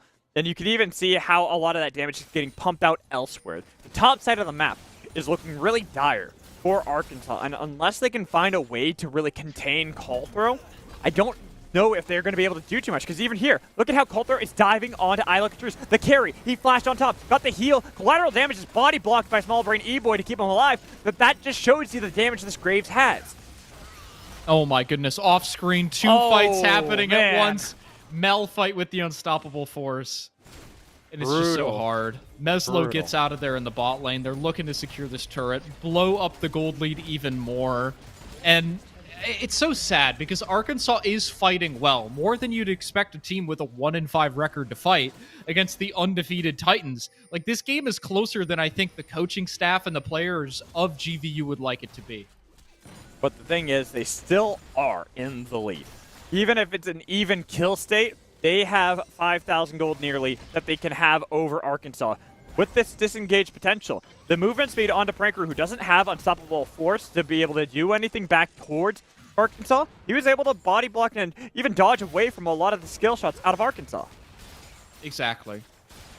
Taking stock of this game, we're about to cross the 20-minute mark. There has been an extension in the gold lead by Grandview with those last couple of plays. They're almost up to 4.5 thousand, closing in on that 5,000 gold lead. They're hitting a lot of their second item spikes. Ryze is about to complete his Fimbulwinter, just a few spell casts away from that. And all across the board, you're seeing item leads from GVU, except for the 80 carry position. They're quite even. I think that I Look at Trees will hit his second item earlier just because of that little bit of extra gold. But Aaron is staying relatively competitive with Jinx. Keeping the farm up, despite dying 3 times, looking well, and they can always fall back onto other members. So they've got that Thimblewinter now finished by Meslo. Looking towards the Frozen Heart next, and this is why I was talking about earlier, the Kraken Slayer for Ilocatruce might have been not for Pranker, but for Ryze, just so they can stop him from going absolutely haywire on their backline. Yeah, touche. I think, this new Ryze build with all this armor, you certainly need something to penetrate through that, and I think the Kraken Slayer plays a role there. Malphite is sort of going more towards the armor and the HP route now, it seems like. The Everfrost, just a little bit of a spicy adaptation to try and add some more CC on top of the Malphite ultimate, because one of the problems with Malphite that some players have is that when you do ult, you kind of don't offer too much else outside of that. You've got the attack speed slow on the E, you've got the Q slow, but Everfrost gives you an extra layer of CC that you can put onto a Jinx, onto a Zillion, onto a Wukong right after you ult to try and keep them locked down for the rest of the game. I'm curious if Pranker is just going to mirror the build of Meslo with this Malphite. Just go for a Frozen Heart as well. Yeah. I mean, honestly, it could be something. I mean, Magic, I didn't actually notice this, but I saw the bounty on the scoreboard. 600 bounty for Rise, and that's not even off kills. Look at the man's CS. Yep. We're at 22 minutes, and he's got 246 CS. My math ain't amazing, but that's like 11.5 CS per minute. This guy is having a barnstormer of a game. He's been going from bot to mid to bot to mid, taking jungle camps along the way as well. There it is, 11.1 CS per minute. He has been getting every bit of gold he could possibly squeeze out of these lanes once the lanes were broken up. He's been able to utilize that in so many different ways, and you can see the pressure that just him alone puts onto the members of Arkansas who are trying to defend this dragon to put themselves within soul point. Interesting approach from Arkansas. They go 5 towards the bottom side to get a foothold in the river. This is up to Pluto to engage, and it's up to Silver, Dream, and Small Brain E-Boy to engage. Watch those carries. Prankuru can look for a big ult too. The pull onto the tank. They've got a double knock up on the other side onto the Lazy Lambo, who has to use the Chrono Shift onto himself to keep himself alive, but Silver Dream's out low, flashing away, but they got the kill already. Jinx is going crazy, excited, but where's the damage? They've got the knock up and they've got the root, looking to see if they can chase it back with the Rumble coming in to cut them off and not let them retreat. They've got all three, but the bomb! Huge bomb, excited! Look at Trees trying to fight back, but Meslo takes them out as well! Meslo's huge in this fight, and Lazy Lambo, it is a 1v1 mid lane versus mid lane action, but Meslo, even if you got the bombs to connect, Lazy Lambo doesn't have the damage to find the kill. Oh my goodness gracious. That bomb almost hit there too. That would have been a kill. Lazy Lambo's got him pinned down. This is so tense. Who's got who pinned down, though? That's the real question. Lazy Lambo wants one bomb. Just a single solitary bomb to connect on a Meslo will net the kill, but Meslo's fancy feet right there, dodging away from everything that was thrown. Oh my goodness. Here comes Silver Dream, but Prankuru's here. He's just defending. He's not going to be able to get there. Yeah, he's just going to peel him off, but now could be a potential Dragon start angle for Arkansas. Meslo has TP to match. I don't think he's going to use it, but we'll see. This is so tense. And look at the TP from Meslo mid lane. They continue this fight. It has not stopped from either squad. It was nearly dead even previously, and here, with Pluto getting jumped on, but it's a huge ult coming in from Pranker. A 3-man knockup is not enough to save the life of Pluto, but with the root coming in from Everfrost, look at Jinx on the other side. They've got him cut off from the entire fight. They're chasing him down. Kill onto Wukong, kill onto 2 Rakan, and looking for Xin Zhao. 3 are dead. Lazy Lambo, now you will be finished off for the double kill out of Meslo. Oh no, Arkansas. I would have liked to see them just give up the dragon. You don't have Jinx. Jinx is almost all of your damage at this point in the game. And without her in a team fight, you are certain to lose. She might get caught out here from Meslo. Meslo is having an amazing game. Aaron is looking to cut her off. Root gun. This is a dead Jinx. There it is with the Graviton. The damage from Jinx was attempted. It is a turnaround of a 1-for-1, but the ace is secured by Grandview. This is just an absolutely insane game, Magical. Fights back and forth. Meslo is the one who is literally dragging his team across the finish line. Just begging his team. Just, okay, guys, let me carry. Let me carry. I'm so fed. 25 stack Magi's. 4 items completed. He's likely to go back and almost complete his last item as well.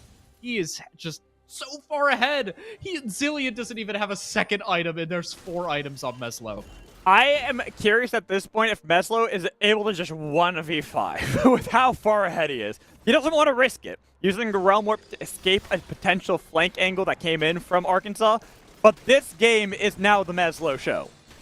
Exactly that. It is now the Meslo show. If he doesn't make a mistake, he should be able to carry this game because this Rise build just offers you so much tankiness. And when you think about it, you're taking damage from almost entirely AD sources. And so the fact that he's stacked up so much armor, the fact that he has so much HP to go behind it, he's able to really just tank this initial engage, survive, and then play out the fight with the rest of his team. We'll see what he ends up going for as his last item. I don't think he really needs a Void Staff, but he could definitely go it. Rylai's is something you might be seeing from him. There's a lot of options for that final item, but Zillion completing the Cosmic Drive. We saw that one team fight, the first team fight around the Dragon, the potential of this Zillion and the Jinx paired together. But then they just sort of were disjointed at the second fight, and they weren't able to play it front to back. Electric wasn't able to get over the wall, stuck on the wrong side of the river from the team, and had to watch as everyone fell. And now, the player gold, it is Meslo versus Trees, but that is a 3,000 gold deficit between the two carries. Look at that player gold graph. Wow, 3,000 gold. The man almost has 14,000 gold to his name, and the rest of his team pretty much has under 10,000 gold. This is really just Meslo, the 1v9 show. He got an early lead on the Zilean in terms of tower plating, in terms of CS, had a few good roams, but he's really taken over in these team fights. And at this point, Aaron has become essentially a pseudo support. Aaron is there to make sure that they all focus on to Aphelios and not on to Rise. Yeah. I mean, that is a good point. Aaron is there to just be the sacrificial lamb, maybe absorb a little bit of damage. And he does actually deal a decent amount of damage if he's hitting a squishy, but certainly nothing close to Meslo. Meslo is one-shotting. Frankru keeps the attention of 4 members from Arkansas. That Baron is gone. Barely. The rocket was just out of time and out of sync. Frankru wants to jump onto Electric Trees, and there it is. Unstoppable force onto Jinx, and the kill for Aaron to take that down immediately. There's no fight left for Arkansas. They might try, but they will die. It is a double kill for Aaron, getting back into this game in a massive way, but it's already won. Triple kill. You might have died, but you're worth it. Wow. Yep, and there's Aaron being the sacrificial lamb, the only member to die on GVU, as the rest of GVU comes storming down the mid lane. Zilean, sure, he has wave clear, but not against Baron buff minions. This should be a win for the side of GVU, closing it out here, I'd think. Oh yeah, for sure. The pull from Pluto onto Small Brain E-Boy as well. The root is flashed there from Meslo to get the flash from Rakan. They've opened up the base of Arkansas. They could look for the game, but with Jinx now spawning, it would be risky. Yeah, I like it. Take the more relaxed approach to ending this game. As long as you don't throw, this game is over. Every single member of the team is way far ahead of their counterpart. Wukong is not even a member of this game, and you're really looking at like Zilean plus Jinx, but they're just not able to deal the damage because of this Rise build. He's just so beefy, so bulky. Demonic Embrace as well. He has so much HP. The damage is like not the highest you'd expect out of a Rise build at this point, but the fact he's so far ahead of the pace of the game makes up for it, right? It doesn't matter that he's not even building damage. I was about to say, you say that he doesn't have that much damage, but I've seen these team fights. He's got a full build at under 30 minutes. Oh, yeah. It's really, like, just not even fair. They're just going to walk down mid. They know that they have Meslo. This dragon doesn't matter because both teams are on 2 dragons. No. Pluto. Lazy Lambo and Rakan. Small Brain E-Boy not able to jump over the wall. He even dies with the quickness pop. Then on the other side, Lazy Lambo forced to ult himself again. You need to save that for Jinx, for I Look at Trees, but now you die still with the ult burned. It's a double kill for Aaron. And Colt Throw that entire time has focused off this Wukong. They've got it perfectly where they need to get these kills consistently over Arkansas flashing underneath the shirt. It is game 1 for Grandview University. Another 2-0 undefeated here in the Midwest Esports Conference. 14-0 at the end of today's matches. 14-0! That's crazy. And this is a conference with some solid teams. Like, honestly, there are 2 other teams in this conference that people have been including on top 25 rankings. So the fact that Grandview is just wiping the floor with these people goes to show they're a step ahead of the rest of this conference for sure. Great plays from the side of Arkansas, but not enough to overcome this top titan of a team in Grandview University. Their team fight, their mid game, their late game, it looked so immaculate. And going into this day, we were kind of looking at Meslo as maybe a player not necessarily as hyped up, but those Rise games were insane. Yeah, it's very clear why GVU put so much focus on getting that Rise in those first 3. They didn't want to let it get to phase 2 and get that banned. Meslo, 2 huge performances, and Rise is a champion that in a game like this has so much potency because a team like Arkansas, who knows if they can actually punish a Rise, and if he's able to scale up, I mean, we saw what happened. Right, and it's just an insane game from the side of Meslo, where the first game looked good. It was good early plays where he was able to move around the map, but this game, He got so many resources funneled into him where he was able to get full build before the 30-minute mark. Oh my goodness. I mean, yeah, like you said, 25 stack Magi's, tanky as hell. It just like, how do you deal with that? They had one team fight where they actually were looking pretty decent. That was the one where they landed the Zillion double bomb on top of the Rise Realm Warp. But besides that team fight, this game was really GVU sided, and they just played it out slow, methodically, and they come out on top this series 2-0. We got 2-2-0 so far in our day here for Midwest Esports Conference. It has been, I mean, the last series was close, especially game two. This time, Arkansas did a good job. It was a valiant effort Yeah. from them in both games to try to fight back against the undefeated team in GVU. And it actually makes me a little bit more excited to see how Arkansas were able to play.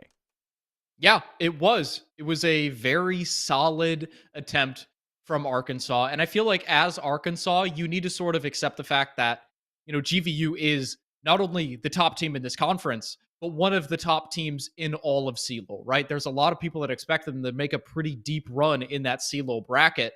And so the fact that you're able to put up such a fight against them, the fact that they took a game off Purdue Northwest, that in and of itself should be a good sign for this team. And they can use that as sort of momentum in this second round robin to try and maybe sneak that fourth seed away from, I believe, Ohio Northern has it Yes. right now.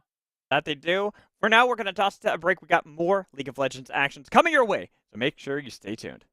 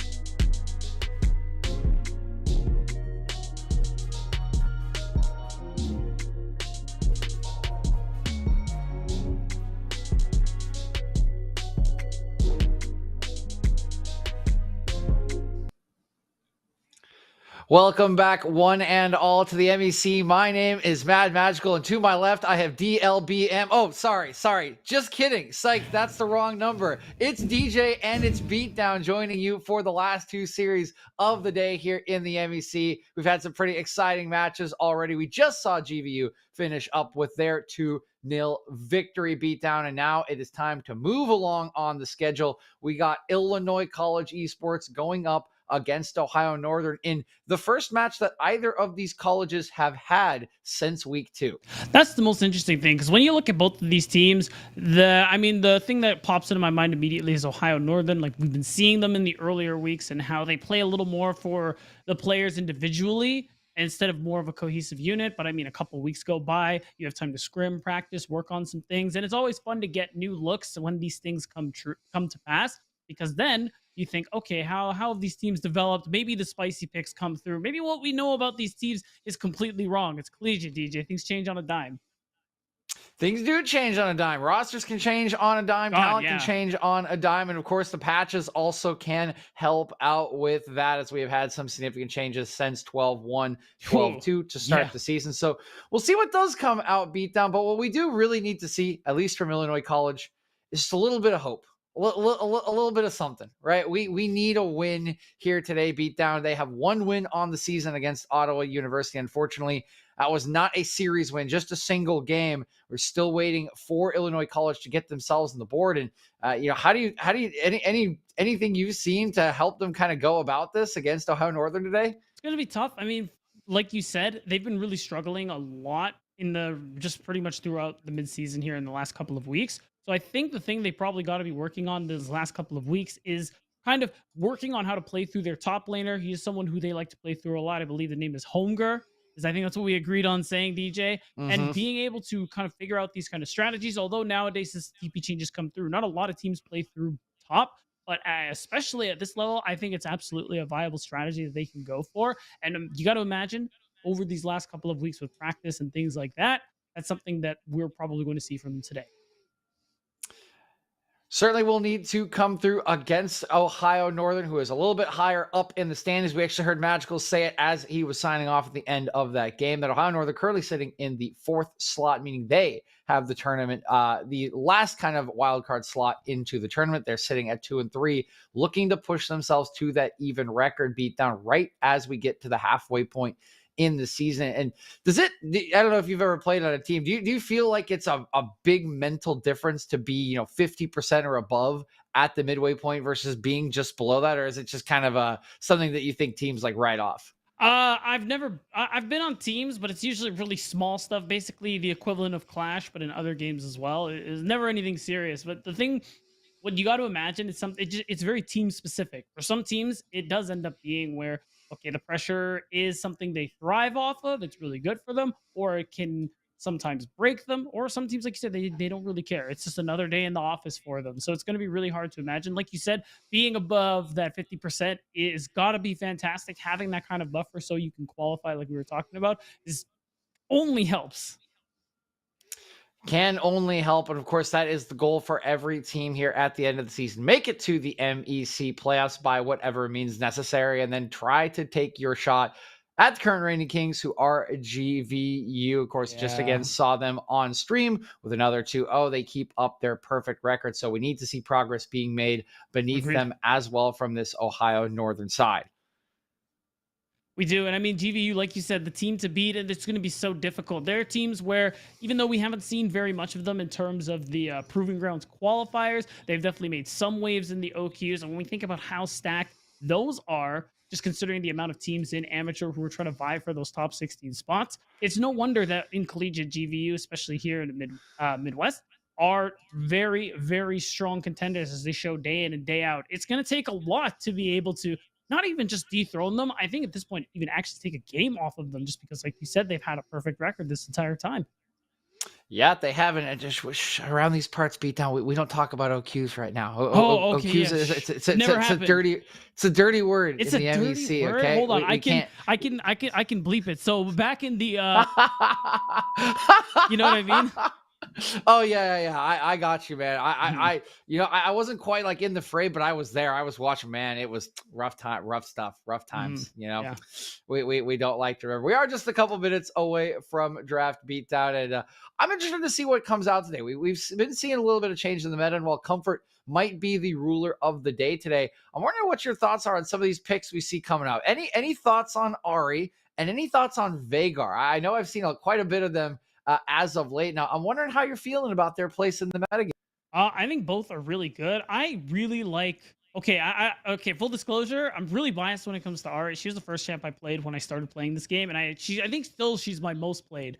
And I'm really happy that she is strong at the moment here. She is really strong because she's pretty good into a lot of the meta mages that we've seen before. Not so good into Syndra, but when you think about like Rise, LeBlanc, stuff like that, the matchup is fine. The changes to her kit, specifically that W buff, means that she's able to clear waves so very quickly and get out of lane and go for a lot of plays, whether it's dives, a lot of playmaking potential here in and out of fights. And the fact that she gets resets on her dashes now means that she can be a little more liberal with that spirit rush. It allows her to be that mobile assassin she's always meant to be. So I think it's cool now. Teams at every level are starting to pick her up and start to use her. That's really cool. And as for Vhagar, I think Vhagar was great before he got buffed on 12-3, and now it's just now it's just ridiculous. It's so nice on red side too, because when you think about a lot of champs that are strong at the moment here in top lane, jungle, it's always the melees, right? Very few range. And as soon as if your enemy team ends up picking too many low range melee with a lot of movement abilities kind of style, Vigar just absolutely he just says no to that whole thing. It's like, oh, you wanted to come into us? Well, Event Horizon. Sorry. Oh boy. Okay. I'm wondering how many we're gonna need a count here, production, by the end of the day. How many time Beatdown needs to bleeps himself on random words. I mean, that wasn't a random word. I actually did curse. Oh, okay. There we go. Yeah. I like the self-policing there, Beatdown. That's very kind of you. Very generous. Thank you. You know, it's the thing. I've always had what's the word? I've always been a little vulgar, but you know, instead of fixing it, I have decided to adopt the crutch of a censor button, and I feel like that is what everyone should do. Don't fix your problems, just use crutches. I feel like I need to get on board to this Crutch strategy. words, no problem. Yeah, I think we can bleep those out too. Wow, this really is the solution to all of Caster's problems. I'm shocked I haven't done. This is why you're the color caster, Beatdown. He's got the big brain. That's right. Over That's what I'm here. for. We are just having a slight delay in the draft, and just a minute or so away. Both the teams are almost ready. I think the lobby just needs to kind of be reset here, so just a couple more minutes. I'm happy that you're saying that Ari is meta as well. I'm happy that she's meta because she's been so bad for such a long time. I say bad, but bad. Just like not as good as other champs in a role. And now you and Lord Nymera, of course, over there in the LAC can just have a big party. All the Ari fans and stands getting their time in the sun this time around. And we'll see if either one of these mid laners here today is going to pick up that champion. I personally think it would be a pretty good champion for the likes of Illinois to try to take into Ohio Northern, right? We know they've been struggling, and that is a pick that can really give you some playmaking on the likes of Temporary, try to make some sort of impact against your mid lane opponent who has been kind of bouncing around this year for Ohio Northern. Yeah, so it would definitely work out. I mean, I think there are a lot of strong mid lane options at the moment, but of course, Ari, big fan, lock it in if you can. And that's why I'm interested. You get a lot of early game power and playmaking. It's so nice too. I've seen a lot of jungle combinations here where you have a lot of CC. Makes it easy to land the charm. You chain those bad boys together, and mid lane basic. You don't get to interact. Just take your hands off the keyboard. It's done, DJ. There's no playing the game anymore. You just go to the gray screen. So I mean, again, there are still a lot of mid lane options, which is the most exciting, just because it's always interesting to see how many champions are viable at any given level of play. And I mean, just looking at like the LFL too and things like that, the amount of champions played is actually staggering. I remember looking at the stats and thinking like, oh wow, everybody's just trying everything. Trying everything makes for a very fun meta, and so I'm excited to see what we do try here today, Beatdown, as we are finally ready for the draft between Ohio Northern starting on the blue side and Illinois College starting on the red side. We see that Ari, gotta pay some respect. I feel like we jinxed this one, Beatdown.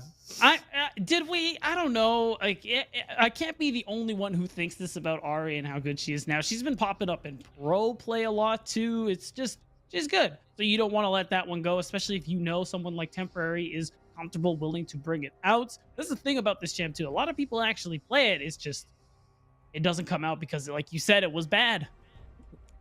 Yeah, I mean, it is really a favorite, right? That assassin gameplay, right? Getting the charm feels so very good, but not going to be able to charm anyone this time around is Temporary. Gwen also taken off the board by Ohio Northern on the other end of things. Got a specialty Elise, that one banned away from Cuz, who is playing the jungle role today alongside the Akali ban. Interesting to see that priority, fearing potentially the Kato or aggression Akali that comes through. It makes sense too, just because Akali is so strong right now. Whether it's mid, whether it's top, if you have someone who's got hands and can play the champion, she could cause you a lot of problems. So you just want to get rid of it, take it off the table, right? At least, especially, I actually think she is pretty solid. The problem ends up being, and it has always been a problem with her, is if you don't snowball early, you do struggle. But at this level, when you have someone who's a specialist, just cut it out. No one's trying to deal with it here. And it's interesting too. It's a lot, actually, all magic damage champions taken out. Usually in this stage, you see a lot of 80 carries, but it's looking like every 80 carry is up and available right now. Probably going to see a lot of standard stuff. You know, the Jinx of Phelios, they're too good. You got to imagine a lot of 80 carries play them. Maybe we could see things like Jhin, Ezreal, and the like, but I got to imagine it's going to be the big three we've been seeing. And we just got a bunch of, if I had my bleep button, I would use it right now. But unfortunately, Beatdown, you see, I'm lacking that. So I will say we got a bunch of Demacians here in the MEC today. No magic allowed, apparently, in the picks and bans. Instead, it will be that Jinx left up for the first pick for Ohio Northern. Of course, this is as safe, as standard as it gets. Jinx is just so incredibly good in any kind of composition and team fight. And I have to do it every time. This is my gambit right now. All reliable. Coming out in the jungle. Every time I see Xin Zhao, I got to honk my trucker horn here because he's out again. He's back out in force, back in the hands of Icy Hulk, and he will be joined by this Karma picked up by Lone Force. And so that one's interesting. You pick the Karma right away here. It's probably going to go into that support role, although Karma has been flexed at all levels of play. I mean, recently we saw it in the top lane too. But either way, I think that's a nice jungle support duo, just because if you want to play for your jungle, who's especially running the Xin early, having the Karma shield speed is going to be a big deal. I like the Olaf because not a lot of people play it at the moment here, but not too long ago, he did get his passive attack speed buff when his at low HP, his passive, which allows him more attack speed at lower levels of HP. It did get buffed. He's really strong in terms of dueling. I think the only jungler who can outduel him is Trundle. So I do like this pickup here, and you do get that insane combo of Jinx Thresh in the bot lane.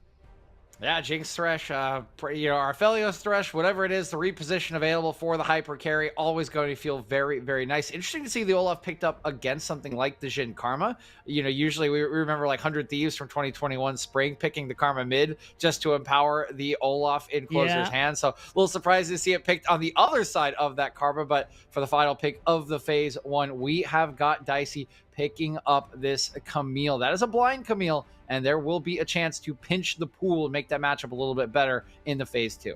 That's interesting. It's got to be like a lot of priority on their top laner, which makes a lot of sense given what we know about this squad.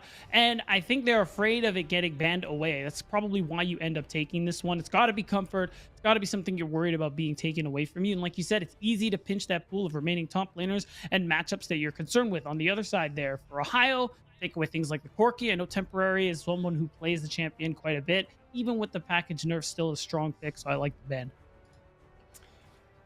Corki already taken off the table, wait and see. And yep, double top lane bans here away from Dicey, trying to make sure that Camille does work. Tryndamere and Jackson. Yeah, I think the Jack's the more notable of those two matchups, one we've seen quite a bit. You can just deny that hook shot every time when you throw out the helicopter and then stun her on the return. So double bans, and now the R4 pick going to come through. We are still looking for a bot laner, and we are still looking for a mid.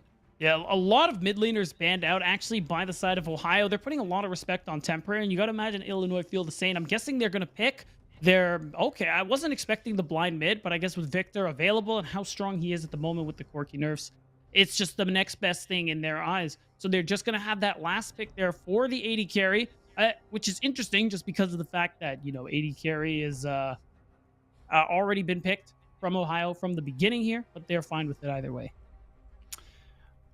Wow. Okay. A Fiora into Camille, and that beatdown. That is a volatile matchup if ever seen one. That is a skill matchup if I have ever seen one, and we are going to have some fireworks at the top lane. Yeah, I couldn't agree more. That's an interesting pick too. And I mean, if you're waiting for the last bit of this composition here, you have an idea now that a lot of people are going to be running you down if you're subsidized. So in terms of 80 carries that are left, I don't know if we're going to see the Aphelios come through, especially with the Silas. This team just has dive written all over it, DJ. So you got to imagine we're going to see Ezreal Karma bot lane, really good for poke. You're going to get the push into Jinx Thresh as long as you can avoid the death sentence. Or we could see something like the Xayah, also a decent enough amount of range. And Xayah has a lot of that self-heal later on into the game, but it's neither. It's actually going to be the Jhin there for subsidized, which is fine. You are rather immobile, but I guess the speed, especially once you build up that crit chance from all of your shots, can help you kite out these team fights. And because you're going to be starting things at range with the curtain call,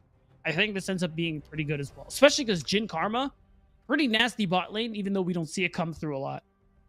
Yeah, I really do like this bot lane. Definitely a little less safe than the Ezreal, right? A little easier to get on top of a Jhin, but that being said, he is one of the safer 80 carries in general because of his range, because of the curtain call. So I think this works just fine for Subsidize in Lone Force into Reaper and Motor on the other side of things. But I mean, I'm not really looking at this bottom lane for the early portion of this game beatdown. This looks more like a push for the Illinois College side. I am very focused on these top 4 champions, Jin Zhao and Camille, into Fiora and Olaf. That just cannot be ignored. No, it's definitely a really spicy top jungle duo on both sides here. You got to imagine with these junglers coming out, we're going to see a lot of early aggression all over the map. The question is just going to be where. We know Illinois play for top. You got to imagine we're going to see early plays towards the top lane, especially because how much of a nightmare Fiora can be later on. So shutting it down early, making sure aggression can't be aggressive later on is absolutely one of the key things Illinois are looking to do. And especially when you look at the mid lane temporary, he's just looking to scale. He's just looking to take his time, farm things out, and get to that point where you're playing against Victor where it's like, oh yeah, he has a couple of range, and then you see him on your screen and your screen is gray and you're like, wait, what? Tell me that hasn't happened to you. Oh, it happens to me. Oh, it definitely happens to me. I'm a Jin player, so I see a lot of gray on my screen most of the time. Right? That's kind of what happens to me. Beatdown. People are looking for me all the time. Yeah, classic 80 carry stuff. But I would definitely be afraid of that Victor in the late game. I would also be afraid of the Jinx in the late game on the side of O and U, which is why I'm a little interested in Beatdown and kind of how you feel. I think we know where the focus is going to be in the early game of this comp. If you don't affect this top lane matchup and it starts going one way or the other, it gets real, pardon the pun here, dicey for whoever is behind in that matchup. Ooh. But in the late game, okay, yeah. I'm sorry, it was there. It's right up on screen. In the late game, how do you think these 5v5s play out? Because there are definitely some scaling options and some hyper carries on both sides of the rift. I'm really glad you asked because I did want to get to that. Ohio, they don't get to 5v5. Look, you have Fiora on your team. She's not a team fighter. She's an excellent split pusher. So if you get to this point in the game where you're even or ahead, I think Ohio are going to be in a really good position just because of that Jinx that you highlight and the Fiora on the screen. What I'm seeing here is more of a really strong 4-1 from Ohio North. Affect 2 lanes at time, and one of them is always going to be aggression, pulling pressure, forcing people to have to answer him with more than one person, and then Ohio North will take something on the other side of the map. Very macro focused here for Ohio Northern and Illinois. It's more of we're just going to run you down in the mid lane or the bot lane or the jungle. Doesn't matter. 5-man stack for Ohio Northern to start things off. Subsidized, just hanging out alone. I mean, no one wants to get near Jin. I mean, for good reason, right? Yeah. Talking to him is probably a nightmare. He's a little bit of a particular figure, shall we say. Yeah, that's a good way to put it. But the 5-man stack not going to catch out any invades just yet. There's already a ward placed, looks like defensively by the side of Illinois College up in that top side river. And just have a fairly standard start as the pings come through. Everybody going to start on their bottom side, and Holmger actually going to start on his red buff path towards the bottom side. So junglers going the opposite way. Yeah, that's interesting. Wasn't the start I was expecting from either jungler, but it still makes sense. I mean, you have people you want to play to all across the map here on both sides. The thing that's most interesting to me with that stack is that you want to know where the Olaf is, because even though because again, he's one of the 2 junglers who can early 1v1 the Xin Zhao. So what that means is that they want to know where Kuz is. If somebody walked in on their own to get that deep ward, they would have gotten severely punished here, and it cost them nothing to go for it as well. You're going to see Holmger looking like he's going for the solo start. Nobody knows where he is, and already we're seeing how obnoxious this bot lane is. Oh, yeah. A lot of damage coming through. If you take that 4-shot after an empowered Karma Q, it hurts. It feels very bad. And you can see it there on Motors. Fortunately, not a lot of HP on supports at level 1, so the potions do quite a bit, at least in terms of the numbers don't change, Beatdown, but it looks a lot better on the screen when your health bar goes from 50% to 75%. Yeah, I mean, biscuit delivery, buying health pots, it all feels really good in these exact situations. That's why you see Motor went for the Guardian as well instead of the Aftershock, which is a little unlucky because you won't be as tanky in fights. But, I mean, you're outranged. You're going to get poked a lot, so it's going to make a big deal. Keeping you guys nice and healthy during the laning phase. I mean, look everywhere else. Things are about as quiet and slow as we can expect, especially Kato. He's going to have to wait for Temporary, who's outranging him, obviously, to just push this wave a little closer to his tower. Yeah, classic Silas got to trade that HP bar for the CS quite a bit beat down. But again, this mid lane, I think we both expect it to be a little quieter unless Kato is roaming around the map, since Temporary wants to scale. I will still be looking at this top lane at the level 3s come in. And remember, right, we heard from the Illinois coaching staff and kind of their focus throughout the season has been on this prodigy freshman top laner, Usopp, as they call him, in this very heavily skill-based matchup against his senior in aggression.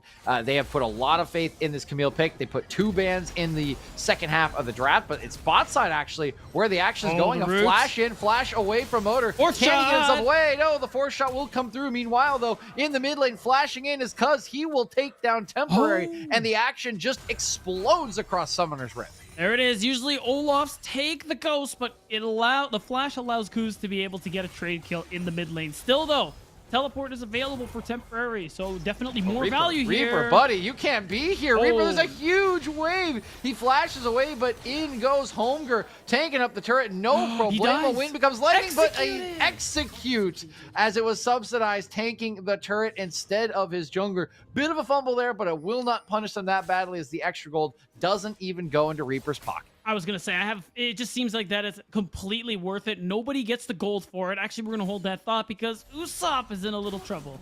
Okay, aggression's already really low. Yeah, he has to flash away, but he does not get out of the range of the hook shot, and the Prodigy gets the first kill. He's level 5. Can he turn it around onto Cuz? I think that is unlikely. Yep, Olaf is a big, strong boy, even pre-6, and he will get the trade kill, but gives some props to Usopp, taking the 1-for-1 in the gank situation. It's even better, too. Aggression ends up going for the flash to see if he can escape and walk away from this one. But it doesn't end up doing anything. So 1-for-1, best you can hope for in that scenario. And because of the teleport, Usopp doesn't lose anything in terms of gold and XP. But Olaf is 2-0. It's a big thing to be happy about because Olaf is a champ who loves to snowball. You get him some of these early kills. You already see that Iron Spike whip coming through. He is going to be such a problem here. He cleans up the jungle lightning quick, and he's going to show up to your lane to gank. And the closer he gets to that level 6, sooner he has that Ragnarok, which will allow for even more potent dives. Well, I mean, you see the CS already, right? This is kind of the price that was paid for that early gank from Holmgren getting the kill on the Motors. He is down 3 camps. Now there's 2 kills on the Cuz, who is up a level and will be when the level 6 comes in. So there will be a very big window for this Olaf to find a big play and try to keep pushing this early game forward. That's the thing I like about the Olaf pick. If you can snowball, things look really, really good just because he clears significantly faster than a lot of the jungles that are in the current meta right now. And because of the snowball, Kuz is able to, he knows he's level 6. He's like, yeah, at the very least, Heimger is level 5. Oh, he's dead. Yeah, Heimger is dead. Oh, no, Holmgren. Okay, he's going to dodge out on the undertow, which means he will probably be fine.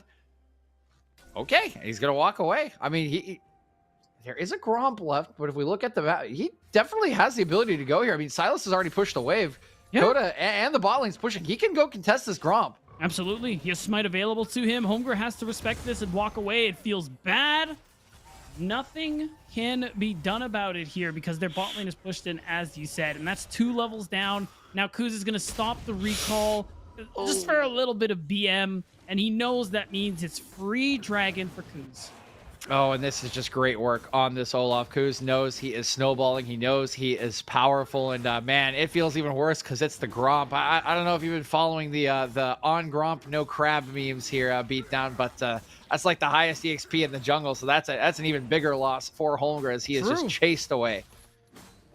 And now it's going to be easy dragon. You get some of these early resistances, which is pretty nice here for pretty much any champion. And you just continue to have a pretty solid lead here for Ohio Northern. I mean, you see the gold lead in favor of Illinois. A lot of that is because of the CS leads on top and bottom. But I think everything is still going in their favor just because when we think about these neutral objective fights, like Kuz is a nightmare right now. Unless Holmgren starts making some things happen, playing for Usopp, they're going to be in a lot of trouble. But look at this. Ohio North are also looking to pull the trigger. It's about to be a 2 versus 3.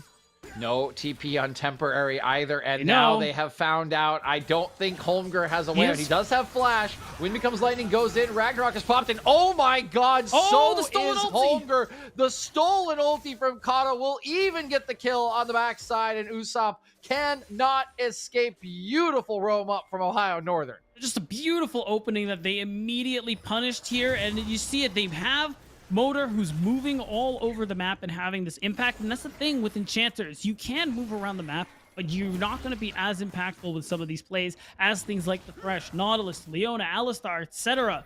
You got a lot of poke, you got a lot of range, but the lockdown isn't quite the same. And it's really starting to show as Ohio continue to just zoom through this early game. That's going to be Dragon 1, it's going to be Herald 1, and it's going to be another dive coming through very soon.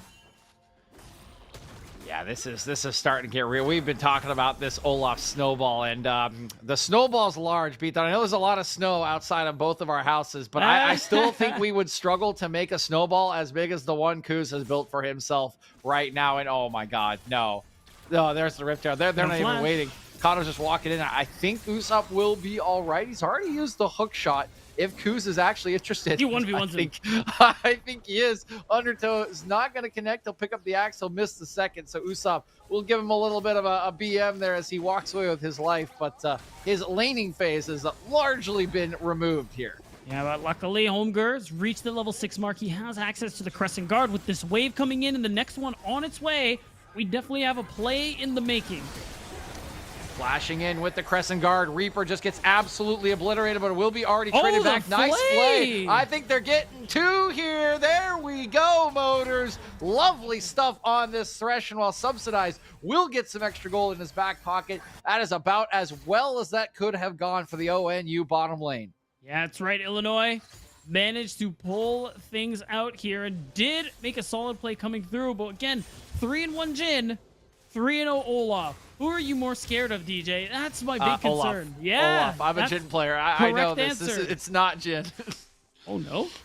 Aggression. It's in trouble here. Flashing in. Okay, flash for flash. Chaos Storm goes down, but Aggression recognizing he was in trouble and will keep himself alive, though he is chased out. Will be chased back to the top lane. Right. I mean, ultimately, you can already have him moving around, and that's the beauty of taking down this top turret early. It will allow Usopp to be able to farm a little more safely, get himself back into the game, and that's kind of the downside of ending the laning phase that early the way Ohio Northern did. But they seem very unperturbed by that fact, because they have Aggression moving around the map. Kuz, he can go wherever he wants. Feel very confident in his ability to be able to make plays happen here. So it's going to be up to Illinois to keep things up going as well, because Temporary is going to be one of their big damage dealers later on. The same thing with Subsidize. Gore Drinker already in for Kuz, making him so incredibly strong, but there is a Gale Force for this Jin. Second shot going to connect, third will miss. Not probably enough damage on the fourth shot, so 50%.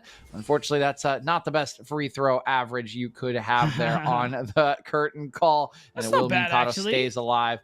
It's fine. It's fine for the curtain call. I'm being a little harsh here. Free throws are definitely easier to hit than the curtain call, but what is easy to hit is hitting Ragnarok at level 6, and Karma usually pretty hard to get on top of. Well, not when you are unstoppable. Gale Force actually comes in from Subsidized, but he's not in range to connect on the final shot to get Kato down.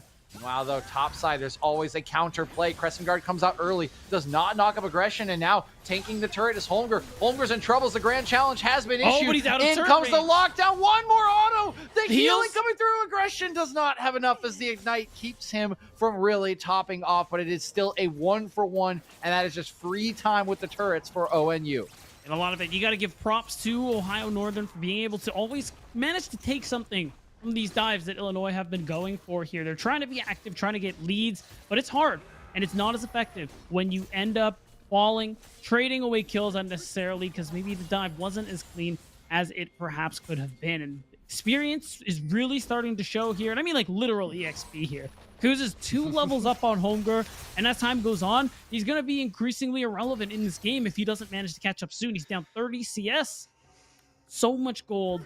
And you can see it, the XP per player. Oh, wow, actually, this is awesome. Thank you. You can see where is He is Holmger. in He's fourth like at the as a bottom. jungler. Yeah, oh yeah, that's not good. Kuz is above one of his own solo laners. Yeah. One of his solo laners is behind him in XP. That's a lot for an Olaf. He is the same level as Temporary. The mid laner, the solo laner. So this man is fed. This man is very big. 2 dragons in his back pocket, as well as we do get a rift spawn. I believe this is the Hextech rift, as we can't see the symbol up in the top left corner because spectator stuff. Yay! Yeah, but you see that we can see the hex gates coming through, and the little indicator came. There it is. Yeah, Shout out, baby. Obs. Thank you very much. Hextech Dragon, super good, especially on champions like Jinx, one of the most powerful souls in the game. And the hex gates are really fun. especially when I you love have the those hex CC gates. champs, just being able to make these interesting flank angles where you can end up making some pretty spicy plays. We've definitely seen our fair share already just at the beginning of the season. Okay, defensive Oh. TP's coming in, but yeah, going out is the enemy. But there we go. A big Usopp actually going shutdown. to pick up a nice shutdown onto Kuz as he takes more turret shots than I think he expected. Now going to go in for the lockdown, doing a lot of damage to Kato, but doesn't have any healing reduction. Good hook shot. get One him. more Q would do it. No, Kingslayer! the heal from Kato. He's going to outplay Usopp in the 1v in the mid laner, reigns supreme. Oh, Kingslayer is just too good, DJ, and Kato is going to be able to come out on top. However, Usopp did manage to pick up a very large shutdown from Kuz. That is a nice chunk of gold in this top laner's pocket, and he's a player we've been highlighting for Illinois College. So him being able to pick up that extra chunk of gold could be very impactful here, especially when we consider the fact that after a while, Kuz, of course, being incredibly strong and a big carry threat here. Reaper is another person that we're going to look to soon in Ohio North. Once this Jinx gets to that 2-item mark, right now he's just been for a few dives, pretty safely chilling and farming things out this entire time. And that's the nice thing about Camille. You're able to bypass the front line, get right on top of 80 carries like Jinx, and pop them like balloons. Hextech Ultimatum is one of the least fun things in League of Legends as a squishy carry. Can you QSS it? I've never tried. No, you cannot. that sucks. Yes, yes, it does. You know, you feel bad buying QSS for Mordekaiser, but then it feels worse when you Dude, just can't do anything about Camille. It's so good against Mordekaiser, though, because he just, like, Death Roam, it's like, no. No. Feels good. It feels really It good. feels great, dude. Especially after you've probably gotten Death Realm like once before in the game and he kills you and then like BM'd you with an emote and you're just this time you're like, yep, no, sir, I have an item. Your kid is meaningless. Feels good, man. Feels good. And things slow back down. Ohio still in the lead. Now it's up to 4,000 gold to get another Rift Herald here, which they could use to just take down this mid turret as it's the only tier 1 left. And I love this with Kato. He's been all over the map, roaming wherever he can, and he's looking for another kill. That was pretty nicely done initially with the Ignite. hook shot by the Hextech Ultimatum and the Ignite. Nice stopwatch. He's going to wait out the duration, steals away the Hextech Ultimatum. Now he's going back in. The he got him. Kingslayer. It's just far too much. Hook shot. Hook shot. Come on, Usopp. Yes. Usopp's going to turn it back around. Beautiful stuff. But hold on. Jinx Rocket and Reaper is a sniper, baby. You gotta be kidding me. And it just when Usopp really started to feel good about that one. Again, it is nice. You get the shutdown. A good amount of gold going 1-for-1, a worthwhile trade. But Reaper now gets a little excited. Gets a little gold in his pocket as well. And Illinois still don't have much to speak for. Plays that they have been making. But here's one. Oh, that is a great Zinsek here from Holgar. But somehow Reaper's still alive. What? Jinx is pretty cool. Flash heal. You use the chompers. They can't chase. So it ends up being really nice play there from Reaper to live. And you know how much resources have been expended in the mid lane. What does that mean? Aggression keeps pushing this bottom lane. Gets to be very alone in the side wave so far. And Kuz can just, he can just do this. He can just be annoying and be very deep in places you may not expect. And now temporary, I'm sorry. You're not allowed to be here. Yeah, Kato is swinging around on this one. Everfrost's going to land, has to wait out the gravity well. He does so, steals the Chaos Storm. Flash away will keep temporary alive, but it will not keep his turrets alive. This bottom lane is going to get broken wide open. Tier 2 is gone. It will get a charge onto the Tier 3 and likely just open up the base. While, I mean, bases have come through, but Illinois is nowhere on the map. There's even a charge in... Wait, shoot at something! Oh! Yeah, well, that's unfortunate, but I do like that Ohio wisely back off and not take the Rift Herald, just because, or not the Rift Herald, the inhibitor. You know, it's a lot of gold and XP. You're not in a position where you're going to end the game despite how fed they are. So instead, they're just going to have this wave really pushed in. They're going to get an easy third dragon of the game, and they are well on their way to that Dragon Soul in under 25 minutes at this rate here. It feels like nothing is left for Illinois College to do. But a lot of it, you feel like it's got to be on Holmgren. He's that big source of CC, the only source of engage the team has, and you can see it. He's been trying to make these plays happen, but it's hard when your only CC is Xin Zhao. Yeah, no, I mean, we saw it, right? Like, that Zinsek was absolutely dope good. because not only did he knock the 80 carrion, but he knocks in Okay. But he knocked in the Thresh, which is usually the escape option, right? If you don't knock in Thresh, you just Dark Passage and AD carry gets out. He knocks both of them in, and somehow they both live because nobody can lock him down. And it's unfortunate. You commit the flash to that play. The ultimate, of course, Crescent Guard. You have nothing to show for it here. Well, Ohio Northern are just continuously making very positive and worthwhile plays, and it's tough. Kuz has 2 items now. A Sterix Gauge, even in its nerfed state, it's still pretty valuable here for Olaf. And we're only just now seeing Homegirl build his first mythic. Yeah, it's brutal. I was just about to say, he doesn't even have it yet. I'm sure he had the gold. He goes back, picks it up, down 50 CS, down 3 kills. I'm actually interested if we could for production. Yeah, I would love to see how much gold actually I'm Kuz scared. is ahead at the I don't moment. want them to do it. It's got to be at least 2K. I think it's at least 2K. Okay, here we go. Kuz is 8.7. 2.7K. Oh, yeah, it's 2.5. Yeah. Thank you very much, production. Actually, one thing to note, though, is Kato is actually still leading the gold charts with 9.0 here, 3-1-4, 147 CS. And on that 2-item mark, where, of course, Silas is so incredibly strong. And speaking of strength, here we go. 2-man game. Kuz just going in, trying to burst home guard. Nice Crescent Guard will knock them away. And now Curtain Call will come down. Motor's still pretty healthy. Kuz will walk back into the line. Motors can take up the last shot. It will go wide as Aggression is chased off. Pretty decent defense overall by Illinois College, and they will still have 3 minutes to regroup and get ready to fight for this soul. Yeah, you don't get any summoners out. So it's a little unfortunate, but still more pressure is gained for you on the map. And look at how many people needed to answer that in the mid wave. We saw 3 players from Illinois College, still no one able to deal with the side waves that are still pushing against them here. We saw Temporary just pushed out the mid lane, so it is going to crash into the middle there, but you still have top pushing in your favor. And with someone answering that, you can see it. Ohio Northern are very easily going to move into this bottom side jungle, set up vision. They can do whatever they want. They can set up this Death Brush play. Okay, should be very quiet. You're right. Okay. We're hunting. It's hunting rabbits. It's rabbit season. It's Duck rabbit season. Rabbit season. Duck season. Duck season. Fire. Dang. Okay, he didn't fall for it. Subsidized is falling for the trap. Okay, our hunting has been successful. We have chased out the hare. He no longer has flash, and now he will be vulnerable in the next fight beatdown. Yeah. We don't have our meat yet, but it's coming. It's coming. We can smell it. That's right. I mean, to be fair, Subsidized has gotten 2 items. Those autos. Whoa, man, I thought the hook was going to land. Will hurt a lot. So here's how Illinois are going to be playing these fights. You got things like the Karma with the speed up, with the Shirelias, and of course the E as well that you can give to your teammates for the shielding and everything.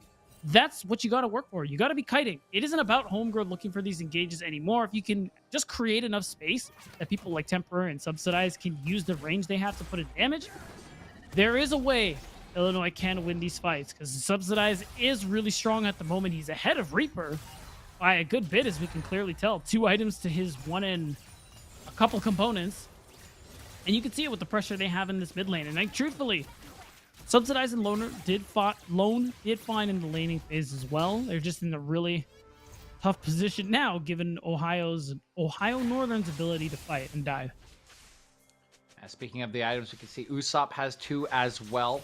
Pretty important for Camille. Still waiting on Aggression second, so there definitely are some advantages in this potential skirmish beatdown, as we are 57 seconds away from that Drake. And really no setup around it just yet. I mean, it's pretty dark for both sides around this dragon, and we'll take some time to set up, and largely should just allow both to walk in. I think we're just looking at a pretty heads-up 5v5. It's looking like it's going to be that way, but again, Aggression is playing this Fiora, not the best team fighter. Luckily, your core 4 is pretty fed, especially when you look at your mid jungle in Kuz and Kato. The fact that if you really need Aggression to go for this fight, oh no, could just keep pushing out bot. Oh wait, they could pinch them. Okay, double control ward was put in the Dragon Pit. Now Aggression looking for the pinch. Kuz is going around. They don't really know about this yet. Now they're going to find out. Already on top of Holmgren, the jungler. He is certainly going to be the first one to fall. He'll pop the stopwatch as the rocket goes wide, but Aggression has the first kill onto Temporary. That's the wave clear. That's the magic damage. That is so much power gone from Illinois College, and now this should just be a Hex Tech soul for Ohio Northern. It's as good as done. You get temporary out of the picture. You get flashes out of the mid jungle of Illinois. That's 4 dragons in a row at 23 minutes. Ohio Northern can just simply set their sights on the Baron. Oh no, and Kato's even gonna catch out Lone Force. That's just gonna make it all easier. He's even flashing in for Holmgren, who doesn't have the Crescent Guard anymore. Double He's looking kill, for 3. looking for 3. A Gale Force by Subsidize will keep him alive for now, but how much longer do you have? There it is, the triple kill on the Abscondo Duck, and Kato makes the killer play. Easy pickings for Ohio Northern as they're going to get themselves the first Baron at 24 minutes in the game. And they're at this point where there's only inhibitor turrets left, save for the tier 2 in the top lane. You know what that means, DJ? Ohio Northern can put Illinois College to bed in game 1 if they win one more team fight. Yeah, one more is all it really needs. That bot lane's open. Aggression is about to pick up 2 items. It is looking so good for Ohio Northern, as it has for most of this game, Beatdown, right? A couple of decent plays from Illinois in the early stages, but I mean, once Kuz got rolling, he hasn't stopped rolling. He's still rolling. We're rolling. Yeah. The Olaf's one of those champions. Yeah, sure, he's on a timer. Every time you get a kill, every time you manage to just take control of this game and get these EXP leads, you extend that timer. And Kuz has borderline indefinitely extended it. He's 3 levels on Homegrown now because he's constantly farming, constantly stealing camps as we see this CS lead grow. We're going to get to a Flame Horizon pretty soon if the game doesn't end in the next team fight or so. And it shows with how confident Ohio Northern are at playing around him. Wasn't Kuz the support player? Wasn't that what you told me? Yes. He's a support player. You could just see it. It's crazy. He's so confident on this pick. He knows his limits. Yeah, he's definitely got some practice at the very least this year, if not maybe in solo queue and Clash Beatdown, but the aggression is certainly there from Kuz. He has played this game pretty immaculately so far. Aggression, though, will be the one in trouble. He does have a second item now, but a 1v3 feels like a bridge too far. Out comes the riposte. Grand Challenge goes down, but he is shut down as Kuz comes up potentially to try and avenge him. A 1v3 still sounds a little daunting even for Kuz, but meanwhile, the base already busted open. Will have the first inhibitor fall. Sound of Duck will not quite connect. The team rotating towards the top side. 1 inhibitor down. Base soon to follow as Illinois College is forced to retreat back to their fountain. And oh no, Holmgren, this feels like a little too far, yeah, that's buddy. Not it, buddy. It's gonna get rooted up, and Kato barely took any damage. Flash for flash between the AD carries. That means the turret will fall as plenty of shielding and health bars here will make the curtain call largely ineffective. Second turret will fall. Second inhibitor should fall in the mid lane, and Ohio Northern can take their prize and back away. A really good job from Ohio Northern, syncing up all their waves like that, making it so that Illinois had to choose. And the sad thing is there really wasn't a right answer. That's 2 inhibitors off the table. Got perma-push mid and bot for these next couple of minutes here. And that's going to be really impactful for when this next Baron comes up in a few minutes' time. Or the Elder Dragon. DJ, we're on par for, what is that, 2 minutes 40? A pre-30-minute Elder. That is, that's an early Elder. Oh, no. Oh, okay. Usopp, can you get away? Hook shot? Yes? No? No. Oh, no. Definitely no. Definitely no is the answer, as Kuz is just flexing now onto all of the members of the enemy squad. That reckless swing was pretty disgusting, traumatizing me from solo queue, just like you kind of traumatized me, Beatdown, with that reference of, you know, you said there was no right answer. That just reminds me of like state testing, you know, like English state, like when you do like English state testing, and it's like every answer feels like the right answer, but none of them are actually the right answer. Yeah, that's Illinois College right now. They're going up against an impossible state test, and Kato, he's just making it harder. He's got the Crescent Guard, so he's blocking up the turret here. He's got all the healing he could possibly want. He's just going right back in. Kato is completely unstoppable, and the rest of the squad is here to back him up. Double kill for Kato. He'll dodge out. He'll go down after getting the triple, but only to the fountain laser, and Ohio Northern will secure game 1. It just looks so easy for Ohio Northern here, DJ. The fact that from start to finish, they were running the show. And you know what? You got to give some props to Illinois for they definitely had a lot of set plays that they were going for here. You think of those dives bot, some of those ganks top. Some work, maybe not as cleanly as they wanted to, but at this point, it's just Ohio constantly finding success after success. And you can see how well they use the fact that they are in the lead. Kuz always going for the invades, going for those aggressive plays. Because as soon as you're ahead on Olaf, you're like, yeah, come here, buddy. I got 2 levels on you. You can't be on my screen anymore. And you just have to respect that. Oh yeah, man. Support main are not showing that he can definitely pop off in the jungle here as Kuz with that snowball. Alongside Kato, of course, would be remiss not to mention him, particularly in that mid game. True. Lead Ohio Northern to a game 1 win. Remember, this is a best of 3 series, however, so Illinois still has a chance to strike back and try to take their first series win of the MEC season. We'll see if they can find that win in game number 2 after just a short break. So do not go anywhere. There is more MEC action to come. And actually, I apologize, before we head on out, we got to thank our sponsors, right? We got to thank our sponsors, right? We can't forget our sponsors. We got Atlantic, Chipotle, Skulls, and Gangster. And of course, for Skulls, we have a special extra little read here for our sponsor, Skulls. Looking to upgrade your gamer gear? Look no further. Start your 2022 off right with official unified esports merchandise brought to you by Skulls. Hoodies, joggers, jerseys, armbands, and a lot more coming soon. You have the skill, now get the swag. Skulls.com/collections/unified has everything you need. Gear up, game on, Skulls. We'll be right back with the second game of the series.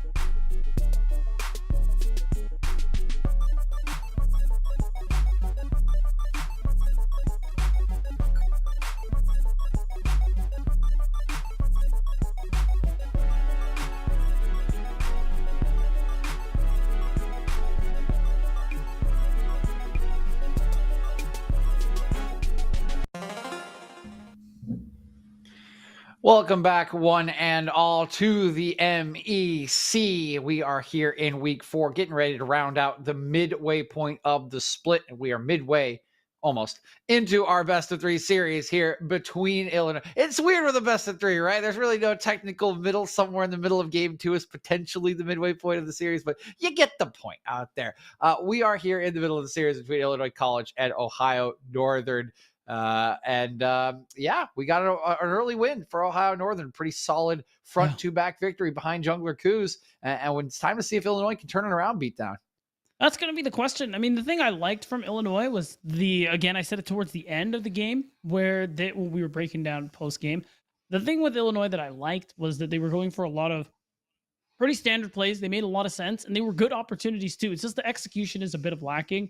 It was a bit lacking on their part. And that's not a big deal just because you can tell they know what to do. It's just a thing that takes time to work with here. And who knows, after game 1, shaking off the jitters a little bit, maybe this time around they're going to be able to make it happen. Because like you said, DJ, they're down 0-1, backs against the wall. This is a best of 3, so they only have one more chance to keep it going.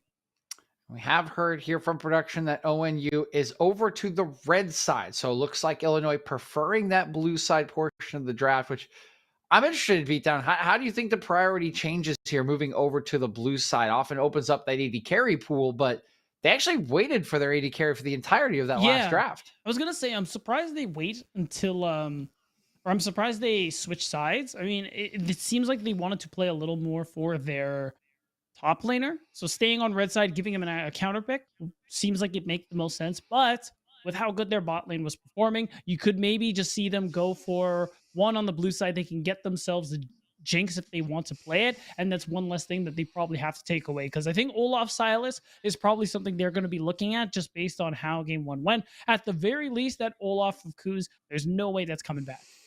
Yeah, it feels like you can't let that one back. The Viking just Ragnaroking all over Illinois' composition. So see how they do approach this one, because they do ban the Olaf away. Could take the Xin Zhao and then probably still have a better time of things unless Kuz, I guess, plays Trundle. According to you, Beatdown, that would be a cruel twist of fate. That would actually be, I would be fine with that. If they let it through and they pick Trundle or something, or they just pick Trundle B1, something along those lines. It depends though.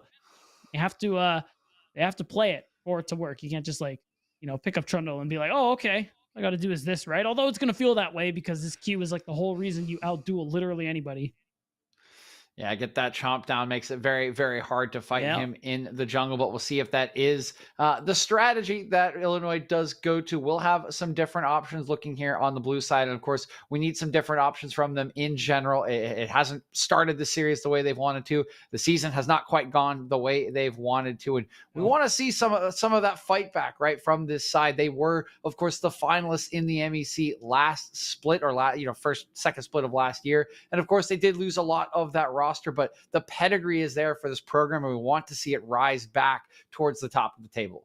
Right. It definitely is a thing that takes with time, and it's collegiate. It's how it is, ever changing, especially in terms of roster moves and stuff like that. But again, you can see it with how these players play, that there is definitely something to that system there over at Illinois rather, where they understand how they understand how the game is to be played. You give these players some time, and I'm sure they will be able to get it together. Ohio Northern, though, not going to try to give them any time in this series. Already one game up. Don't really have to show a whole lot, right? I mean, you could just play a similar comp to what you saw last game. It was a very convincing win. And if they can just kind of take away that time and take a 2-0 series here, remember, they are in that 4 slot, and they will really lock their position in as kind of the last team into the tournament here for the MEC. So position of power for Ohio Northern as we get into the second draft here, potentially the last game of our best of 3. And now we get to see what the priority is for Coach Diddy and company over at Illinois College. Kali is the first ban, keeping that the same from game number 1. But of course, we are still waiting to see that Olaf pop up on the screen and shift things around, Beatdown. It's got to be otherwise. Hulk is like, don't worry, give me the Olaf. I'll be able to play it and operate it. That's fine too. Either way, I think we just show Kuz is not someone to mess with when he's on a signature pick, or at least what feels like a signature pick, because again, he was recently a support player. But ultimately, I think on Ohio's side, not a whole lot's going to change in terms of bans. They want to make sure to take away some of the same stuff. We saw, I think it was Ari. We saw the Corky ban. I think just a lot of the strong stuff that's currently in the meta. Ari was taken away in game 1. Gwen would have been that second ban. We'll see if they opt to continue. That, of course, would be available on Blue 1. It is a Blue 1 pickable champ, so I would expect that one to disappear as well. Corki was in that second phase of bans. We'll see if that is kind of higher priority this time around from the red side. Thresh is actually taken away from pick. Motors this time around. Don't want to offer that safety to Reaper once again. And of course, we saw him pretty comfortable on that champion during a couple of those dives and in the mid game with those death sentences. So we'll see what he moves on to. There is that Gwen, as expected from ONU. And now one ban left each. And this is where we want to see any differences, but it's Karma that actually comes off the table for Illinois College, the champion that they played in the last game, now removed from ONU. Right. That is an interesting takeaway, something that they feel must be very strong on the red side, especially once they've taken away the Thresh. So they're just making sure that it can't be used against them, especially because they recognize how strong of a lane Jhin Karma is. And the Galio ban, I think, makes even so much more sense now that we've seen the Dicey run the Camille in that top lane. Camille Galio, a very strong combo we don't want to get through, especially because the Dicey, I mean, Camille was honestly pretty clean, all things considered. Even though Illinois could not get the win, I have a feeling that's something we might see them go towards again. But for now, they're leaving the Olaf up, and they're picking Viego. Okay. This is yes, this is a bold strat, as I would say, Pete down. And Hulk really prioritizing this Viego. And I'm wondering how Kuza's feeling, right? You're gonna get a free first pick here, see what you do prioritize. They'll go right back to the Jinx is still available. I mean, sure, it's plenty of other you could just slap it down, right? Yeah. I mean, Jin Zhao's still up if you really want to do that, but why not? Come on, Same man, principle. run it back. Like, yeah, just these really strong early aggressive junglers. It's available. They're hesitating for some reason. Maybe they're deciding which one they want to go for, but I think you just grab yourself a jungler right away. There's still so many support picks. You can grab them for yourself later. Wow. Sub Diana. So they say, Hulk, you want to scale? Fine, we'll scale too, because now with that Jinx, you also have Diana in the early game. But now I need to see Motors on something that's not an enchanter, because you throw away your early game agency when you do things like Diana Lulu, Diana Karma, and stuff like that. And that's what they did last game. Early game agency. Early game agency was the name of the game. And speaking of early game pressure, Ashe is the lock-in to Jinx. I mean, it certainly has the range to fight in lane, but we have not seen Jinx or Ashe in quite some time beat down. No, and the interesting thing about Ashe is that she's all right at the moment here. The damage is fine. The slows on her autos makes her pretty good in lane. And the range, you pointed out, is a big factor as well into the traditional hyper carries we're seeing. The thing is, though, she doesn't do as much damage as other AD carries do in those later parts of the game, but she has so much engage with that enchanted crystal arrow that was buffed this patch, by the way. So as it flies, the missile speed does increase. So there is a better chance for some of these setup plays coming up from great distances, and it would be great to set up things like the Shadow Surge coming out from Vex. Shadow Surge is going to be there from this Vex, piloted by Temporary. Already a lot of long-range poke and engage, but I mean, it's up, right? It's as easy as you like. Diana Yasuo is the lock-in from ONU, and how many times have we seen and heard just how easy it is to play team fights with this composition? One flash in, one follow-up ultimate, and guess what? There's a Jinx rocket flying at you as well. Right, and this is a hard thing to deal with here. So much damage, and even after you blow your load with that Moonfall Last Breath combination, the Jinx is still having a lot of DPS here. Not even just the Super Mega Death Rocket, just all the DPS she puts out constantly. So they have a lot of options past that level 6 mark on the side of Ohio. And I think now if you're looking at Illinois, you do want to start banning away some engage options. You see the Wukong taken away immediately from aggression. Don't want to give him those options there. We'll see maybe another top lane, like maybe Malphite, but I don't know if Malphite would actually be perfectly ideal here. Something like the Orange Scion, or if you want to start pinching out the support pool, I think Alistar would be another good look here for the side of Ohio. Camille and Jax are the bans away from Ohio Northern as they want to pinch Usopp's pool here in the top side, and more top lane bans as Wukong taken away from aggression. One more remaining now for Illinois College as we move towards the second phase of pick bans. For ONU, we are still looking for a top laner and a support. Same can be said on the other side. So much more matching this time around, and the Renekton actually going to get banned away. So, I guess they would. I'm trying to think of how this logic works out. They would not beat churchgoers, because if they were churchgoers, they would think Renekton is bad, so they would wouldn't even allow him ban to it. be drafted. Yeah. Exactly. Well, the Renekton does make a lot of sense, just because of the fact that it would give you that strong early lane. Renekton Diana is hard to itemize against because it's a mixed damage profile on that top side of the map, and it would be hard for whatever. They drafted an enchanter. I literally said Diana Lulu, man. Like, if you're with the way Ohio ran that last game, I could see them saying, okay, yeah, we're confident enough to run this. It's fine. We can get through it. But this is very punishable. Even though Viego doesn't quite have the early game strength of something like a Xin, Olaf, Trundle, or Lee Sin, you still have enough to be able to look for some of these plays with your CC. And the fact that we have a Nautilus through for Lone Force means this is a very dangerous laning phase for Reaper and Motors. Reaper Motors will have push, but as you mentioned, Beatdown can just get set upon by this Nautilus. The final lock-in is an Aurelia. Usopp remaining in his melee dueling champion pool. He will lock that one in, but unfortunately for him, this is not a counter pick. So plenty of options, and oh baby boy, we have an aggression Darius into Usopp. I mean, it was spicy last game, Beatdown, but we're just up in the ante here. We're going from habanero to ghost pepper. Dude, you get to see how confident. Oh yeah, Aurelia, lock me the Darius. Let me see it. And it's just so strong in so many of these melee matchups. So you have a lane, should be going well for a great aggression. We can't count the Dicey out yet in the individual 1v1s because he played really well last time as Camille into the Fiora there on aggression side. But still, overall, you just got to... The whole thing about Ohio is they just need to get through the laning phase. If they get like 10 minutes into the game, not even 10, if they get to level 6, even or ahead, they're looking fantastic. I mean, you got a lot of plays you can make with Illinois side too. Again, Enchanted Crystal Arrow from long distances, the Shadow Surge as well. You have a lot of ways to play out these team fights, but the burst is just a little bit lacking here. That's the thing when you run Viego Vex. They're essentially reset comps, but you don't necessarily have the burst damage here to be able to start the resets going, especially when you think about the shielding that's going to be coming through from this Lulu. Things like the wild growth, making it that much harder to actually take someone down. Yeah, Enchanted Crystal Arrow, a Super Mega Death Rocket is not. It is not that, right? It's not going to provide as much damage. It is much more setup and CC. And you look across, right, it would really require some high level of execution to get that sort of burst damage down, beat down. So we will see if they can pull that one off, Illinois College, because if not, I'm right with you. You look at this ONU comp, I mean, you press your R buttons and you win the fight, right? I mean, you just straight up, like, that's as simple as it gets. You run in with Diana, you all press your R buttons, and the enemy composition disappears in front of your face. So I really need to see Illinois College popping off here in the early game, finding some of these plays. It was definitely on ONU's, on ONU's agency in game number 1. This time around, it's all Illinois, and we need to see it.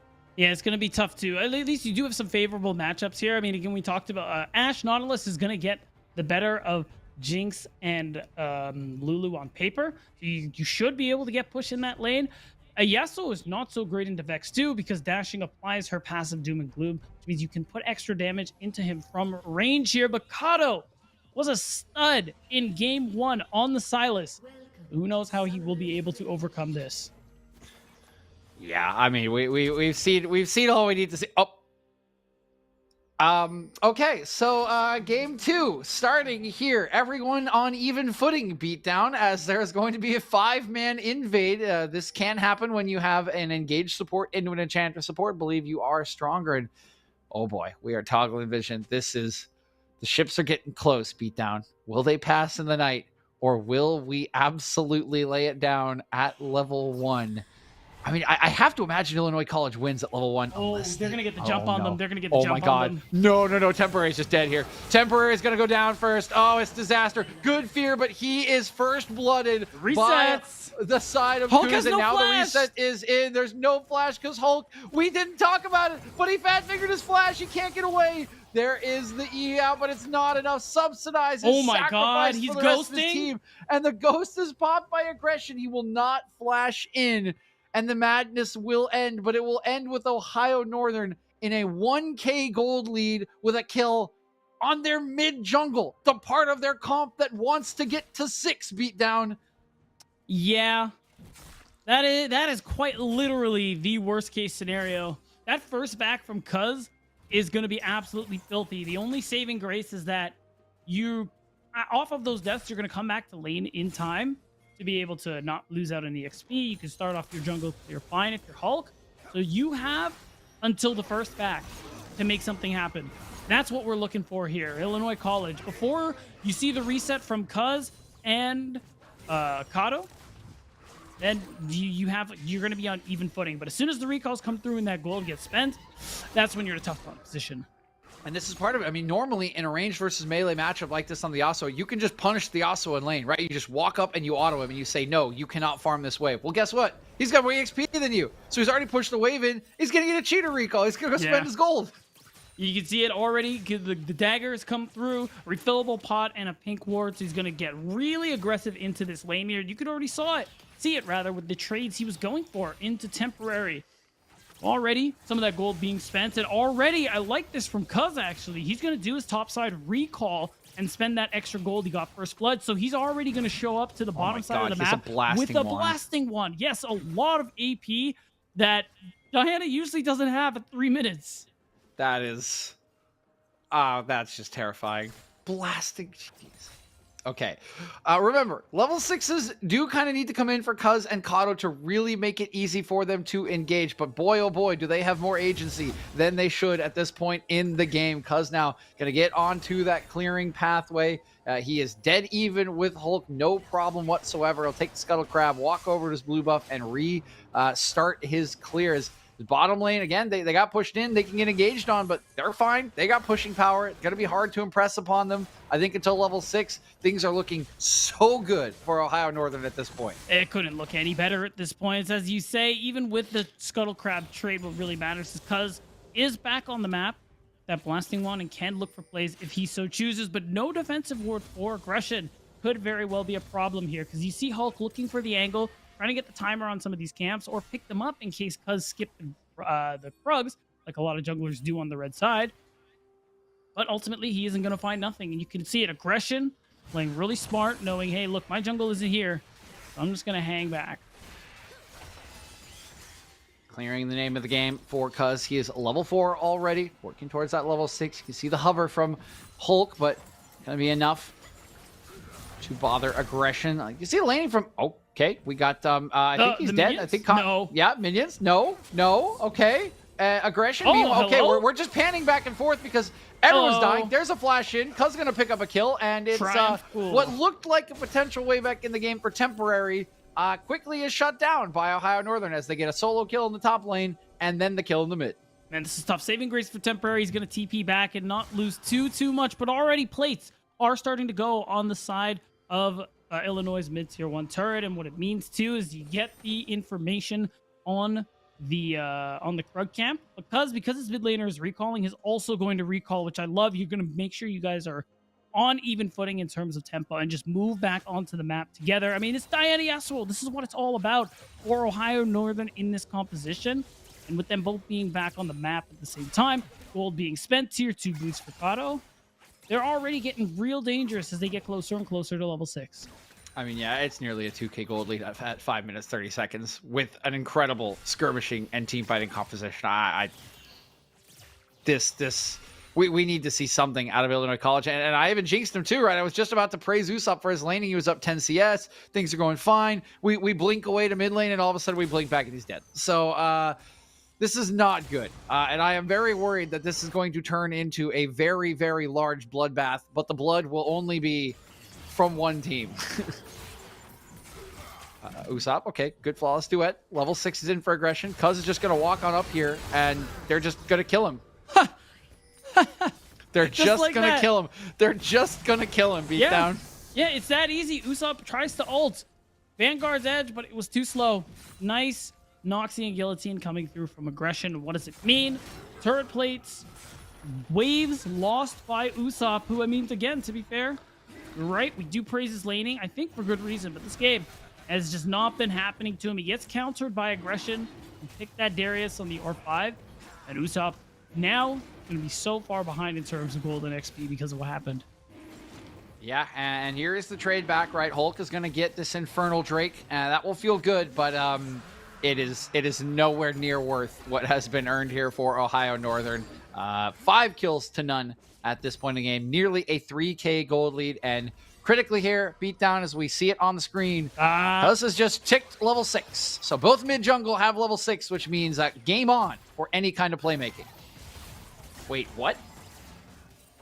Okay, going in, Lone Force. He's going to hit the initial engage, but he's really separated from Subsidized at this point. They do have the jungler in their back pocket. Flash in, nice flash for flash, and down will go Motor. Good bait in by Lone Force. He'll hand it over to Icy Hulk. Initially looked like he was pretty separated, but the comms were clearly there. Beat down. He had his jungler right behind him. There were a little bit of disrespect from Reaper and Motor. They know their jungle is on the other end of the map, but they still get a little too aggressive here. At least Reaper gets to walk away and go for the recall instead of giving his life thanks to Motor.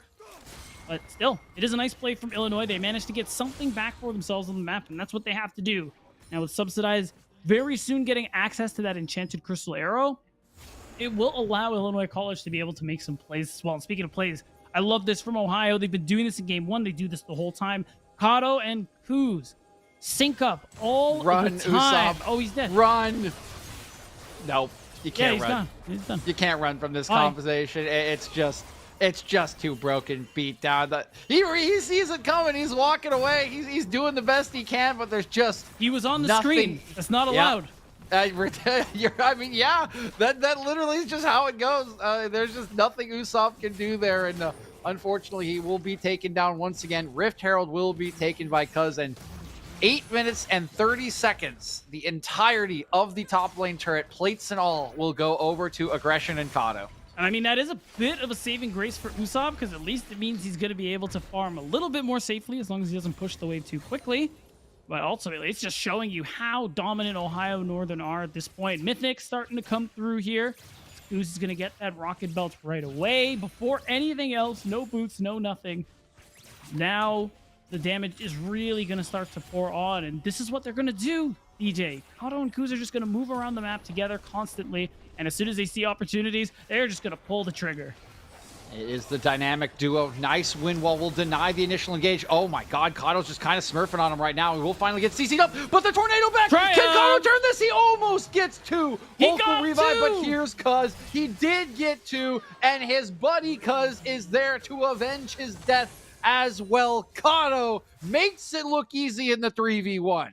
Unreal. You know, Subsidized and Hulk are off of the map, so what does it mean? Kuz gets a nice little bit of alone time in the bottom lane, and even more plate gold going into Ohio Northern. Worth noting, that top tier 1 turret was just ripped down the old-fashioned way. No turret place, nothing along those lines. But now Shelly is going to come out to play, and oh my god, is Kuz just going to get 5 plays to himself? That's disgusting.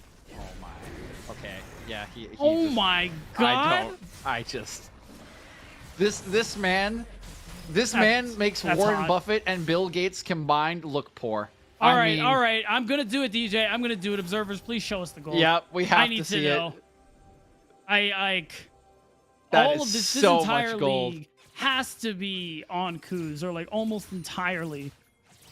Whenever we do see that, there we go. Thank you very much. Oh my god. Almost He's 3K up on the next member of Illinois. That's so wrong. That's not okay. That's just 4-0-1. I guess it's not surprising. Oh, bye. Shadow Surge, nicely done. Once again, Reaper going to find himself a little bit caught out. Enchanted Crystal Arrow will swing on by to say hello and goodbye as Reaper falls for the first time this game. Right, and it just feels like Reaper's been, I think, more or less doing a pretty solid job being that weak side AD carry for this squad here. You can tell Ohio Northern, it's about the top side. They're solo laners. They're jungler Kuz. See, that being his first death of the game is definitely a pretty good thing here overall, because, I mean, think about how many kills Ohio Northern have taken in this time. 9-3 is the kill score. Beat down 5K gold lead at 11 minutes 18 seconds for Ohio Northern, with 2 turrets already in their back pocket in the side lanes. Just need to work on that mid lane turret. Next dragon spawning in 14 seconds. Of course, Illinois did get the first dragon in trade. We'll see if they opt to send resources down here, but boy, does it feel hard to go to any objective. And here we go. They're gonna try it again. Kato. He had the 2. He had the 1v3 earlier. Now it's 1v2. He's got minions. Yeah.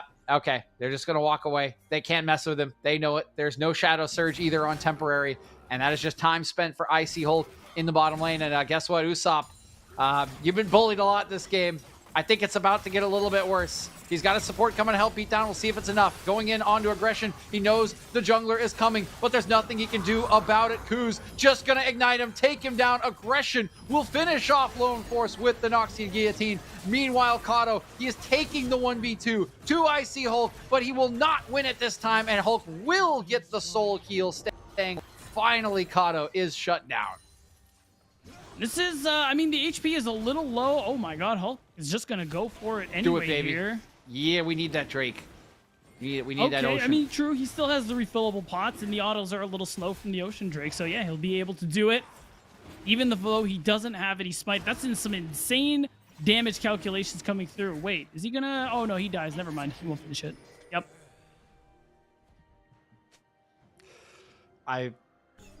Say it. I was hoping.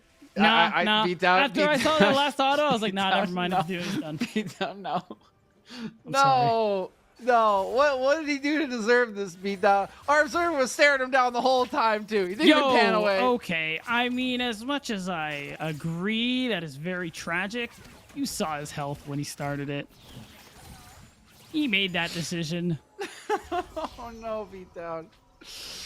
What do you want me to say, man? Sometimes actions have consequences, DJ.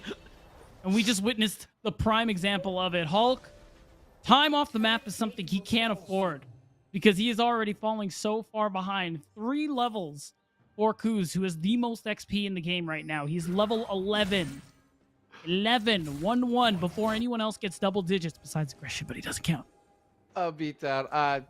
I mean, what decisions could be made that would not have consequences at this point for Illinois College?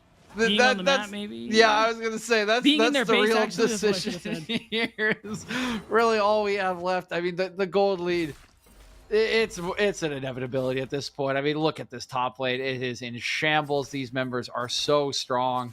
There is still that Drake potential win condition, but we saw even the Drakes apparently are stacked against Illinois College in this game, and aggression. He's just going in. Good dash in. Will get away from the Q. Flashes away from the enchanted crystal arrow, but the guillotine is too much. Shadow Surge will come back in, and they will trade it back. A shutdown onto aggression. The question, of course, in this situation, what's the cost? Looks like the tier 2 in the bottom lane and about also probably Hulk's life. Yep. Yeah. Yep. Oh, yeah. Hello.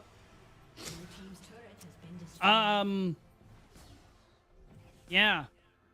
DJ, what movies have you seen lately?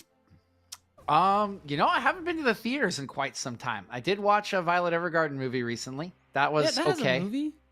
Yeah, it's you know how like animes are doing the whole thing where they're doing a season that's like 75% of the story, and then they do like the last 25% in the movie.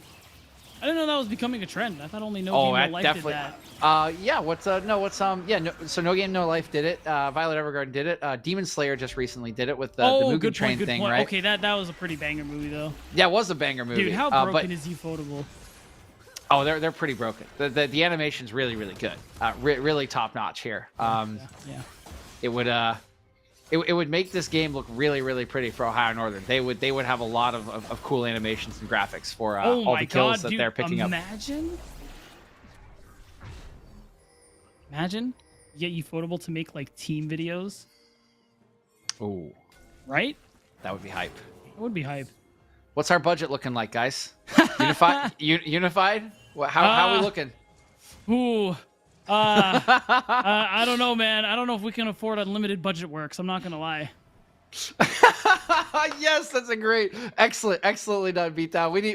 We need to have more conversations like this. Right. Motor is in some trouble. Got to flash away from the Nautilus ultimate, but the yep, can't do that. This is the Enchanter life. You walk up to a bush, you have no support, and you die to the depth charge. It's the funny thing about the switch to enchanters after the teleport changes. You can tell what supports spent a lot of their time playing things like the usual Nautilus, Alistar, and wait a minute. Okay, he's going in. Can we talk 1v3. about that? Kato.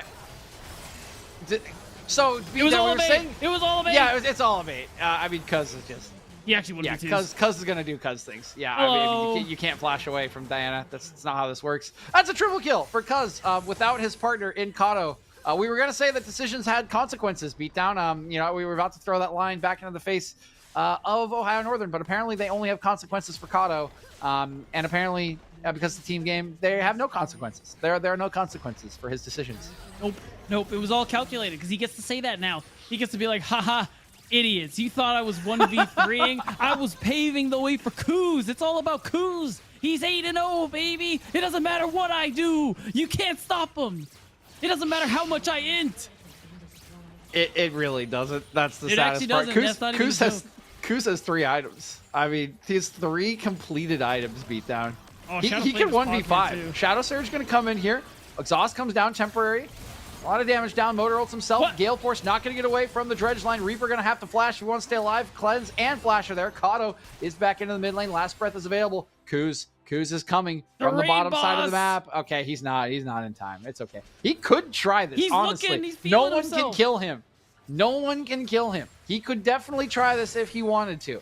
But it looks like Kuz is not a limit tester. Not yet, but he will be soon. Watch. soon as he so chooses, it's all up to. Are you? This whole game is all about Kuz now. It runs off his desires, DJ. That's what you got to understand. Now he's level 13, like you said, 3 items. He's got all his summoners up. This game, these fights happen when he wants. He can flash. It doesn't matter. Like look at this. So temporary's dead. No mana. Yeah. And Anyways, that's a Diana. so what do you think? Yep, he's not even. He's. Yeah, you don't even he's- have to ult that. Okay, he tried to fear it. Respect. I guess he gave a little bit of a little night scare to Kuz. Had like a little bit of a nightmare. I wonder what Kuz is like.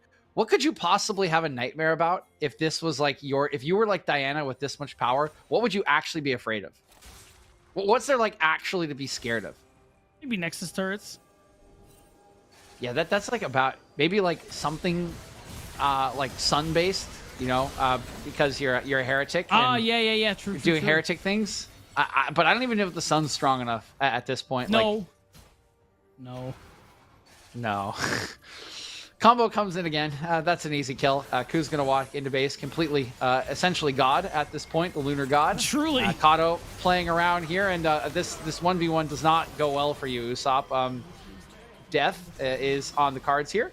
Up comes Icy Hulk as Kato, I do believe, went down there in the extended fight, but Kuz is still legendary here, still deathless. Working with the shield, walking on in on those 3 items. And Wait, we'll just all walk 3 away. hibs are going to be down to 20 minutes. Yes. Oh, no. Oh, Not quite. I mean, Okay. You say that. You say no, but... Wait, 15 seconds now. Okay, they're you're right, walking you're away, right, they're Beatdown. walking Unlucky. That's okay. I mean, if you're Illinois College, you're thinking, okay, thank God. Whew. Buy some time.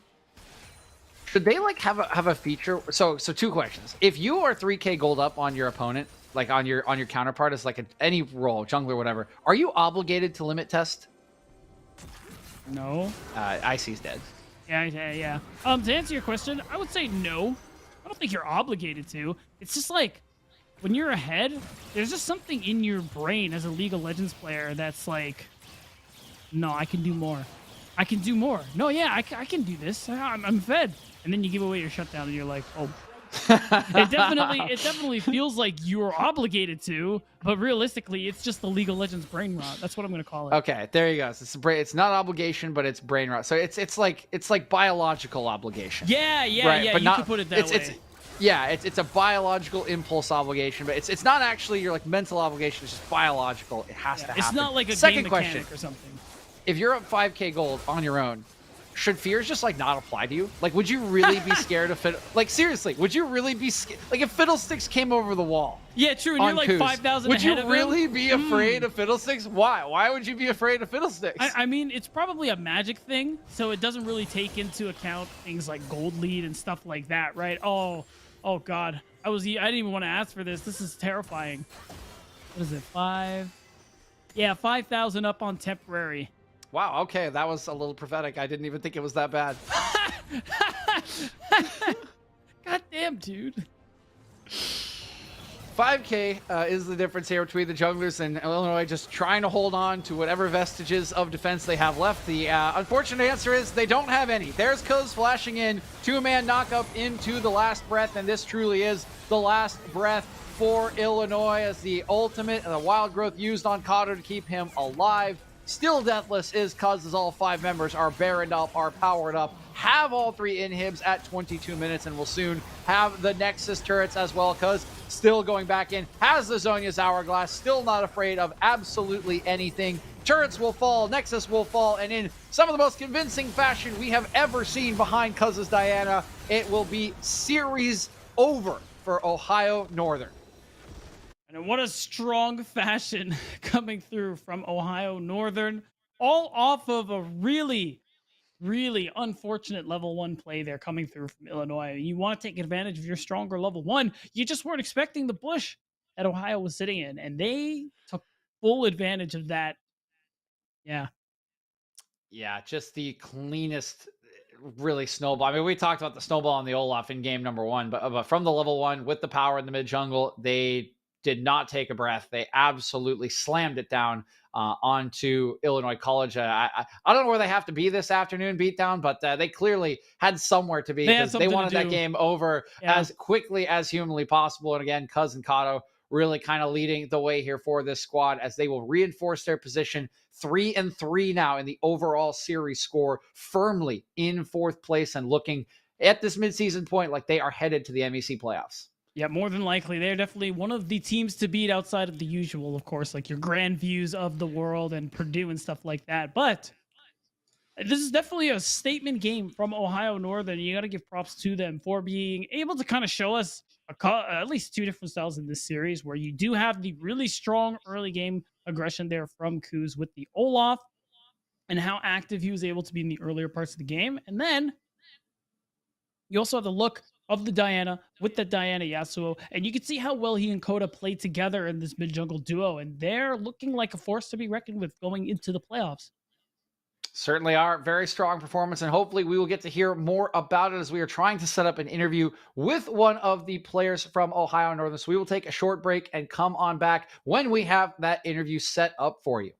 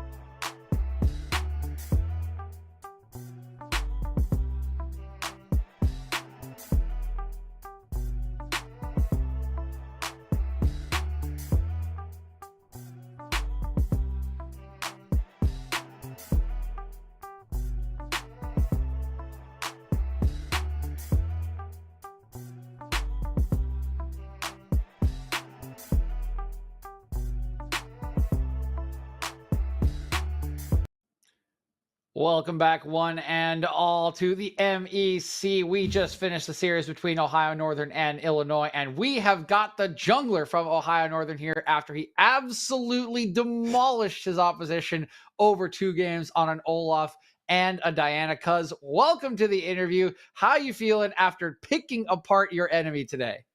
Hello, thanks for having me. I feel pretty good. I definitely think that was like one of the better performances I've had in the league so far, and I was pretty happy that I got to, I guess, perform some of the things that we've been practicing like during our practices.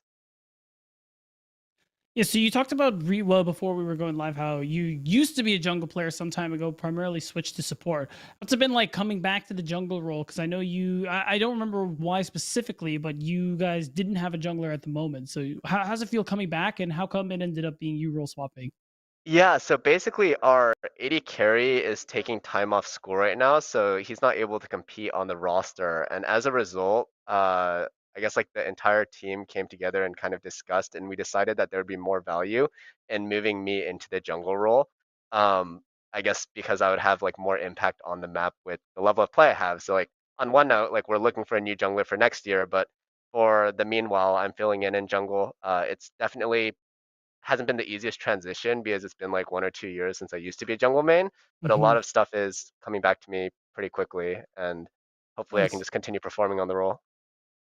Well, we like to see it because Yeah. we saw the Chad mentality coming out today because it's still there even after all of these support play that you've had, just picking apart the enemy alongside Kata. You guys had 2 phenomenal games, and talk to me a little bit about how it's going in general. Between school and the competitive side of the MEC, you guys are looking like you're headed for a playoff. So, how have you all been hmm feeling? How's the season been going in general around the kind of the? I guess you guys are in a facility, so how's it going out there?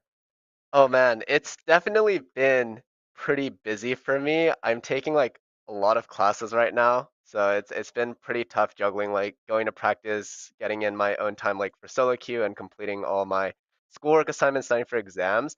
Um, I know that some of my teammates are in the same boat as me. I wish that I had more time that I could kind of dedicate to the team, but overall it's been going well, and I feel pretty happy with the balance that I've made with academics and esports so far. It's great. And the last question for me was what I wanted to ask was so you guys almost guaranteed yourselves top 4. Are there any other teams you have your eye on in terms of teams you might think will give you like a tough matchup, teams you want to beat, teams you think you can beat, something along those lines? Hmm. I've never really been one to like look at another team and say that, oh, we're gonna beat them for sure, oh, we're gonna lose Mhm. for sure. I much more enjoy the mindset of taking it one match at a time, really studying the opponent that we have to play next, regardless of their ranks or their performance so far in the league. However, it would be lovely if we could beat, I guess, the teams that we would consider like higher caliber than us right now, which would be Grandview, Purdue, and Ottawa. Um, but it's not to say that the teams that are currently below us in the league are not like worth our time to play, or we're for sure going to beat them. Like we want to Mhm. respect them and do our research, due diligence, and just walk into every match like with no expectations, right? Right. We saw. I think we saw the diligence come through on the level 1 of that game too, right? Did you guys expect that a 5-man invade? Yeah. Oh, there you go. Okay, we see the scouting coming through. So good to see that diligence is paying off. And of course, we'll have a matchup again tomorrow against the Arkansas Razorbacks. But before we get excited for that match tomorrow, cuz just want to open the floor to you. Anything you want to say to your fans, friends, family, teammates, whatever. Floor is yours. You got a little time here.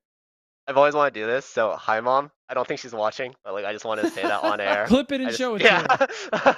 But no, I think just like shameless plug. We're looking for a jungler. If any junglers want to come play at Ohio Northern and help me move out of this role because I really enjoy playing support a lot more. Um, but other than that, I'm having a blast playing in MEC, and I hope to just continue performing and living up to the expectations that my team and other people watching have of me. Great to hear, cuz. Well, we appreciate you coming on, spending your time, and of course, really enjoyed the performance you showed today. We hope we get to see more of that Chad mentality in the jungle before hopefully Ohio Northern does find a jungler for next season. But in the meantime, best of luck tomorrow. Get some sleep and have yourself a wonderful day. Thank you so much, guys. And with that, we will be throwing it to a short break before we get into our final series of the day. We've got Ottawa Braves going up against the Drury Panthers to wrap up day 1 of week 4. So don't go anywhere.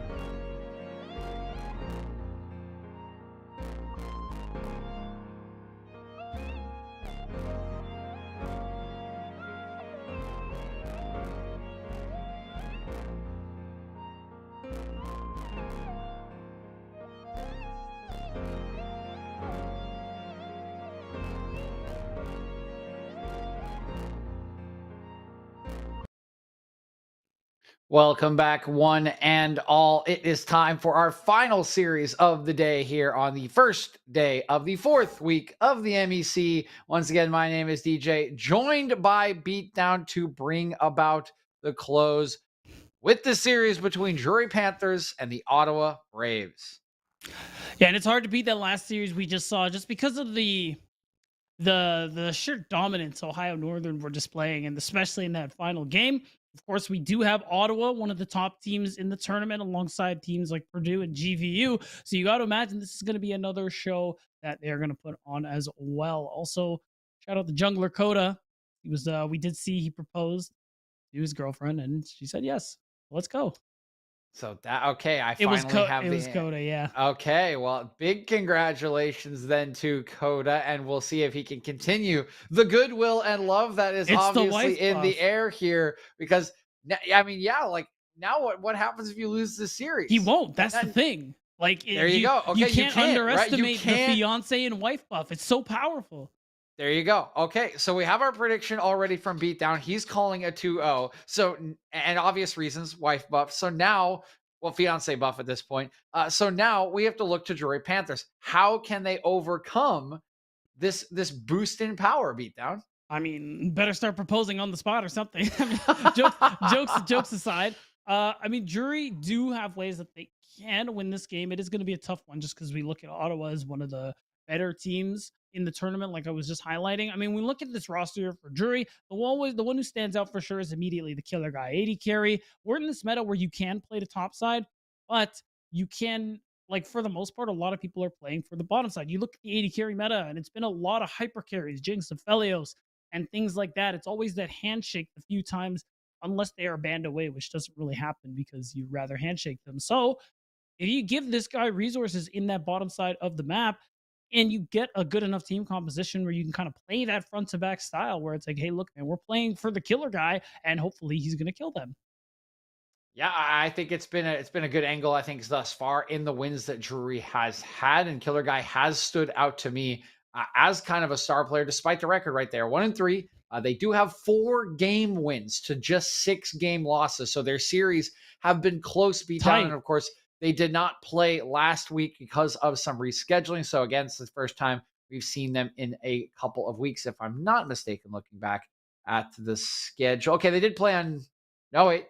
Well, today's the 19th, so yeah, exactly. Yeah, they did not play last week. So we are seeing them for the first time in a couple weeks and seeing if they can improve on that record and finally get these very close series and game scores to flip over to wins. Right, and another player we look at on the side of Drury is Yoda in the top lane, a much newer player, freshman, learning as quickly as, well, as quickly as one can when you're a little bit newer to the game, newer to organized play. So, like you said, this whole season as a whole is good to see how much he's improved, and also the last couple of weeks can be enough for that as well, especially in this context where you want to play for killer guy.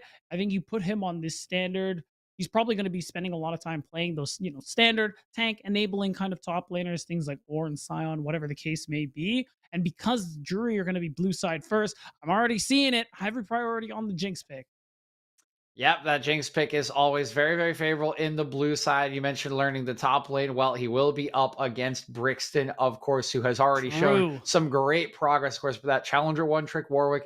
He had an interview with us 2 weeks ago after a victory, right? And he has been showing great progress on a few of these champions. He even acknowledges there's some work to go, but it's looked pretty good in some of their games thus far this season. Of course, coming off earlier today, a 2-0 loss against Purdue Northwest will not feel the best, but what better way to wrap up the day than making up for that result with a revenge, with a great, a pump-up win here to finish the day.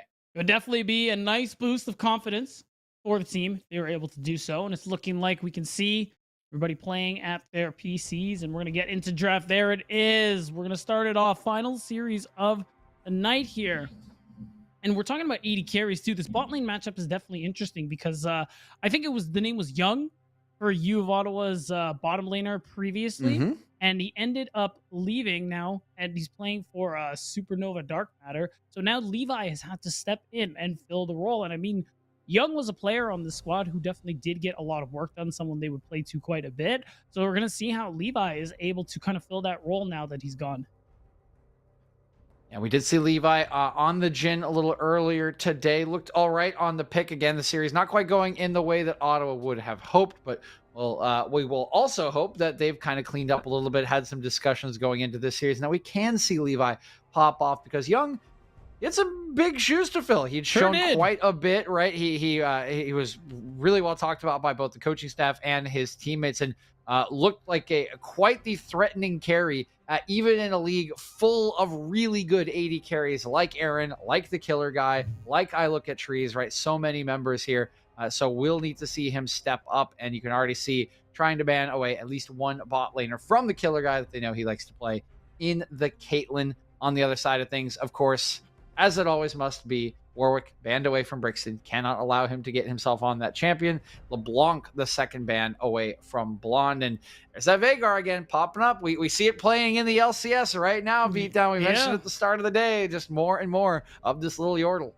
Yeah, it is a very good pick at the moment here, especially with the recent buffs coming through. The priority on Caitlyn, I think, has decreased since the nerf she received. I think it was on 12-3 or 12-4, but either way, definitely not as good in the scaling department as she used to be. So that early game being so much more important than it used to be makes her difficult to play. But they feel like they need to take it away. The Zeri ban makes more sense. On blue side is a little unfortunate, but it just shows you that Drury not really down to play it for themselves here, so it's better to just not let it go. Yep, they will not let that one go. A little unfortunate on blue side. I do agree with you there, Beatdown. But yeah, if you can't play it, take it away. Don't let this champion affect the game. It's just too strong. So yeah, Jinx the final ban to make sure that B1 is not as easy as we would like it to be, but there are still plenty of options available to the Drury Panthers, and they don't need a lot of time to decide. It is that flexible still Graves, though most likely, as we've seen it, probably going up towards top. Right, it's a very popular pick now, especially with things like the Hull Breaker coming through. If you're insane like Pioshik, you're going to build the Gore Drinker. Either way, a lot of options here, and of course the flex potential, like you mentioned, is there. And of course Ottawa, they're not messing with these flex picks. They're going tried and true. They're going for one of the big three. It's going to be Lee Sin.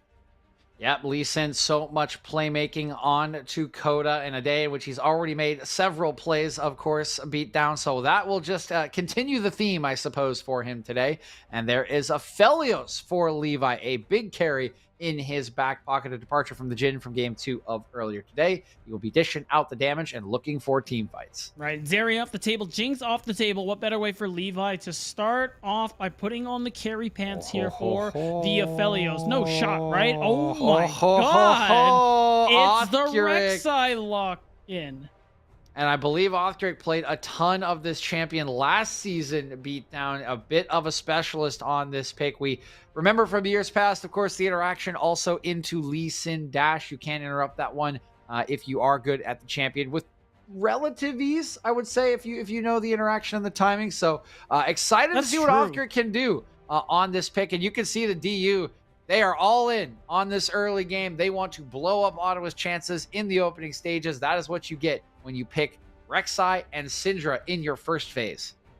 Right, and I mean, it's all about the early skirmishing power here. A strong mid-jungle duo, ultimately. I mean, we know how Rek'Sai is. She's good in the earlier parts of the game, but usually, enemy team doesn't boom by 20 minutes. You become pretty useless. So Othric definitely has a lot of work to do in the early parts of the game. But you're right, it is nice into Lee Sin, and I have definitely seen my usual duo visions. He loves playing Rek'Sai, and anytime we're playing Norms, he'll run it into the Lee Sin. You know what he says to me, DJ? He says, like, Beatdown, there's no way he's playing Lee Sin into me, right? Like, this person who's never met him before in the random queue. And I said, I think he's doing it. And then he just locks in the Rek'Sai and absolutely rips him apart. Well, there you go. Well, we'll have to see if Othric can do that to Coda. One thing that does need to be mentioned before we turn to the phase 2 bans, Asena picked up as a support beatdown, and this might be a surprise to some who are just turning into the first time, but anyone that has seen 9 Lives play knows that this is a 9 Lives specialty, likely to see grasp Senna as he did last time around alongside Levi in the bottom lane, and boy oh boy did he carry the last time we saw him pick this up. I mean, we talk about falling off. Now on the other side, you have a lot of scaling. Aphelios, the Senna, past 15-20 minutes, Ottawa basically have the game locked and loaded here. So already a lot of onus is going to be on Drury to be able to, well, get the win. I'm looking for Orthric to see if he's going to be able to find these early ganks, find these early plays, and be able to get ahead of Lolcoda, because Lolcoda playing the Lee Sin is going to be looking to do the same thing here. And the build path is going to be most interesting to me for Rek'Sai, just because I've seen people go Hullbreaker, and I'm confused. All right, Brixton going to be locking in a Wukong this time around for a little bit of extra engage, or potentially even disengage if it is against Rek'Sai, right? He goes flying in. Multiple options there on a pretty strong champion. Pretty well known into this Graves matchup that should be going into the top lane. Now we just need to see the wrap-up of the draft. Full bottom lane needs to come in for Drury. Thresh still available, will be locked up by Fat Cat. And what will Killer Guy go for? A lot of things off the table. Thresh and Jhin, usually not a combination, but Jhin, of course, fairly strong in the meta at the moment. Beat down. I'm guessing it's going to be a Jhin Oh angle. my God. Oh, wait a minute. We talk about hyper carries, but no one talks about Kog'Maw. It is going to be locked in here, and I mean, we were talking about late game scaling. That's a pretty good way to get it started here. The thing with Kog'Maw too is that a lot of people, he's that kind of champion where you got to know what you're doing. You know, he's got a bit of an abnormal kit compared to other ones. So it's all about knowing the kit, being able to get through that early laning phase. Because if you can do that, DJ, you will destroy people. Wait, it's Kog'Maw mid? Oh my, what a flip here. Okay, so I actually saw this earlier in CBLOL. I saw this being played in the mid lane. And I'm wondering if this was the plan or if this is a response to the Ahri that was just locked in by Blonde. I think that was the plan, because Ahri is actually Syndra is a hard matchup for Ahri. So I honestly think that was always intended. I think Kog'Maw mid it exists. You play AP, your AP scalings, especially on your R, are kind of insane. Okay, there's the flip. Okay, I was going to say, I didn't feel like this made sense. This makes way more sense. Like it is pretty hard to play into Syndra as Ahri, just because your whole kit works through the minions, and the charm, the most important part of Ahri's kit, doesn't really matter if Syndra is playing either in or behind the wave.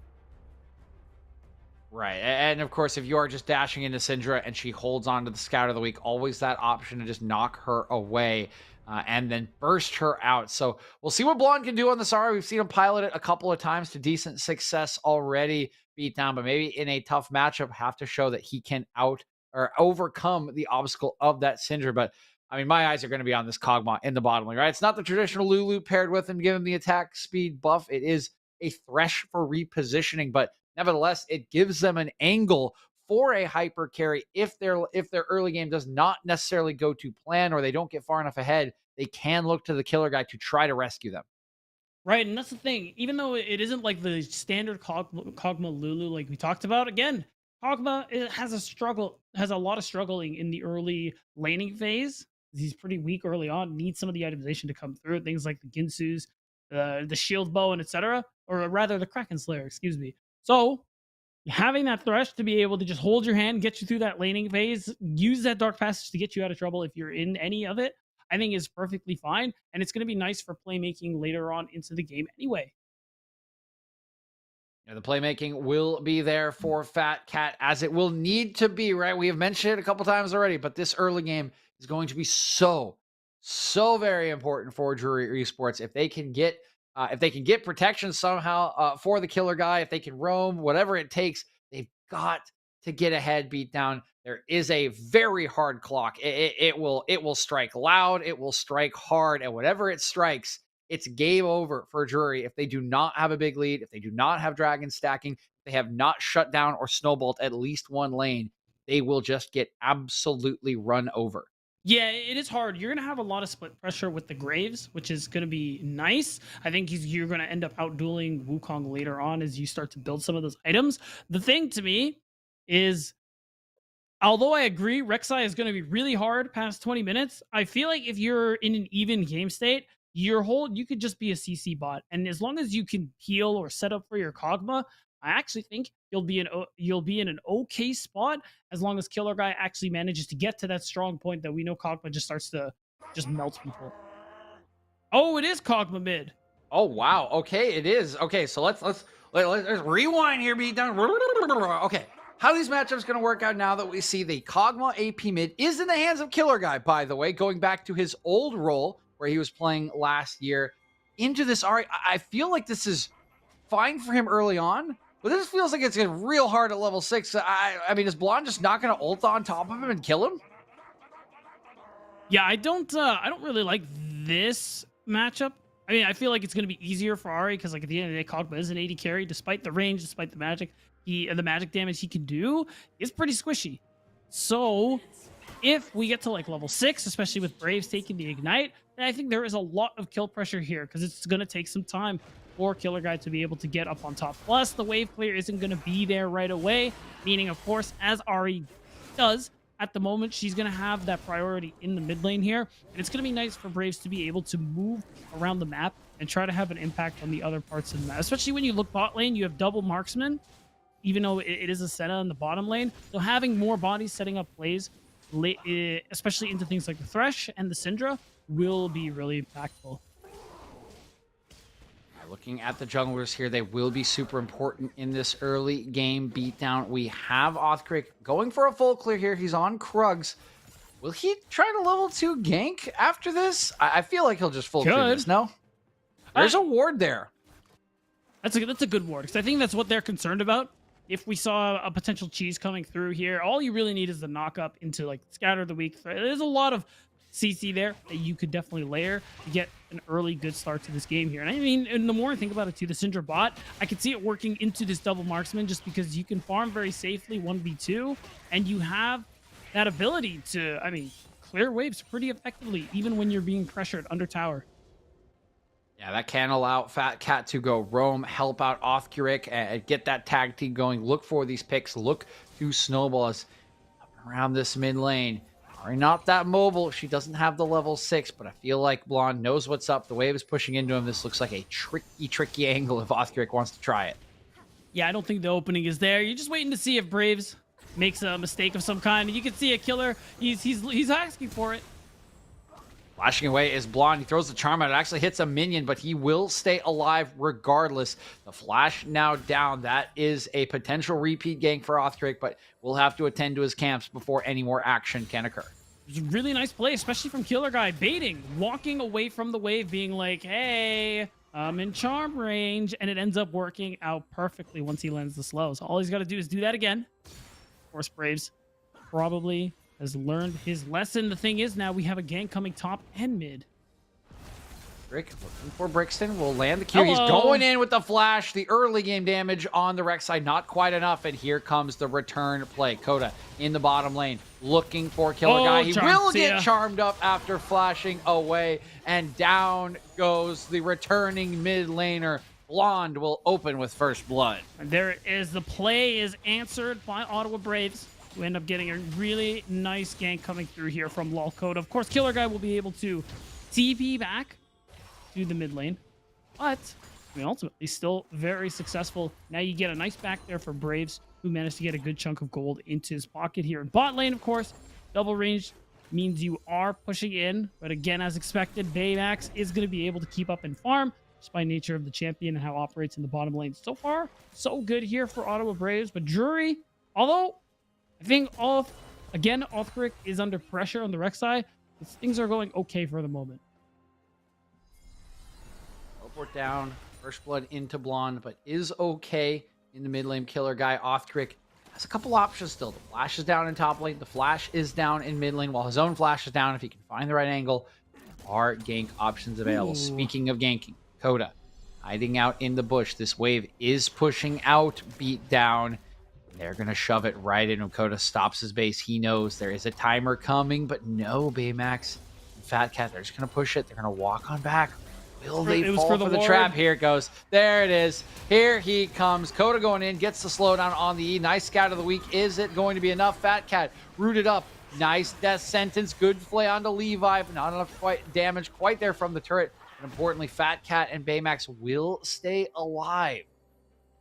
Still, you get the flash out of Baymax is going to make him even more dangerous as an immobile carry on the bottom side of the map. So still a nice play there for Ottawa. Now, Othkrick, still no flash on this Ari. He's getting really close to level 6, though. If it doesn't come up on this cannon, no, it isn't so. Well, there goes the opening. Opening down as Blonde will clear it and walk away.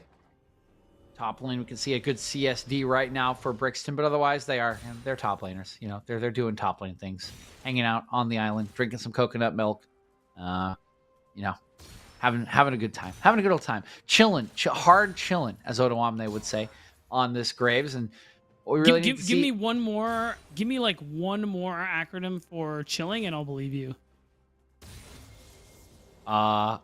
Lazing about. How's that? Right. Lazing about. You've convinced me. All right, there we go. We're lazing about in top lane as this wave does get shoved in. Coda moving up there, but what we're looking for really is the windows right now for Othric. Again, those flash timers that were earned earlier. Level 6 now in for Brixton makes it a little bit harder to get back onto him, but his flash still has a good third of the cooldown remaining. Just about a quarter remaining on Blonde, and him level 6 gets hard to get him as well. But speaking of, we're not chilling anymore here at Beatdown. Ultimates are popped. Brixton's going in. Yoda with a nice disengage. Using that ultimate will get himself out to safety, but he will likely have to recall as Coda's hanging around. Still, that pressure that he had resulted in him holding the TP up until this point. So it ends up being not the worst play here. It just gets you to use your collateral damage and, of course, the E to be able to shuffle out of the fight. But you do get Dragon in exchange here for Drury. It makes sense. Early drags are going to be pretty important because you are trying to snowball this game a little bit. But so far, not a whole lot of snowballing has been going on. Yeah, we got some summoner spells blown, but now that Braves is level 6. Oh no, don't do it to him, Blonde. Oh no, he's going in. Missed the charm onto the red buff, but the Ignite is ticking. Is it going to be enough? Othric, he's trying. He's desperate, but it's not enough. And down goes the Rek'Sai. Blonde is making this early game miserable for him. Beatdown. Yeah, that is a tilter. Enemy mid, a ping missing, and it turns out he shows up on your red buff and solos you. It means, again, less time on the map for this Rek'Sai, who we already acknowledge is on a bit of a timer. Oh, wow. Oh, speaking of which, Coda coming back, trying to punish the flashless killer guy. Actually, Flash did come back up. Gets out of that. Wait, where is he? Oh, he's Spellbook. Wow, that is a good cleanse. Good stuff there by Killer Guy. Awareness and everything. It ends up being, I want to say positive. He is going to lose a bit of XP just because of the fact that he doesn't have TP up at the moment. But still, he manages to hold his life, which is important. But we need more than that from Drury if they're going to actually come out on top and get a win. I mean, bot lane is going even. You're okay with that. But, Axe going in for the ultimate. Heal will just keep 9 lives alive, and Levi will punish. Baymax and Drury have got to be tilted off the face of the earth right now. DJ doesn't get any more tilting than that. I don't think it's mathematically possible. You just under tower. Yeah, it's like got to be single digit 1 HP. HP. Yeah, I mean, like, Brixton going back in. We've seen this song and dance once before. Yoda does have the ultimate again. This time, Brixton times it right on the collateral damage. We'll get the second proc of the Cyclone, and that will force Yoda to flash. That's right, and even, oh my gosh, Oathcurrick under so much pressure now with the fact that his laners are just falling apart on all sides here. A lot of it due to some good juggling from Lalkota, of course, who was in the vicinity to make sure his bot can shove things out. But overall, feels like this Rek'Sai hasn't been able to do something so far. And this is just going to get worse and worse as time goes on. You can see he's noticed with Tremor Sense, but they can't get him. He's out of there. 0-1-0 is Othric. 0 kills for Drury Esports at 9 minutes 45 seconds. That is not the stat line you wanted to see when you drafted Rek'Sai in game number 1 Beatdown. And mentioned the hard timer. Unless things change, that timer is already rapidly approaching, particularly if and when this dragon comes up in 2 minutes 15 seconds. That dragon stacking always so important for early game compositions, especially if they can't get onto a Rift Herald that is being taken by Ottawa at the moment. And this is the thing too, we talk about snowballing. Rift Herald, especially the first one, is one of the big ways to do that. That's why Jury are showing up. You see all their members coming through. Killer Guy has the flash wave, but actually roots 3 members in the flash, and Blonde already has a kill. Resetting his dashes. Blonde is looking for 2. It's Coda that knocks it down. Brixton will fall in this fight as Yoda picks him up, but Yoda's rooted up. 9 lives is here on his specialty Senna. It's a triple kill for Blonde. He's looking for 4. He's gonna get it. It's a trade kill, and it's an ace on a quadra kill from Blonde. They'll pick up the Rift Herald as well. It just doesn't get any better, except maybe if Braves was able to get the Penta, but that's still 4 kills, 6-0-1 on this Ahri, and all the early game is just going here for Ottawa Braves. It's 8-2. They get Herald, like you say. They're just going to keep on picking up gold. And, man, I don't know, DJ. I might say it. Time might be up. Hey, Drake here, going to dodge out on the charm. 9 lives, he'll get hooked up as well. This could be a massive shutdown. The heal, though. The heal is going to keep him alive, and Blonde gets the kill onto Othric. I mean, Tilt. The earth is upside down. I just it can't be any other way if you're Drury Esports. Like, you are upside down at this point. Brutal. Nothing. Almost nothing working here in Drury's favor. And you can see it. Othric, excuse me, is falling behind in just every avenue. CS, kills, just overall map activity. And it's showing now. I think Volcoda might be looking for a play. Dark Passage is still a good ability, behind or not. The other guy will get out to safety, but honestly, it doesn't. I mean, he dies anyway. He's still dead. Okay, he's still dead. That's good. It's good that he dies to spare the brushes there a little bit of Fat Cat, because that death sentence looked pretty free beat down. Nevertheless, it will be a second Drake for Drury. This is a very nice timer. I think they actually eschewed going back to base in favor of this trap, and it has worked out for them, at least giving them some sort of avenue in this game, because the gold, that ain't it. That's a 4.5K gold lead at 12.5 minutes for the team with the scaling advantage. But the Dragons, there might be your way back in. Oh, man. I mean, Cloud Soul is still quite impactful, but I think the way this game is going for Drury, they needed something stronger. Still, though, Dragon stacking is going to be one of their best chances to get their way back into this game here. They keep on setting traps like that. That's exactly what's going to do a lot of good work for them here. But for now, Othric has to go back to farming, has to go back to getting at least some of these levels here, some itemization. I guess we're going to see the Gore Drinker. You do have a couple of melees here, so there could be some value from that pickup. But until that first item comes through, I think Othric is in trouble.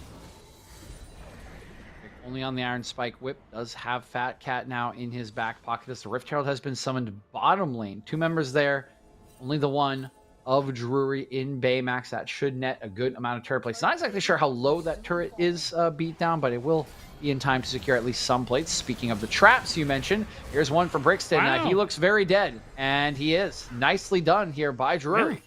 Well played. You time things like that knock up into the flay, death sent. It was just perfectly executed there. Onto Brixton, especially who just TP'd into lane, so he's actually going to lose out on a bit of, oh my god. So that was a champion. No, I don't think it was. What it is now a sad corpse Deceased lying on the champion. ground. Yes, you can see it there. It's just below Killer Guy. I feel bad the Killer Guy has to look at that as he tries to defend the turret. You know, probably his friend is dead, beat down, and that never feels good. Especially with the map. The edge? Nice tilt joke, as a little more tilt for Othric. He tries to go in and contest Blonde, and Blonde says, nope, I'm too mobile for you. Gets the charm, gets the shielding from 9 lives. It picks up yet another kill. 7-0-2 is Blonde here, absolutely running the Rift. Yeah, I think that was a little disrespectful. You're down. They have a Mythic and a Rod, and you're 3 levels down. I don't think you can be on the same screen as Ahri, especially when she has ult and ignite up in this circumstance. So you get punished for it pretty reasonably. And this Rek'Sai just hasn't been working out for Drury. But overall, I think the only one in a really good spot at the moment here is probably Yoda in the top lane. Even up in farm, the Hullbreaker is coming through, so we'll likely see the shield bow as well. And it will make Yoda very difficult to deal with in the side lane, especially once he builds some armor pen. But I don't know. It's not very much for Drury to work with here unless Yoda is able to even be able to 1v1 people like Braves, who's still a level on him. I don't think he's going to be able to actually get very much split pressure on the map. Yeah, Blonde is out here to answer that split pressure at the moment, beat down, and make it a little bit tricky when you have built a bunch of armor to deal with Brixton. Well, now you are dealing with a 7-0-2 Ahri with 2 completed items. That's right, ladies and gentlemen. 2 completed items. Remember Yep. Cuz from last game? This is it's looking a lot like that. But speaking of looking a lot like things we've already seen, traps coming in. And once again, Drury getting a pick, but this time Brixton's here to back up his teammate. He's already picked up a return kill. Now Levi getting the second one.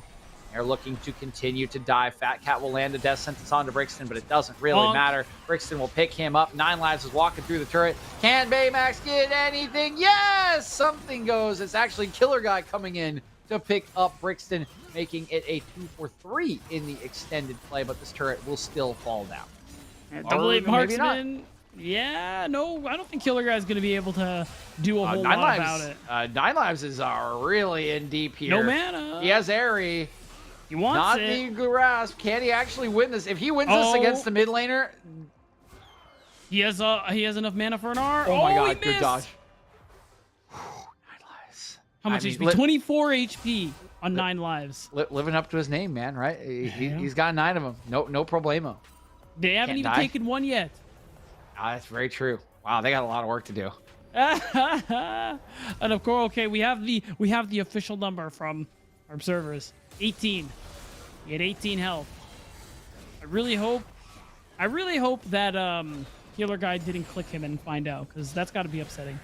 I mean, how many times we say what was his health earlier? Like 10, right? This is the second time. That's really what it is. True. How many times will he survive death with less than like 10, like 20 or less HP? We're already at 2. Will we get to 9? That is the question. That is the question. Oh, we are. Coda has been spotted out around this third Drake. Again, this will be very, very important for Drury. They have those 2 Drakes. And stacking is a potential win condition, but Shoal Charm going to be missed by Blonde. He is trying to be a bother on this flank. And so far, Drury doing a good job of actually keeping Ottawa split up a little bit, but Ottawa's on the Drake. And they need to approach this at some point, and that can just be the signal for Blonde. Here they go, Othkirk over the wall. It is Ottawa secures a Drake, and now the fight ensues. Going in. Down goes Levi, but we have to watch Blonde. Blonde already has 1. It's actually Levi, or excuse me, 9 Lives picking them up. Blonde is still just dancing around the fight. 9 Lives has 3. Brixton's looking for 2. It's Blonde that secures the kill. A triple for the support, and Killer Guy is left all alone at the back end of the fight. Can he actually outplay Brixton? I don't think he can. Conquer is a rune. And he will live the Monkey King. Beautiful fight from Ottawa. They bust the game wide open. And the worst thing, too, is that Correct could not steal the Dragon. The Dragon's and that Dragon Soul win condition is essentially dead. We're talking about 10 minutes, 9 minutes if you want to be more precise, for this Dragon Soul to come through, assuming Drury managed to get the next 2 Drakes. And I don't know if we're going to be in this game in 9 minutes, DJ. I'm not going to lie. No, we're almost there. You don't think so? I don't think so. You know what? It's usually me who, oh my god, look at this gold. It's always the mid laners. It was Coda. It was Coda last game who had more gold than literally anybody else. That's a support, by the way, in third place. That was 7.2k gold. To be fair, it's Senna, so it's a little different, but I see your point still. It's still kind of insane. 4-0-12 is 9 Lives on his specialty Senna, so that's a scary one. And Ottawa, again, we mentioned the scaling already, right? If we get one more actually checked, can we take a look at 9 Lives soul count as well? I think it's a little superfluous at this point. I think he's already kind of scaled beyond them at nearly 1.5 items, completed support item as well. Is interesting too. He's got 76 souls here at 19.5 minutes beatdown. I think that's pretty decent. That's a big number. I know like 125 is that magic number where she can auto turrets outside of their range. It's kind of disturbing. All right, DJ, I'm gonna challenge you, because usually, it's the color caster to be like, all right, this team is down in the dumps right now, and they have to figure out their way back in. But I'm going to ask you, after this fight. Brixton going in and finds himself in a 1v2, use the Cyclone and the Clone to dash away. They're putting a lot of damage in on the Clone, and while they do that, Blonde has arrived, and Blonde is going to charm and Barm. I don't even know if Barm's a word. Who cares? He's 10-0-5. He cannot die. I can make up as many words as I want. It's not going to save Drury. No, it's not. And that actually leads to my question, my challenge to you, Mr. DJ Cass. Your Drury, how do you come back in this game? I want you to tell me about it.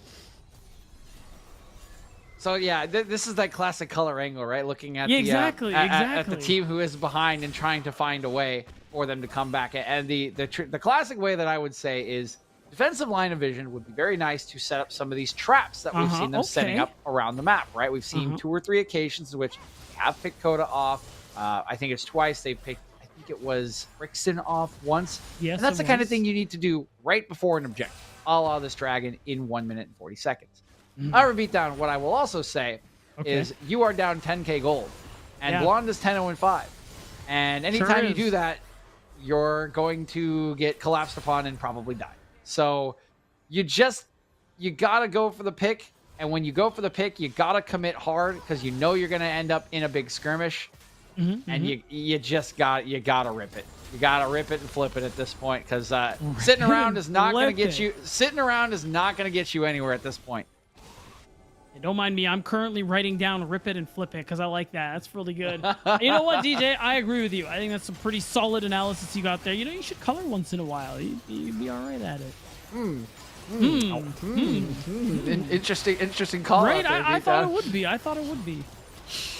As we mentioned the color casting here, there is some color being taken off the rift. The purple of the Baron is under threat, as the Ottawa Braves you actually got. have that purple on their name in the top right corner.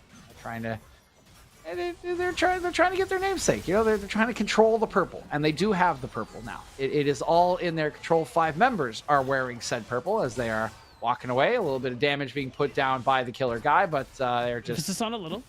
brushing it off, taking the shields, walking on down to the Drake spawning in 20 seconds, saying all objectives are ours, and we are going to look to close out this game very shortly.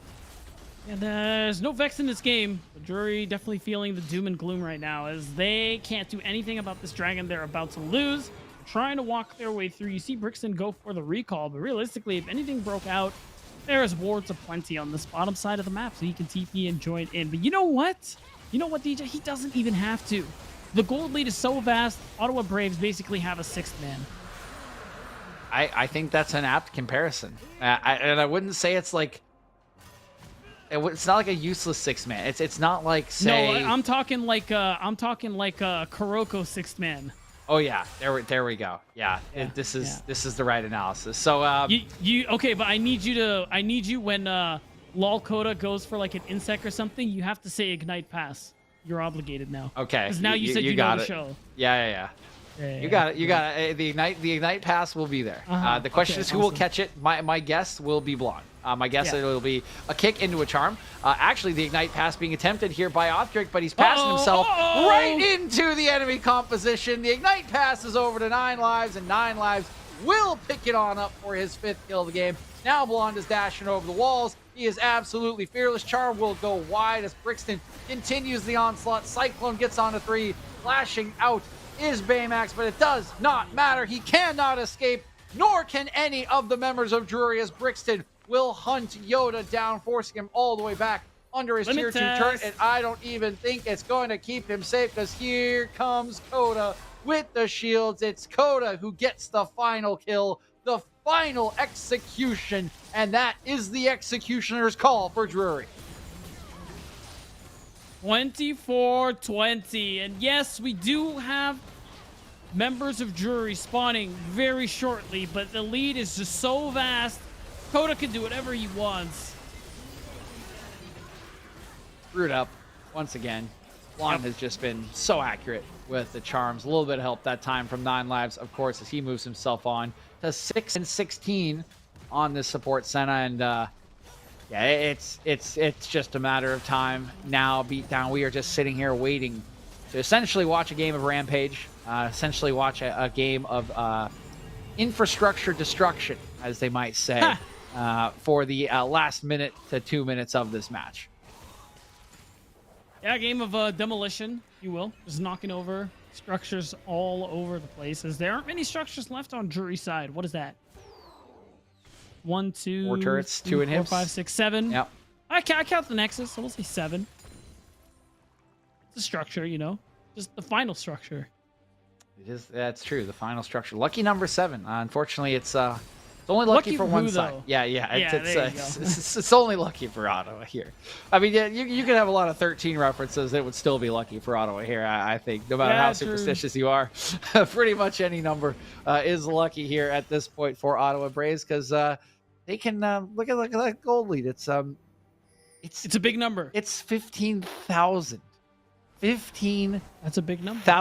gold lead for the Ottawa Braves at 26 minutes into the game. And just one more push should do it here. Beatdown. I cannot see a world, any parallel universe in Really? which Not a single one. I really can't see. Okay. Well, Okay, the universe- Riddle me this, DJ. Riddle me this, DJ. What if Ottawa Braves have an internet loss? Huh? I Did was you consider just that? about to say the only way this happens is if they lose their power. But then aren't we just like stopping the game? Are we just like pausing the game? Probably, yeah. I don't know if there's a universe in which they actually lose a 5v5 with a 15k gold lead. And Coda's just going in. He gets flayed away. Nicely done by Fat Cat, but it will not matter. Second inhibitor will fall as Brixton working on this top side. Killer Guy putting in some autos, trying to remove the wave. Brixton in a little bit of trouble. He will have to clone away. Still a lot of AP damage coming from this Kog'Maw, but as he has opened up that top side, the rest of his team can rotate on up. Let him heal up off of the jungle camps and look for this final one. And Blonde's not waiting around. He's going to land another charm. Dash on back over the wall to safety. Dash on back into the base.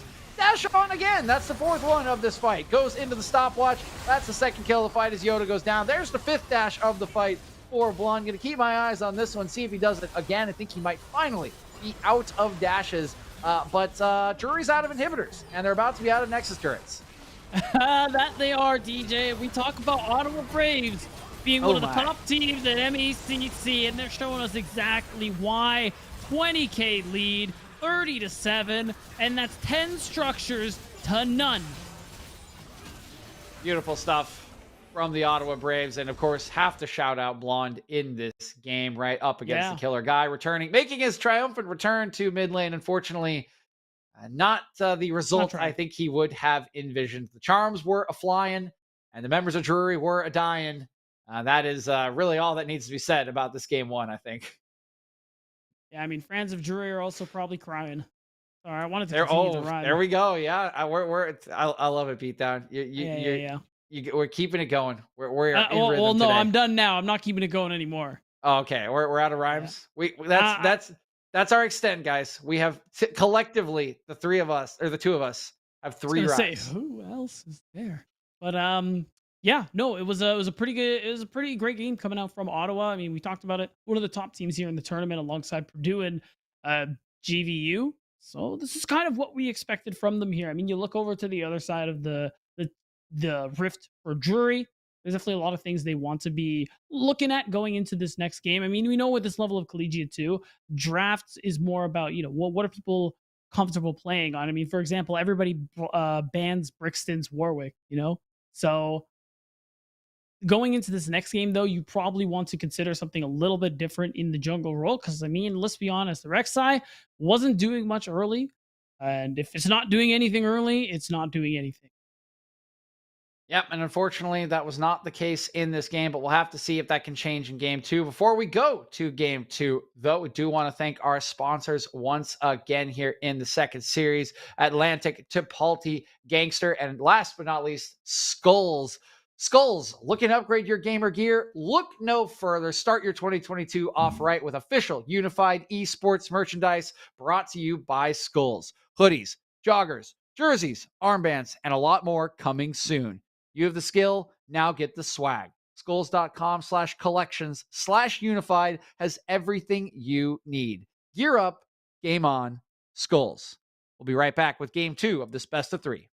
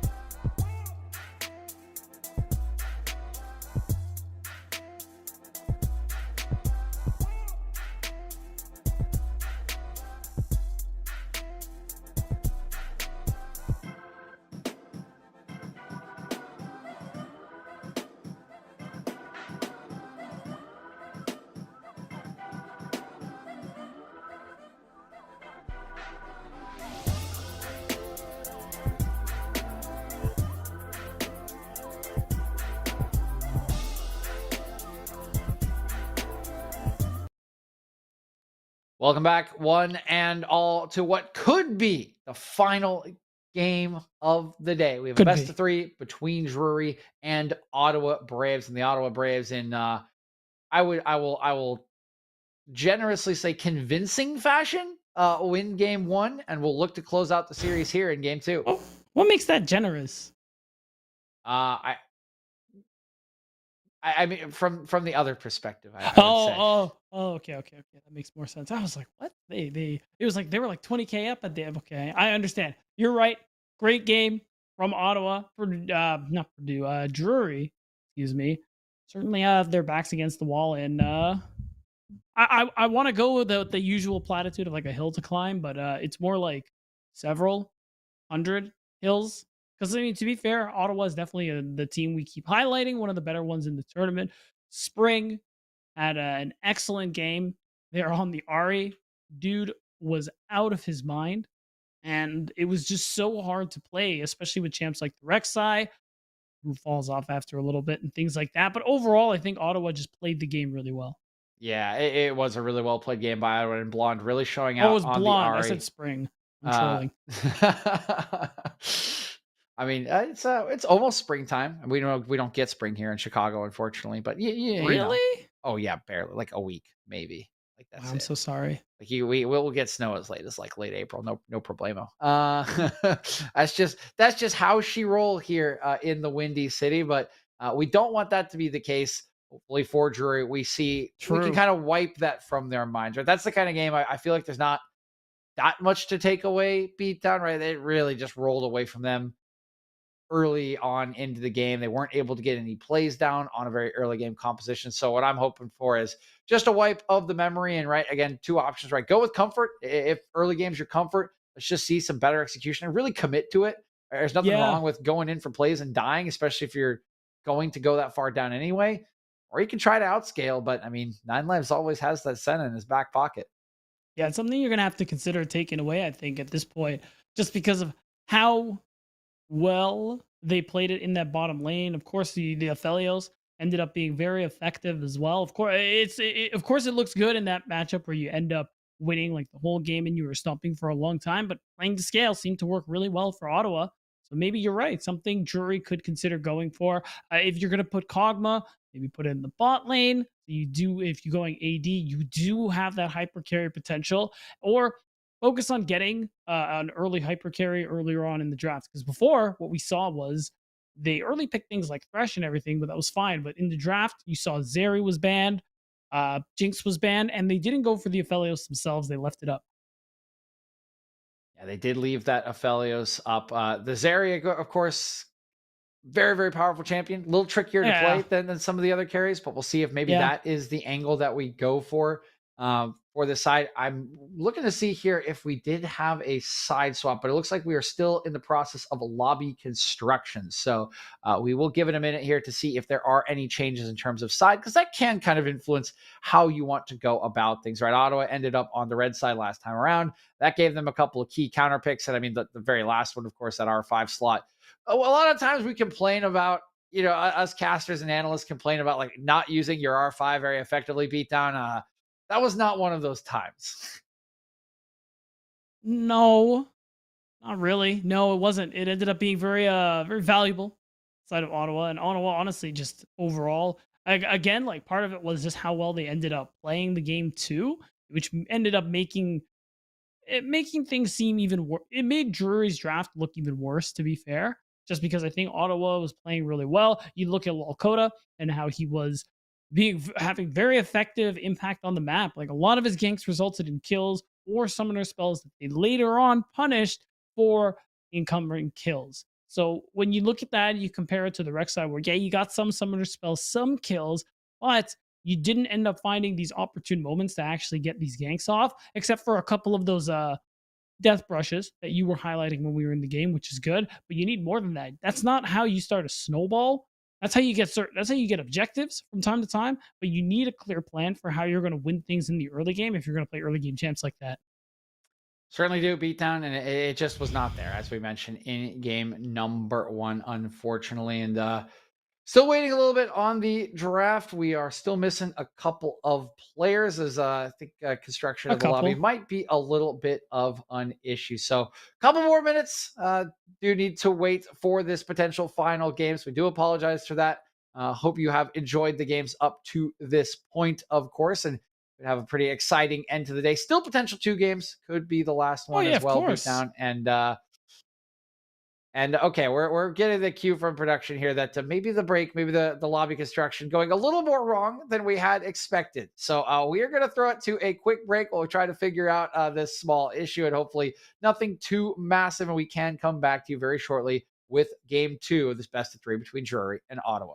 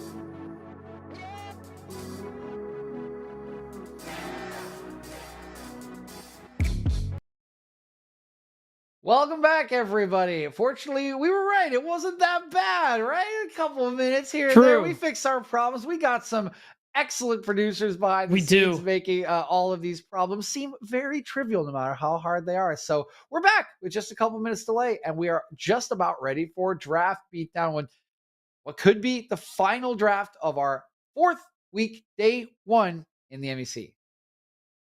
And it's going to be pretty important here for Drury, who again 0-1 at the moment in this series. And that first game was a rough one. It's definitely one where, you know, you give your team, if you're a coach, you give your team a quick pep talk, like, all right, guys, it's we're just gonna forget about that game. It never happened. Series starting now. Let's see it. Mental reset is pivotal to coming back in situations like these. And we've known Drury in the past have given some trouble to strong teams. You even highlighted, even though they have a losing record, when we look at individual game score, they're what?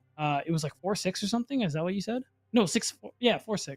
4-6, yeah, 4-6 Yeah. coming in the day. Now 4-7, so looking to make it 5-8 Bro. and push us to that third game beatdown as fans will come in now. Ottawa saying, yep, still no Vagar available for Baymax. They do not want to deal with the baby cage, and I cannot blame them. That thing kept me locked up for way too long in my life, at least 10 years longer than it should have. Drop ego, buy Merc Treads. That's all I can say to you. I know it feels good to buy. Wait, what do you play? You play mid, pot? AD carry, I'm a Jin main. AD carry, that's right. Yeah, I know sometimes you think to yourself, oh, you know what? Those Swifties be hitting. No, if you're playing into Vigar, just drop the ego, man. Just do it. I don't know if Merc Treads is saving me if I hit a cage. You know what? I think I need cleanse. I think as an You know AD what? carry, That's I a need cleanse. really good point. It's a really good point. You know what though? What if you went Legend Tenacity and Unflinching? I bet it would be Merc. This Treads would be sounds like I impactful. will do no damage beatdown. Yeah, well, you're an 80 carry. Well, that's what you get when you locked in the role. Yes, it is. And you wonder why I am slowly going insane behind my death. Because you hate beatdown. yourself and you play 80 Basically, yeah. I mean, you're not wrong. You've got me to a T right now. Mm-hmm. Wait, what role do you play? I played jungle when I started, and now this season I played mid when I started, and then I went to jungle, and now I'm back to mid because mid is fun. Kali is very good. I know this is shocking. I hope you're sitting down. I'm glad you're sitting down. Actually, I saw you on camera that you're sitting, but that's my hot take. Akali does seem fun if you have the hands to play her. I am not that person, and I'm unfortunately, not that person yet. Neither's Baymax. It's banned away from him, so apparently he has the hands to play it. But He OU is says, that guy. You don't get to use your hands for this champion.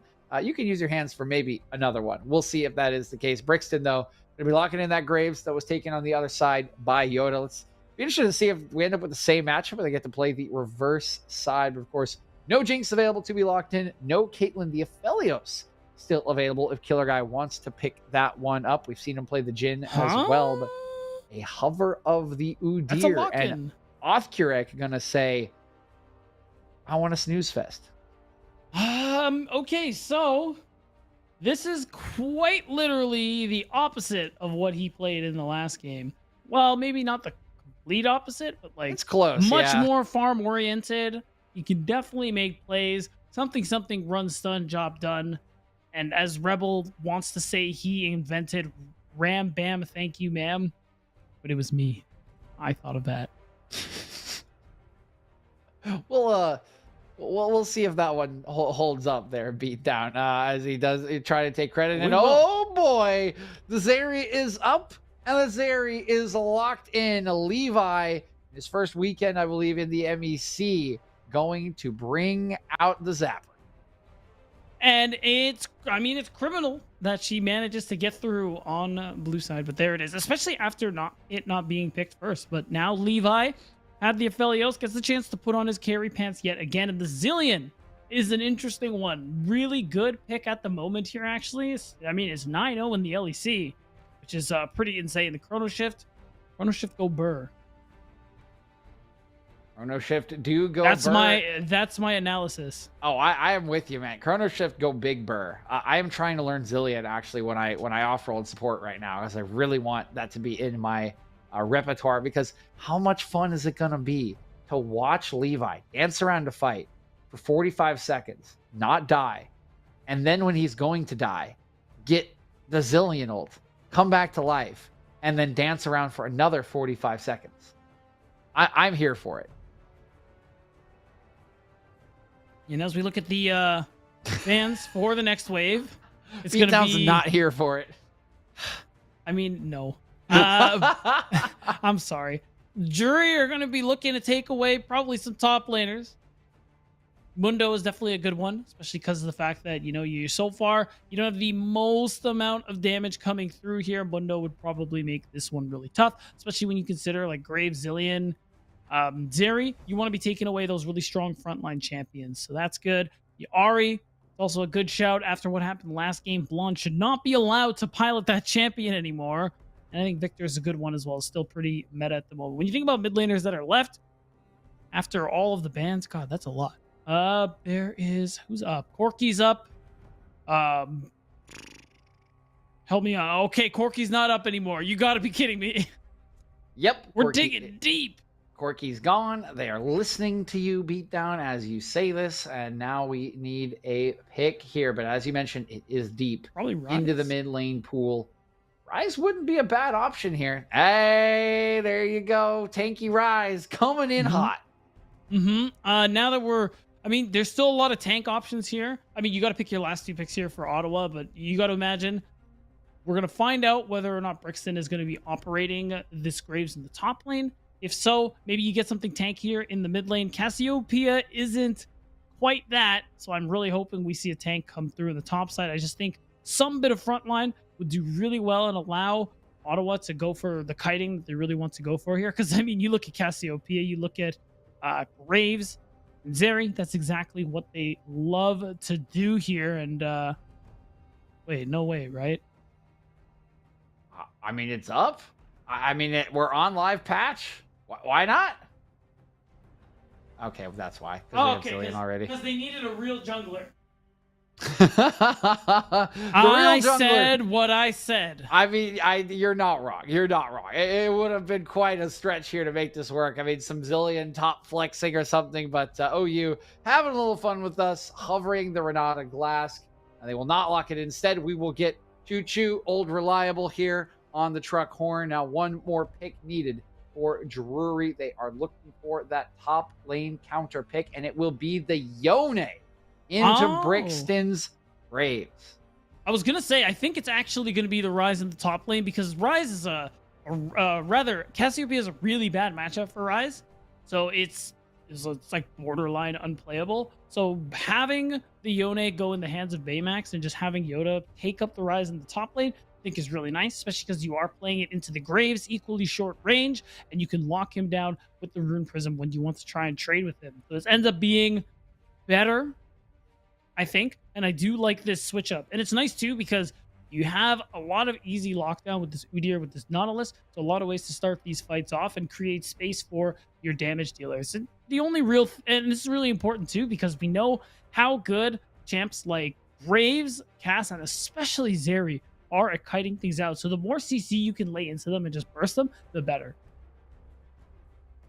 And the CC going to be necessary to try to burst out this Graves, try to get through this Jin Zhao, but there's a good amount of disengage. And importantly here, one thing we have not touched on, Beatdown, is that Blonde, this is his champion. This is the Blonde Cassiopeia. This is what he has been known for a very, very long time. He's taking it into a champion that relies on mobility with a miasma. So I am fascinated how this mid lane is going to play out. I imagine Blonde should have Cryo in the early game due to his range. When can Baymax actually try to get on top of it? Probably when the jungler is nearby. I think it's not going to be it's not as brutal as it's not as brutal as it is for Ryze, but ultimately it is still a ranged melee matchup. The question is just going to be, if you, because you have that movement ability with the Mortal Steel, once you charge it twice, kind of like Yasuo, can you get on top of her and lay down some of the damage here? That's the thing, especially if you use that Soul Unbound. The miasma can't stop you from going back because you're on. Actually, I wonder what the interaction is like, because I know you're unstoppable when you cast the second proc of Soul Unbound, but maybe if you were on top of it, you aren't able to actually press it until your time runs out. Interesting. Okay, so just going to need some jungle interaction, and we can get on top of Blonde. The question, of course, not maybe so much as can. Well, actually, that is the question. It's not so much as they can't, but can they actually outplay Blonde in that situation, really? And are getting ready for potentially the final game of the day. I'm looking at this draft overall, beatdown on the side of Ottawa, and honestly, it just looks like a lot of comfort. I'm wondering how you think this comp actually operates. It does seem a little kind of here and there kind of composition in my eyes. So it ends up kind of working out in some ways, because when, again, we talk about the CC and the lockdown and how important it is to try and lock down some of these champions. So I think Ottawa, the way they're playing this one is it's a composition where you want to kite, you want to back up. Cass loves being chased. Zeri, Graves love being chased. So this is a position where you have the early game very clearly defined, because you have the Xin Zhao, who's going to be very active, very much able to set up plays, get kills, and get your team rolling. And once that happens, DJ, then these big damage dealers are going to be able to run back it up, like dip and dive. You ever watched, you do those football drills, you jump side to side, and then you practice like moving left and right, stuff like that. That's basically what this comp is. Oh boy, the duck dive dodge comp here. We're gonna be bobbing and weaving, beat down to try to dodge these shots, but we'll see how many shots are taken and how many can be dodged. We are finally out onto Summer's Rift, so we appreciate the patience through the delays in draft for this second game. We finally will bring you the action. Ottawa this time on the blue side, Drury on the red side, and okay, Othkirk will take a little bit of poison in exchange for his dance moves, but he's fine. For now, no summoners blown. Not a whole lot else has really come through here. The exhaust from Braves is definitely an interesting one. You do, of course, once Yone is on top of you, all-inning you, there is a good chance he's able to burst you down, especially once you get to that level 6 mark.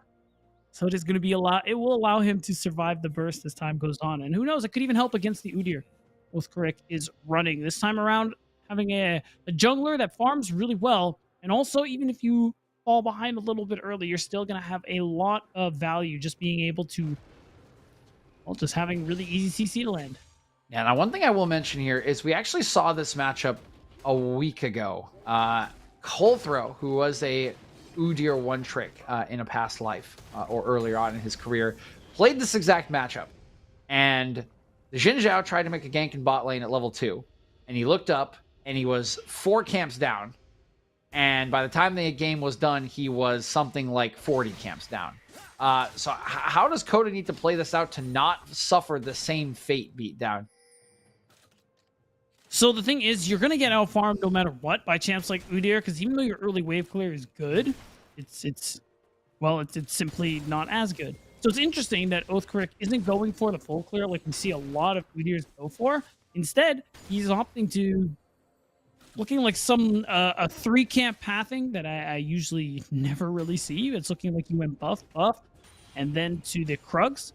Should give him the level 3 and an interesting opportunity to go ahead and gank Brixton, who doesn't look like he's actually placing a ward down. He's still level 2, so... Oh, yeah, there's an angle. Oh, yeah, I mean, would Brixton ever even imagine this? I mean, you said you wouldn't expect the pathing, so why would Brixton? And yeah, he's going to get surprised here as going in is Yoda, but the problem is Yoda's taking a lot of damage. Yoda's just going to get first blooded, and yes, it looks like Brixton is probably going to go down in exchange, but that is still a win for the top laner of Ottawa University. Red buff boy. burn. Oh, yeah, they got him. Go. 3 Red talent buff strike. burn. Okay. That was close. That was close for Coda.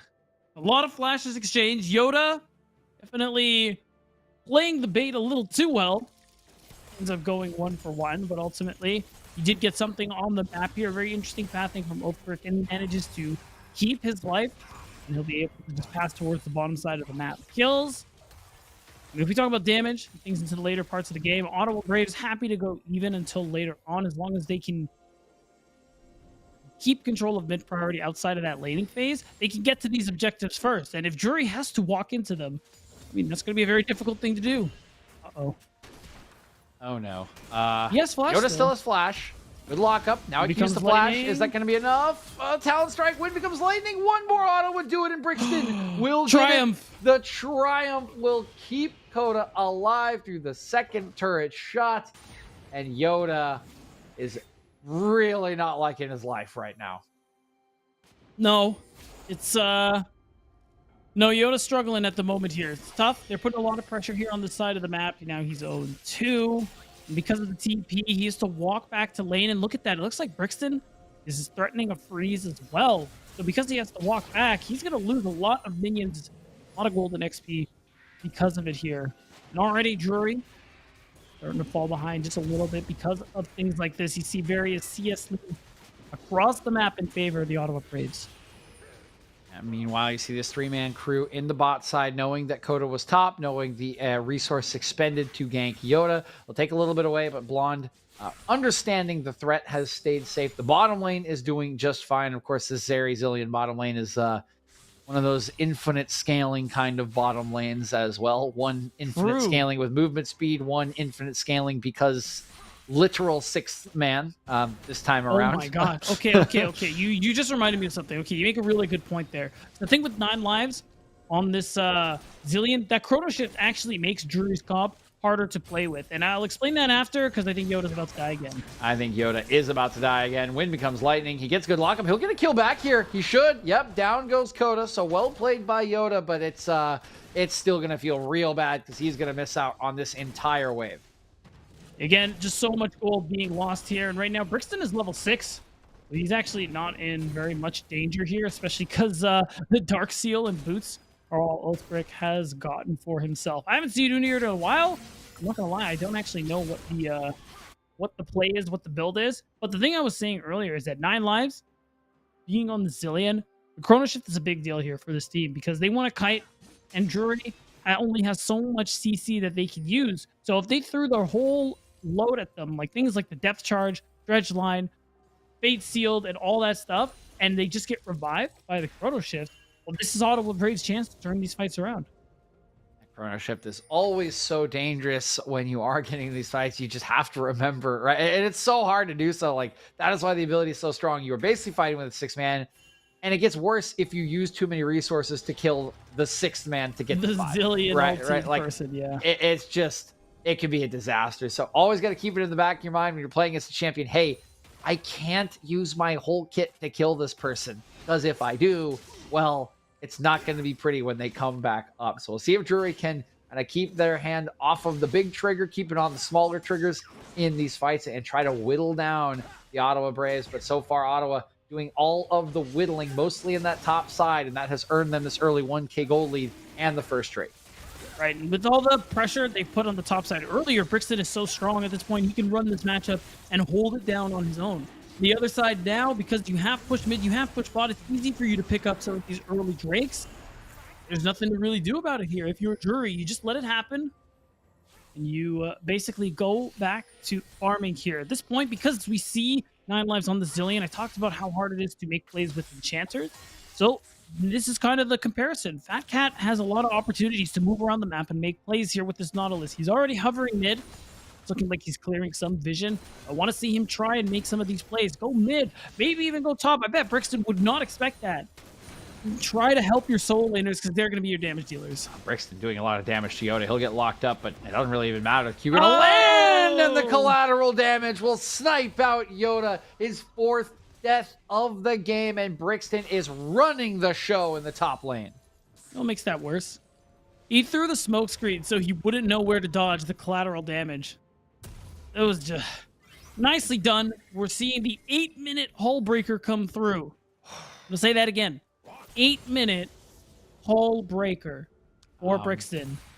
There are more kills. Can I say it again? Here. Beat down.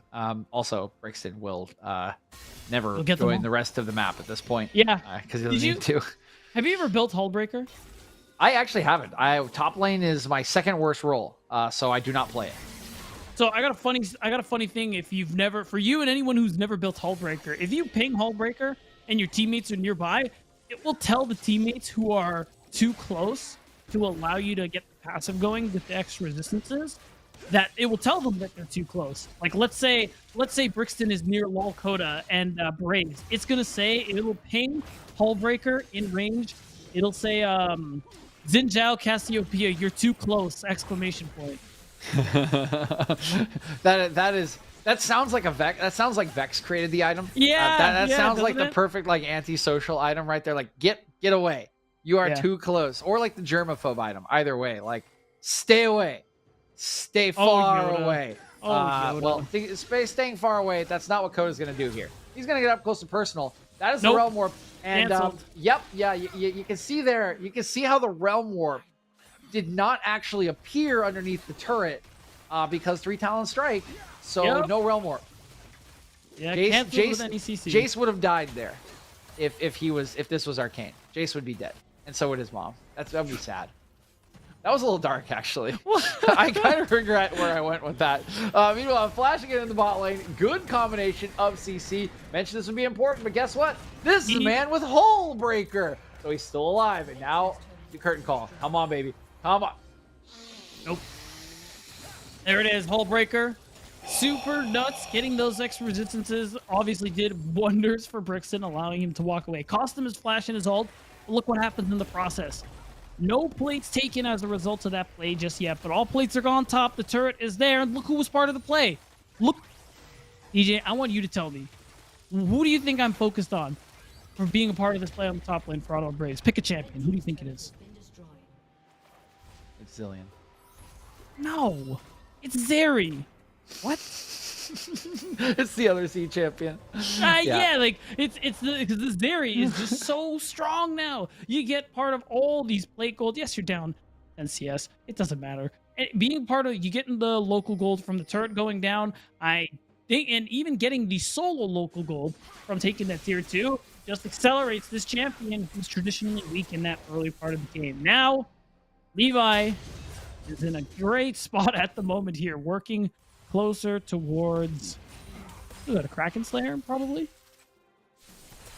Yeah, probably Kraken Slayer. Yeah, probably Kraken Slayer indeed for this area. And I must admit, Beatdown, I was kind of messing with you there because I'm still in a little bit of a rage. Oh. There's nothing that makes a Jhin main more upset.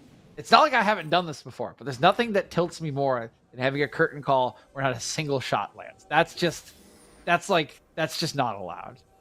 That's so I'm upset. Very upset. Why are you upset? Boy. Talk to Okay, me. Coda's going in. Coda's wind becomes lightning. Looking for the support. He is reeling deep here, but guess what? He's got a Zillion behind him, so he doesn't really care. Crescent Guard will be popped and will force the flash away. He is just fine, and they're going to fall on back to this Drake coming up in 18 seconds. I mean, easy pickup for the Ottawa Braves. It's going to be them. Drake stacking this time around, and that Cloud Soul pop, the Cloud Dragon rather popping up means it's going to be a very, very powerful soul available. And it's tough. Drury have been on the back foot this entire game.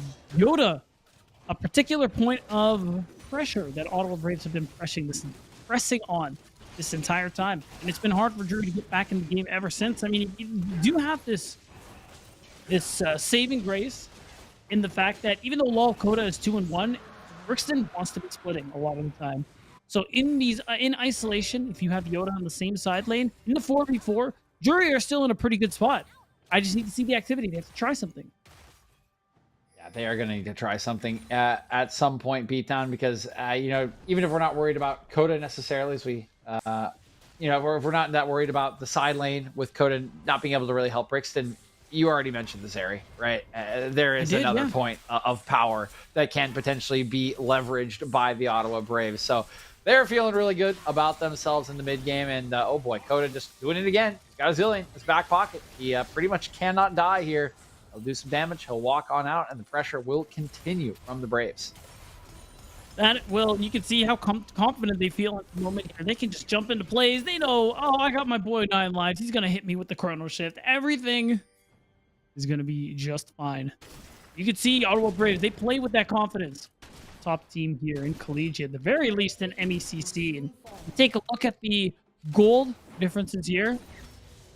Again, a lot of it is on Brixton. Of course, 1,000 up on Baymax, with the most golds on the side of Drury. Or now it's Killer Guy, but the point is, Ottawa Braves in a good spot all across the map. But it's mostly on Brixton. And that in lies Drury's opportunity. They got to try something, but they haven't been very active this game. Actually, they've tried less this game than they have in the last one. Looking for some kind of play here, Beatdown. We need it. We need it soon. 4K gold. The next Drake is coming up in 3 minutes, and this time around there are 2 Drakes on the side of Ottawa Braves. So you do not even have that Dragon win condition at the moment. Instead, you have to shut it down if you are Drury. If we can look for some hope at the end of the tunnel, there are 128 CS on Killer Guy. He is working up towards his first completed item, and items on Yone, usually a very, very nice thing, allow him to really start to get into the fray. But that's still a little bit away. It might be up for the Drake, and no one else really going to be on his level of power. They have Gale Force on Jhin, but I don't think Mythic Item is going to be complete on either the top or jungle. Speaking of jungle, he's going in on Blonde, but Blonde's flashing away with the help of some resistances. Can he get away from the curtain? Oh, the stopwatch! nice. Just one more shot. Oh, but Coda, he's standing in the way. He's standing in the way, and guess what? Here comes Hello. Brixton. Free as you like. He's going to take his time, take down Animal Spirit Guard in Udyr and live up to his Graves name. A little bit of a kind of dirty kill there at the end of the play. Definitely feels bad. You think you're getting away, as Udyr does. Nothing is done about it here. You did talk about Mythics coming through, and it's true. Killer Guy, Dione, waiting for that IE to come through for the 100% crit chance that he'll have. Still, I mean, you're at level 11, rank 2 on that Fate Sealed. Sure, you got to try something. Gerald's going to go down here for Coda. We'll move it back towards the mid lane where Blonde still stands alive and did use the stopwatch, of course. Please rush. Yeah, that was crazy. Yeah, that was a really nicely timed stopwatch. Allowed Coda One to might get say in position. perfectly timed. I will not boo you as you have booed me, but know that I am thinking it. But know that I am thinking it. Thank you. I'm gonna say thank you. That sounds positive. Levi here to clear away the rest of this wave that Baymax has shoved in. That dragon that we mentioned, it felt a long way away, beat down at 3.5 minutes. Well, just a minute now on the timer for the Drake, and Blonde has gone back, picked up a mythic item and a blasting wand. Levi's gone back and picked himself up a Kraken Slayer. There are nearly 2 items on Brixton, and there's a Gore Drinker for Coda, and on the other side we have Gale Force. And this is Coda with the Gore Drinker. There's the Gale Force from Baymax. Yeah. Nice root on the Deadly Flourish, but unfortunately he is really all alone under this turret. There are 3 members of his team on the bottom side, and that means the mid turret will fall just 30 seconds before the Drake arrives. This is tough too. Ottawa Braves have realized not a whole lot is being done in terms of proactivity for Drury, so they're just very slowly shoving out these side waves, moving into mid to just take the turret out. Summon Herald to pressure. I think it was about the timeout, to be fair. To move up there with Brixton, at least threaten that top turret. And what does that mean? It pulls members away. It can't just be 1 or members of Drury, almost the whole team. Well, now you can see it. Next dragon coming up, it's going to be Soul Point for Ottawa Braves. They can continue to push in the spot wave and pressure Oathkirk out of his jungle. There is that aforementioned Drake. I think Drury realizing, kind of as I was saying too, they're not really in an item position or any position of strength to be fighting this Drake, so that they will give it up. What are they getting in return, Beatdown? There's just nowhere for them to be on the map. It feels like this Drake is essentially free. I would say it's literally free. And this Mountain Soul is going to make the game impossible to win for Drury, who's slowly, off of plays that have really slowed down, it's been more about just farm. And turrets have found themselves so far behind now, 5,000 gold. Not like last game, rather, I was going to say yesterday, where Ottawa Braves demolished them. This time around, it's just a slow bleed. Slow bleed is the name of the game, but Brixton trying to speed it up a little bit. Oh, that is a pretty aggressive move by 9 Lives. He actually has to ult himself. Usually not the ideal target, but will it even matter? Blonde pushing away. Oh, big huge stun! 2-man ult from Blonde. That means it's time to hit the retreat button for Drury. Killer Guy trying to snap back, but he's still in trouble. In goes Coda, down goes Killer Guy, and it's just run you down for Levi on the back of the fight. Beautiful stuff once again from Ottawa, hitting them with both the hands and the wallets as they continue to push the lead. Great team fight coming through. Right as I say, Ottawa Braves aren't really making plays, getting kills. They go ahead and make one here. We are finally seeing Mythics come through here. It's late in the game, but Yoda and Oathkirk will be getting theirs. It's the Sunfire Aegis for the Udyr, which is interesting. I mean, you are melee. You'll probably get a lot of value out of it, and you'll be harder to kill. So I understand the logic there, but I hope that logic is applied to this next dragon fight, because 3 minutes, I'm sticking away. That is the timer. That has to be the timer. Mountain Drake, Mountain Soul, as you mentioned, would make it pretty nigh impossible to win this game when you are relying on someone like the Killer Baymax, right? Who put this damage down in burst. That is exactly what Mountain Soul is meant to counter. Your only real consistent damage is from Yoda and they kind of removed him from the game in the early portions there, Beatdown. There's a long while until Yoda will be dishing out any kind of reliable DPS. His tier still not fully stacked, working towards that second item. So this is going to be real tough for Drury. They're going to have to fight at this Drake. And of course, the gold lead at the moment, 8K, is a really, really, really steep mountain to overcome.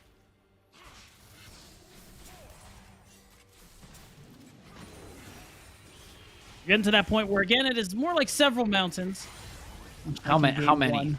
I mean, right now, maybe 2. 2 mountains? Okay. At Everest level, harder, weaker? I would say 2 mid-sized mountains. 2 mid-sized mountains. Okay. I don't know my mountains too well, so I can't be like, oh, the mountain at Banff is approximately. I don't know. Gotcha. I just know that Everest is like no longer the hardest mountain to climb just because it's so commercialized. There's just like steeper mountains around it. And this is going to be a steep mountain, one of the ones surrounding Everest if it goes down, because there's just no contest on this Baron beatdown. It's just going to go down. 2-man game between Coda and Blonde as the rest of the team runs interference. And this is a little more like it, right? Jumping onto 9 lives as they try to keep them off the Baron. Baron will be secured. 9 lives almost certainly going to fall down. But it's huge! Petrifying gaze from Blonde will keep his support alive and could just end the game. That's got to be it. It's an insane play coming through. You have the Baron buff ready to go. The only thing that might be keeping Drury in the game is that they don't have a wave in mid just yet, but they could look. Keep in mind, very key ults are out of the picture for the side of Ottawa Braves, and members of Drury are coming back up. So you got to imagine they're just going to take the inhibitor. They're going to walk away. Oh my God, Beatdown. I said that Blonde was really good at this champion. We all know he's really good at this champion. That was one of the sickest petrifying gazes I have ever seen. 3-man flash over the wall, 9 lives, stays alive. That was absolutely incredible. And it's insane to me too, because you're thinking if you're Drury, oh yeah, 9 lives ults himself, like he's done. Whatever, man. Yeah, whatever. And then he ends up living because mid laner, Braves Nation, manages to just come out on top in that team fight. We highlighted him, talked about him. We've seen him before. Very flexible mid laner, being able to play a lot of different kinds of champions, whether it's assassins like the Ahri or your more common mages like the Cassiopeia. And we saw it. That our flash was mwah. Absolutely picture perfect from Blonde, and it has just put Ottawa Braves from a position of strength into a position of total and utter dominance. There is not a whisper of resistance as this Mountain Soul will go down, will go over to the Ottawa Braves, and oh boy, can't even connect. The speed up from 9 lives is too much to get through, as that double speed on the E as the support item, the Shurelias, to speed them up, cannot connect with the Killer Guy's ultimate, and that is really one of the last tools available here to Drury. I don't even know how they engage anymore, right? Nautilus can knock him up, but there's really no follow-up beatdown, and it is just looking like it's gone from a slow bleed to a quick bleed out here for Drury, and here they go, mounting the last vestiges, but this is on the Brixton. I mean, what, dude, Fat Cat, where are your friends, buddy? Like cats can't operate alone, man. Oh, that did no damage. That 4-shot doesn't do anything. He's not missing any health, anyone. Mountain Soul plus. Oh wait, hold on. Oh yeah, we're just going in here. Crescent Guard. Let's push them away. Petrifying Gaze does not land on anyone, used as zone control this time around. And it will keep Ottawa Braves safe outside of the turret line as the base does get broken open. In here still just kind of soloing it on this side lane. We'll finally lose the bonus resistances on his Hullbreaker as the team groups up. Killer Guy goes in. Killer Guy has to go back out, and still Baymax cannot do any damage. The Mountain Soul is just a hard counter to Jin's kit. His auto, look, it did 0 damage to a support to 9 lives. It did nothing. And the turrets are just going to begin to melt the minion line. Edgeline not going to hit. Killer Guy not going to land the 3rd proc of the queue. Othbrick going to be chased away, slowed up, rooted up, taken down by Levi. It is all but over here in the 2nd game of the series on the 1st day of the 4th week of the MEC. 9 lives will keep his mid laner alive while the rest of the team grinds them into dust It's all Ottawa Braves, and it's a clean 2-0 sweep.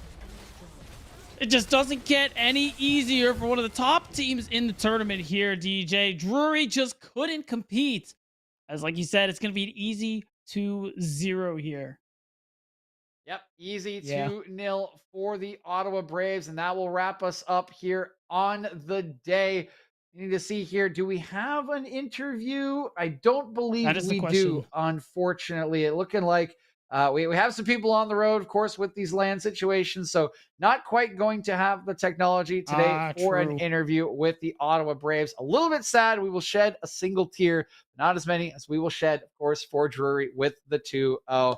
Once again, that'll wrap it up here for us at the MEC. We do appreciate you all tuning in. Want to thank, of course, my partner here on the cast in Beatdown, our producers behind the scenes, First Night and E and Shiro for bringing this all to you. And of course, Riley A. Baller for helping out behind the scenes as well. And everyone there at the Unified LAN for providing you with all of these incredible productions. With that, we hope you have enjoyed the games. We will see you back here tomorrow for a little bit more of the MEC. But until then, we hope you have had a good time, and we hope you have a wonderful